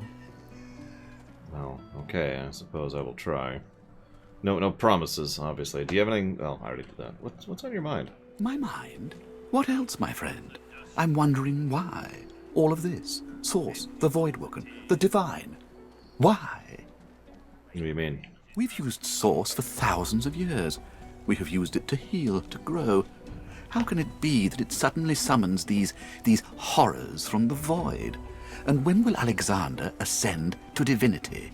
We cannot continue like this. Oh, that's fair. Available line. Yeah, this is... Someone earlier, when we first started the stream, compared this game to Final Fantasy V, and it's a good comparison. Because there's not a way to break FF5. There's more like 15 ways to break FF5. There are so many powerful, overpowered, ridiculous, fun methods by which you can, you know, build yourself. And this game is no exception. So we're going to kind of dodge that area for a bit. We're not quite ready for that. I want to go do something else first.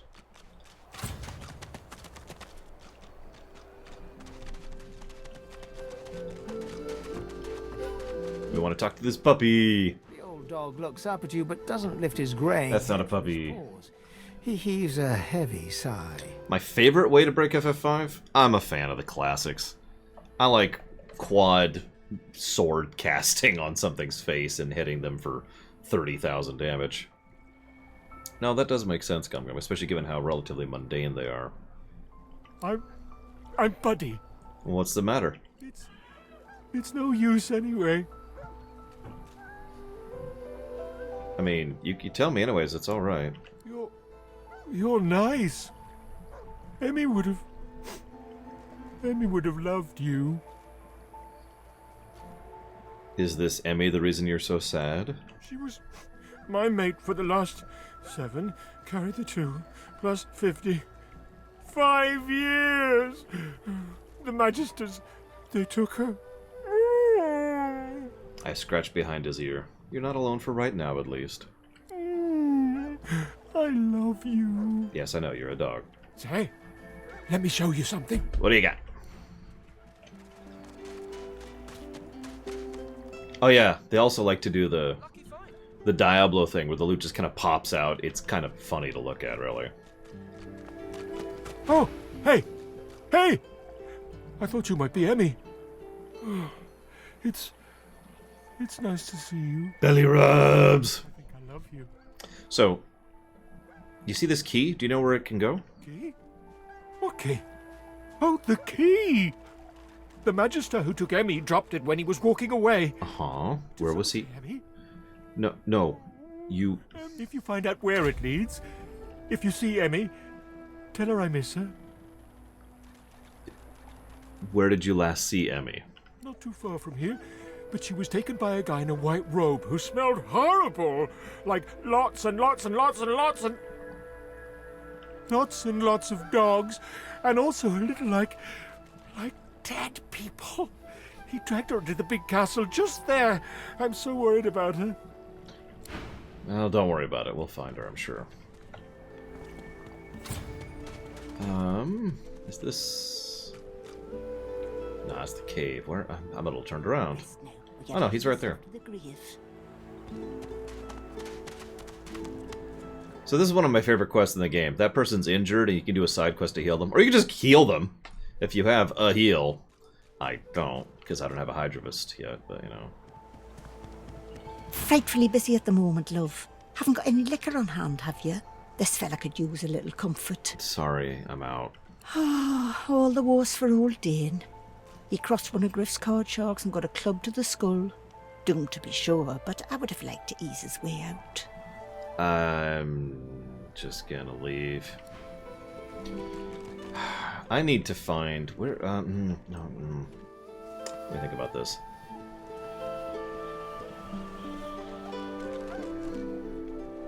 Where's Los at? I actually don't remember.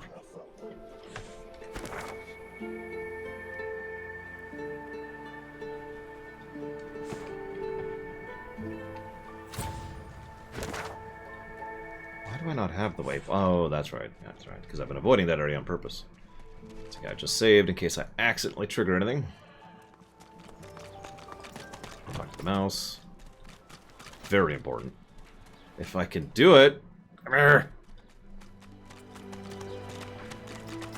Say, do all lizards smell like oranges, or is it just that crazy fellow with the pointy tail? No, it makes perfect sense. I wasn't joking, Gum Gum. It makes sense that a species that is so ill... That's going to sound like an insult. Is designed in such a manner would not live long, because there's just not much there for them. They peter out, they plateau.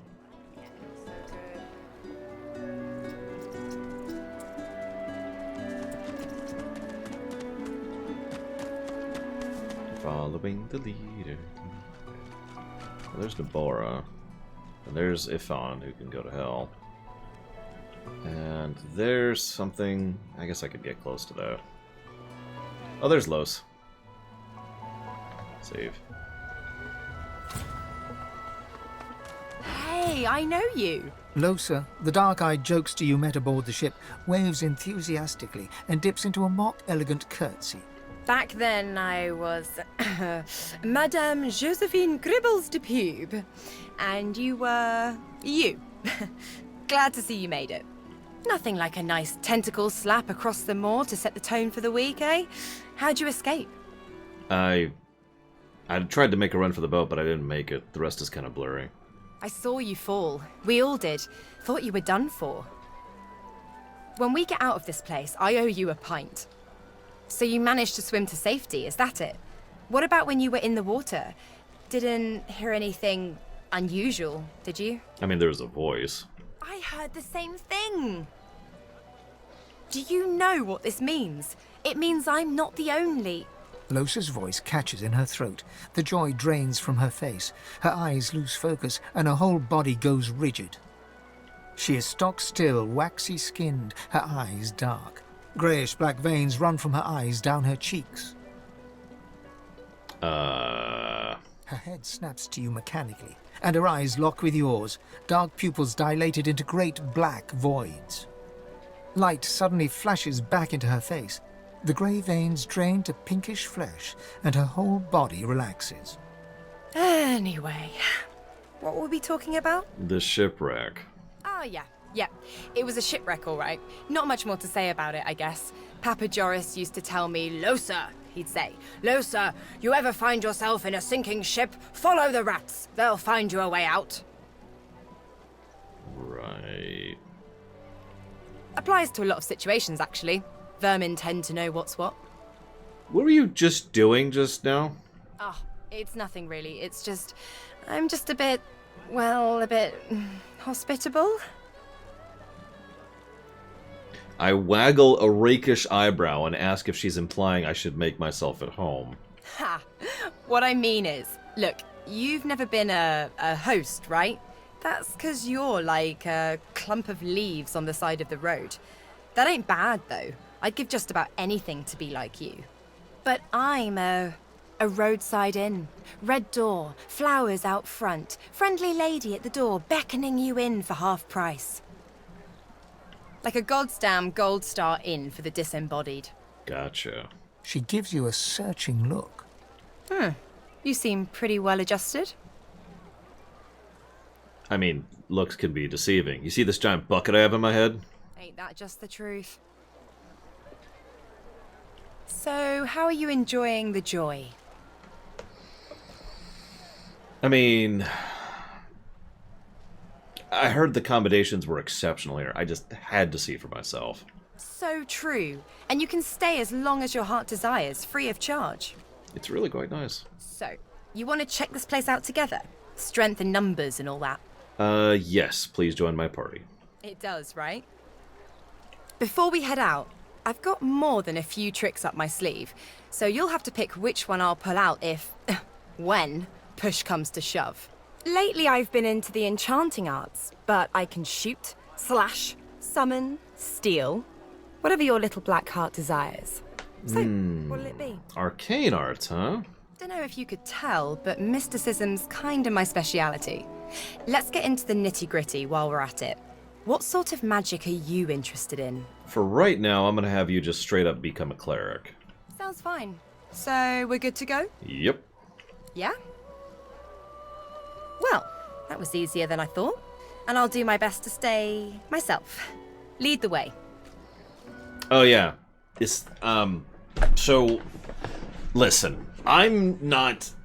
I am amongst the living challenged. Well, no, or I wouldn't have joined up with you, would I? I mean... Don't worry. I'm sure your get-up will fool most people hook, line, and sinker. I'm sensitive. Knew who you were the moment you rolled up. Thanks. So don't worry. And lead the way, your deadliness. Thanks.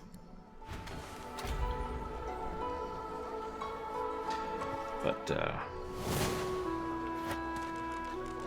Whoops, I meant to do this. Hey, restoration. Exactly what I wanted. So now we're gonna go back over here.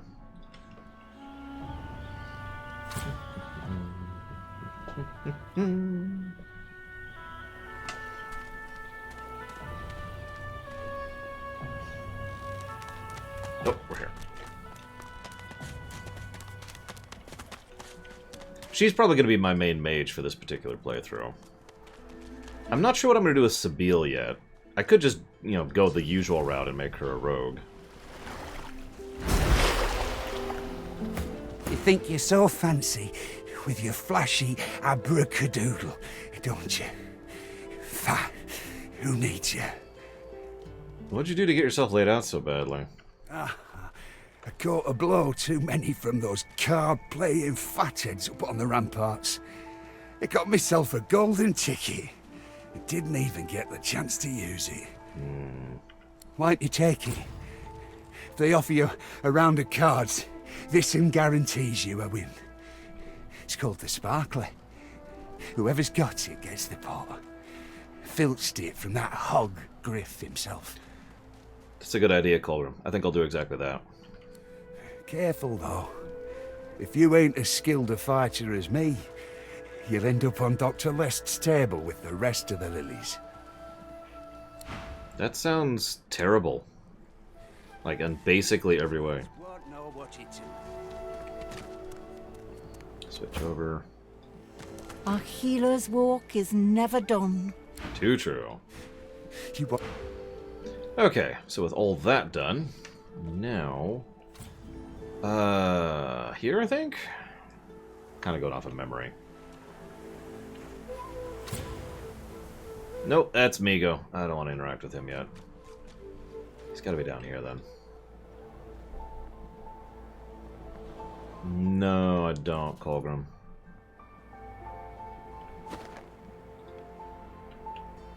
No, I want to do something before I get Sabine.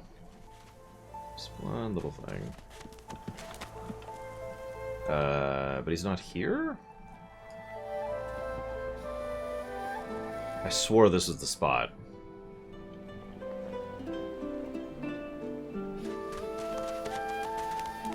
Oh, right, you're right, you're right. Okay, well, let's head up to Griff and try to talk our way through this. Hopefully this won't be too bad.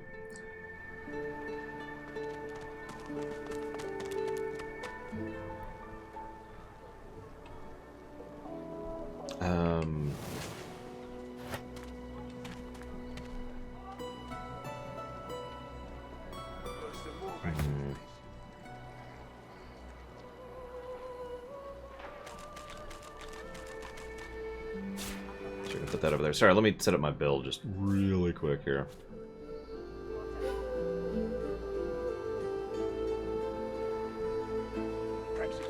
Yep, there's my undead heal, there's my regular heal. That's something I'll probably not use. That's going to be the buff. Switch down to you. I need charge. Cripple is more of a later thing. Res goes over here. There's Mega Nuke we don't even have access to yet. Dragon's Breath is less useful than it looks. Battle Stomp. There we go. Okay. Steve? So, this is Fort Joy. A delivery. Surely you'll have one. What a crumbling disaster. Scram, snake face. If a magister finds this on you, you forget my name, here? Worse than war rations, these.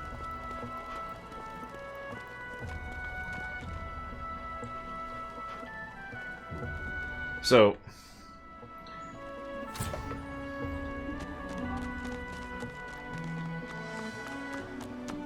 Heading into the kitchen? Don't try anything funny around, Griff. I'm watching you. Do you like what you see? Cheeky. What's your name?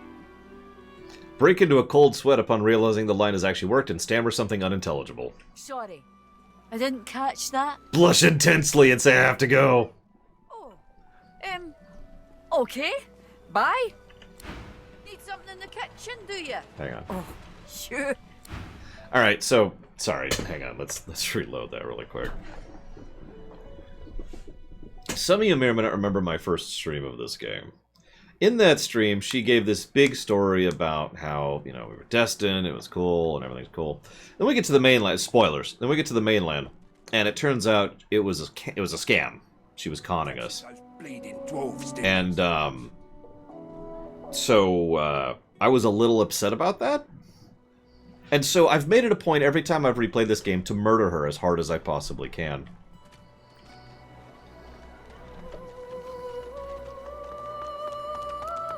Heading into the kitchen? Ha! Cheeky. What's your name? You can call me whatever you like. Alright, Slick. I haven't seen you around here before. When did you get in? I mean, I've been here long enough to know that you're the most beautiful woman in camp. Alright, easy now. You seem sweet, but I'm more curious about you than a bunch of cheesy lines. Sorry, I'll pull it down a bit. Ha! Thank you. So, how are you involved with Griff's gang? You think? I was raised by the whip, and I'm not afraid to use one either, especially not in here. Joining up with Griff's the closest thing you can get to security around here. Family, too. Till the Reds take you, anyway. I mean, I don't really plan on letting the Magisters take me anywhere. Everyone talks a big game when they get here. Big games get smaller when you've got one of their weapons in your face, though. Listen, you should come with me, Butter. She laughs.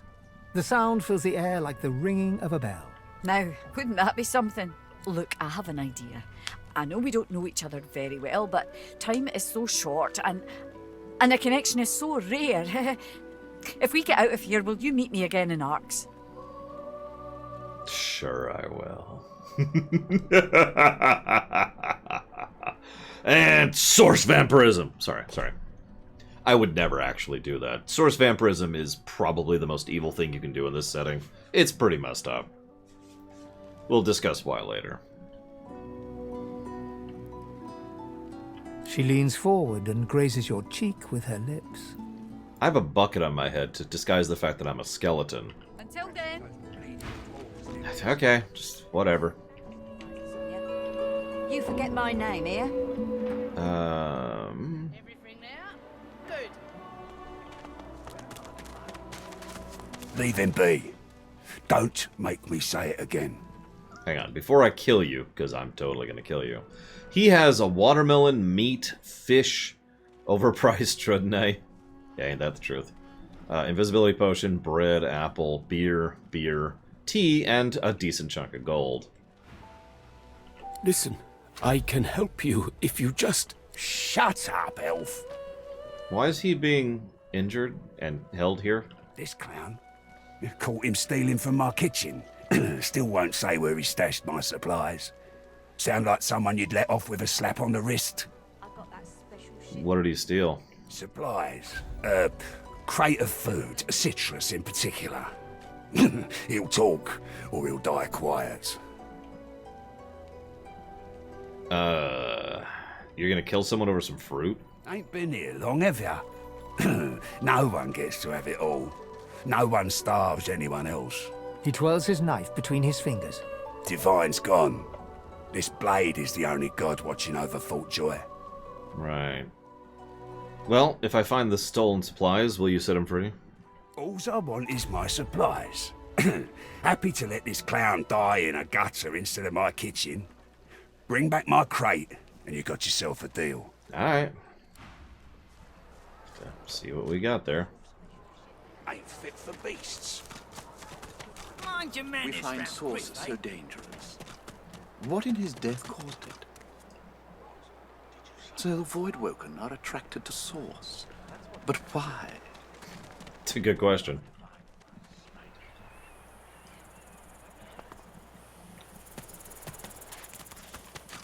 Ha! Collared like a dog. A very tall, very strange-smelling dog. I'd pity you, but Shepra the Ineffable has a soft spot for beauty, and you carry that choker off so very well. What are you doing here, Crab? Laughing in the faces of my enemies, of course. Little do they know, the most powerful sorcerer the world has ever known scuttles on their very shores.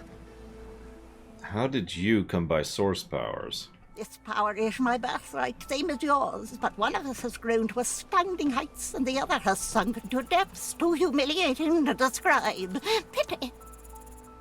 Right. Is there a way out of Fort Joy? But of course, they'll happily dump your meager bony corpse into the sea when they're through with you. Oh, the tragedy of it. Didn't the Order bring you here to cure you? Ha! Of course, precious. But which is worse, the cure or the disease? Right. So what goes on inside that fort? Sorcerers dance while magisters pull the strings. Fools all! Their tomfoolery won't save them from the destruction the void shall wreak upon them. Right. Well, I'm definitely not going to attack you because I've already done that. Right. We're not getting beast.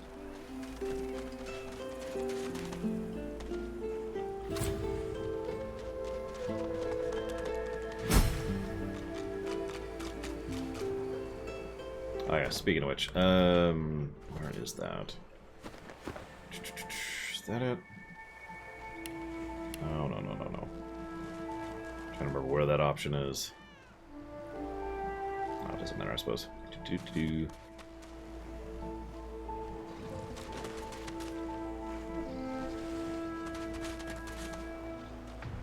Aw! Nope, I managed it. I got the initial hit off. And they threw an oil brick at me. It's actually an elemental spell. It's an earth spell. For that, you must die! Nah, I'm just gonna go be boring on this one. Damn. Oh yeah, enemies... So I mentioned how encounters are manually crafted. So enemies all are, not leashed, there's a term for it. They're all connected to each other. So if you aggro something, and if there's something else, even if it's like 3 rooms over there and it's connected to that enemy, you will also aggro them. In some cases, that's not linear. In some cases, it relies on them literally seeing you or whatever. Yes, cast. I'm ready. And scooch out of the oil, please.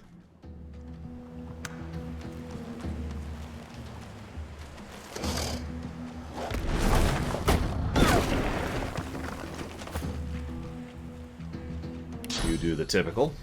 I'll yield to none. Whoops, that's the... Whatever, that worked out.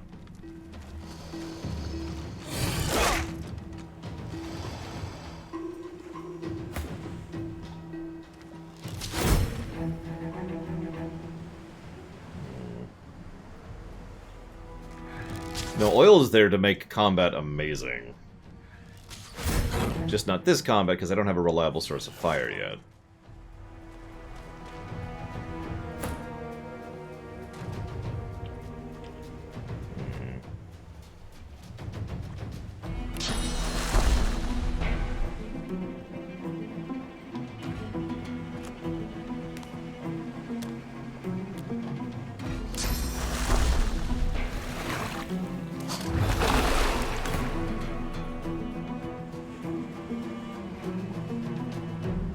I mean, I have that, but...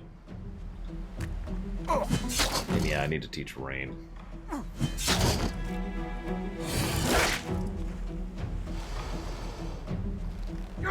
Reap the Reaper for me. Do that really quick while I'm thinking about it.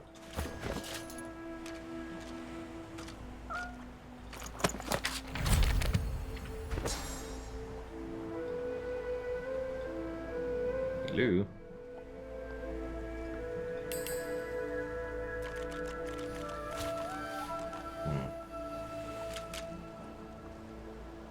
I'll probably unequip that later. So you're probably wondering, what does Rain do? It's actually really simple. You notice how it's getting rid of the oil, though.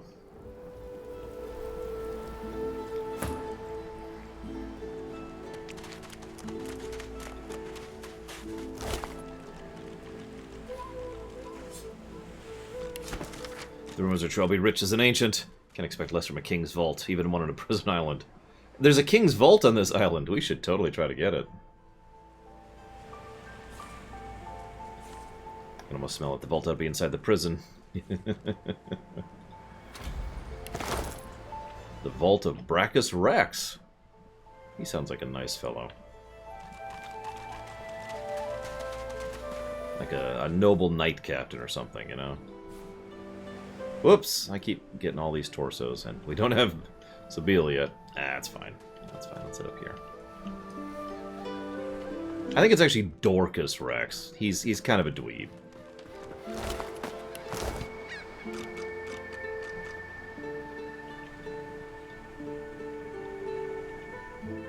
Oh, this is... I will admit, this game has a little bit of the too many options problem, especially when you hit Act 2. There is so much to this game. I'll admit, even I'm intimidated by it, and I've beaten this game before. Like, I'm sitting here thinking, oh god, what do I want to do next? And I'm more or less constantly asking that question to myself.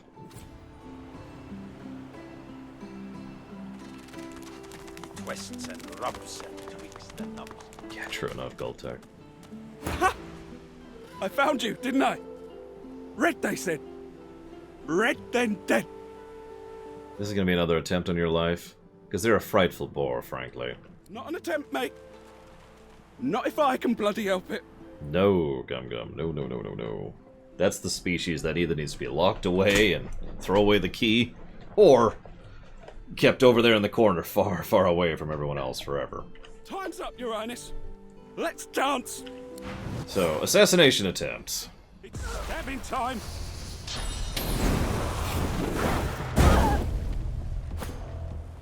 You,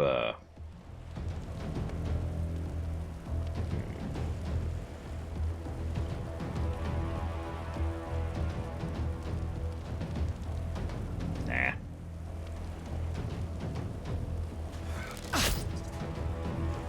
And yeah, magical armor, as you literally just saw, can prevent statuses. Nothing you can do to get rid of burning.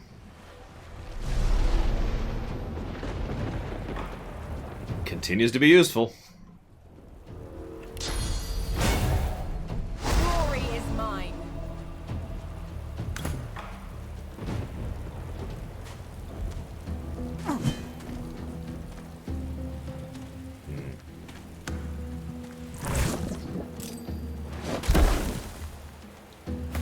Do you mind?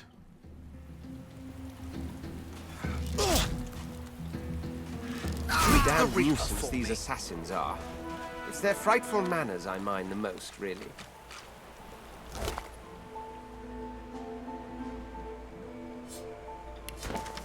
You have served me well in the past. You will continue to do so again. Use the scroll included with this letter and cast it in the public square in Arx. You'll be arrested for source and shipped to Fort Joy. Once on the island, you will search for a red-skinned lizard. You will kill him, cut the body to pieces, ensure no magic in the world can restore him back to life. You have your orders. Your weight in gold awaits you. Good luck. Good hunting. By the way, that gives away just a little bit of how easy it is to get arrested for source magic. Which makes sense, considering how legitimately dangerous it is and how, you know, much of a problem it is if they find an actual sorcerer. Ha ha ha, by the way. But yeah, he wasn't a sorcerer. That necklace thing doesn't do anything to him. Nothing to block. You'll notice, by the way, we are casting spells with the source block in just fine. Once again, I feel the need to remind you that sorcery is different than magic, which is something that'll come up later. And by later, I mean, like, when we leave the island, it's going to be, like, Monday. The woman looks out on the gently lapping waves. She seems totally at peace, but as you approach, she turns to you with a cheerful smile. Haven't seen you around here before. New? Yeah, I just got here. Don't worry too much if you have a hard time settling in.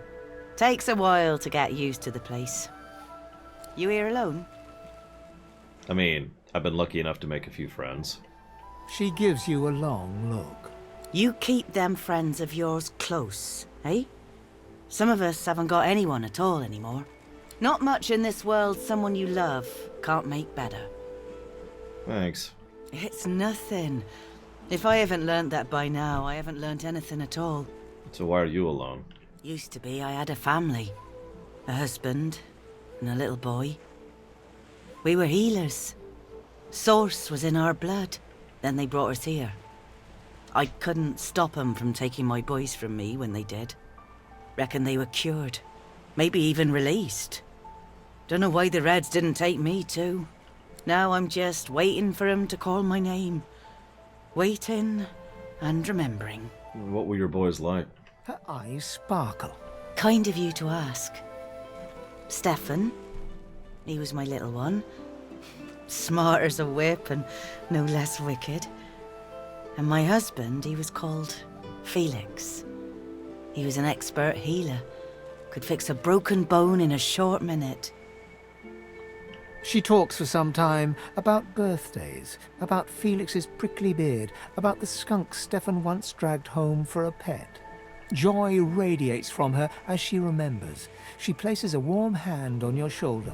What a gift to think of them. I'd like to give something to you too. A family recipe. One of Felix's best. He'd be happy to know it went to such a warm soul. Take care of yourself. You hear? You're a sweet one. They're ants, Gupgum. That's my answer to you. This is, that puts things into perspective, doesn't it? Mass Effect Andromeda and this came out the same year. God, no wonder Andromeda tanked.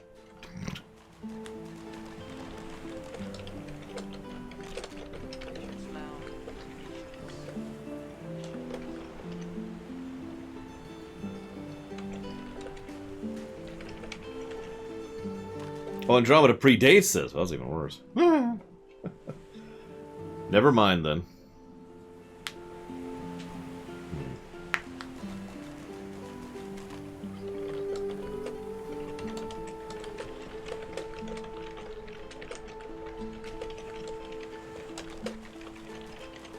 I don't know what a merkin is, but what I mean is that they are ants. I don't know how better to put it. There's no individual, there's the group, everyone does their part, yada yada yada.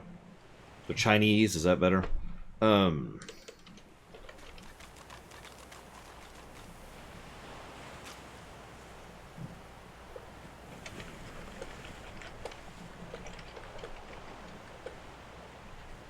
Just gonna toss on 3 story positives here for NPCs, and for Joy.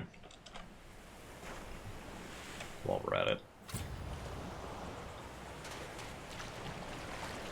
Here you are. I wonder what keeps you. Tell me your tale. What do you want to know? Start from the beginning.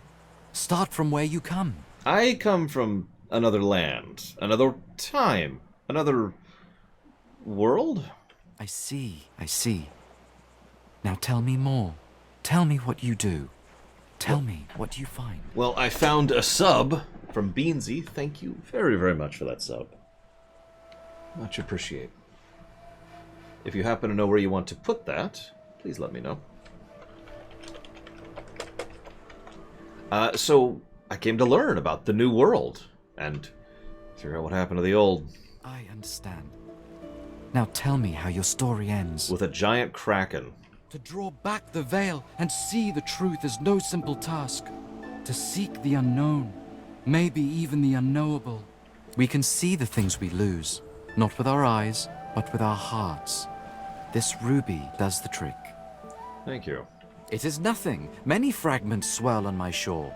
See what I gather. What do you got? Some oath spells. Which can be useful, especially since there's a way to do poison with her spells. And in fact, I'm sincerely thinking about taking her down water and earth specifically for that. I haven't decided yet. Yeah, this is Nier Automata ending F. Sorry for the spoilers.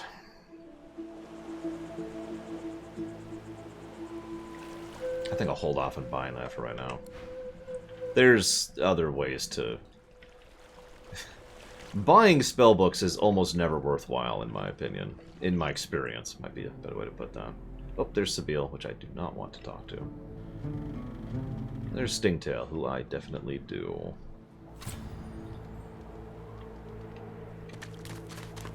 Mind me, Sabile, just walking by. Oh yeah, that's a good point. We've already put down a note for voice acting. Oh, we haven't, actually. Voice acting and voice direction are both quite good. So that's going to be...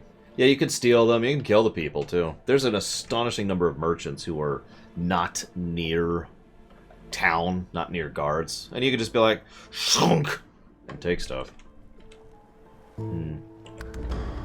So, save. Just as you're about to address the lizard, the Red Prince bars you with an outstretched arm. So this is what I was referencing earlier. This man is a dreamer. As you know, I need a word with him.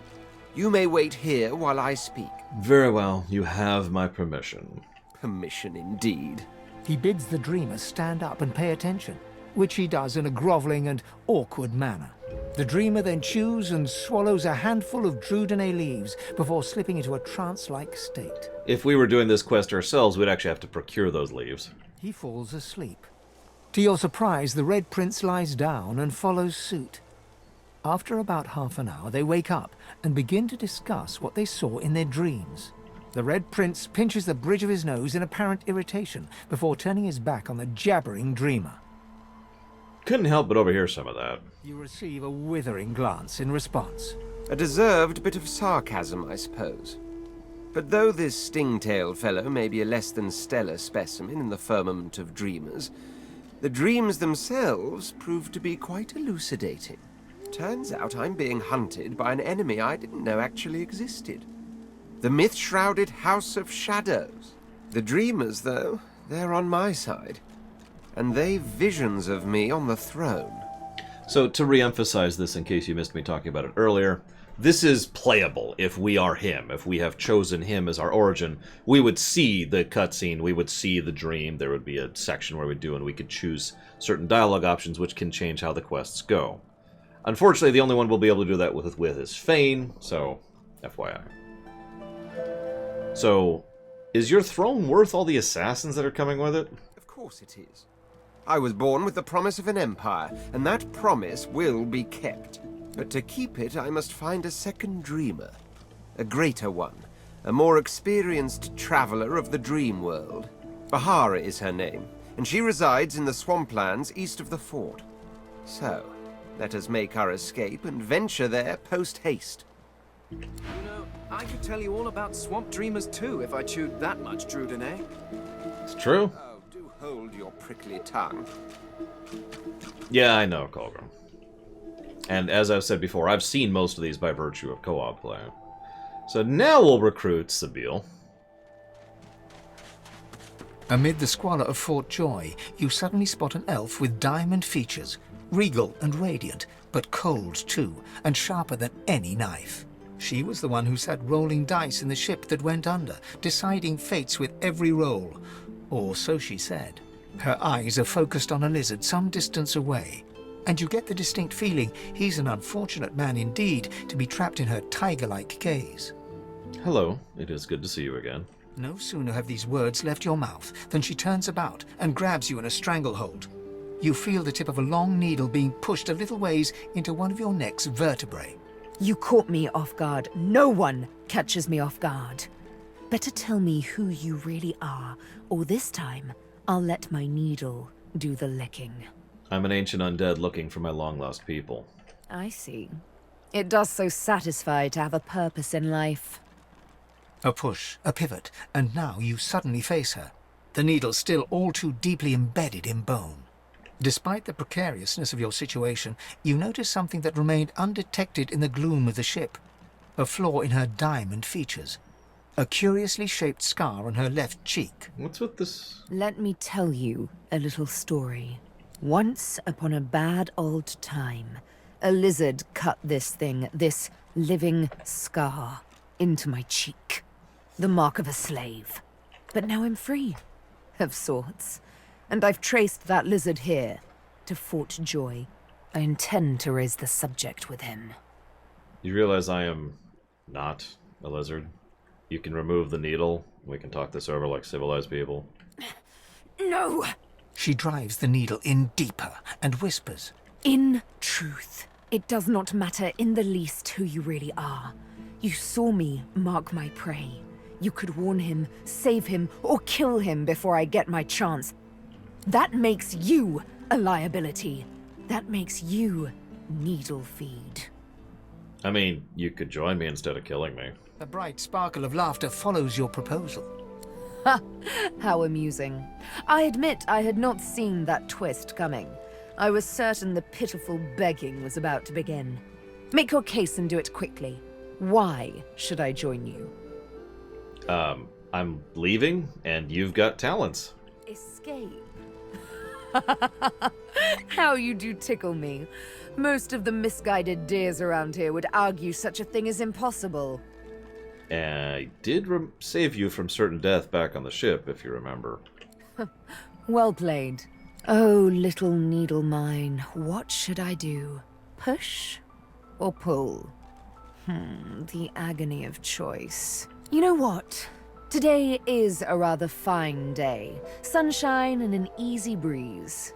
Yes, I'll let you live. I'll even agree to travel with you, provided we talk to that lizard I mentioned. Okay. I'm not quite sure the weather will save him. With a casual flick of the wrist, she withdraws the needle from your neck and smiles, as if she just invited you to sit down for tea. You noticed that you were pushing into bone, not flesh, right? Yes, the needle did find you rather tough to chew.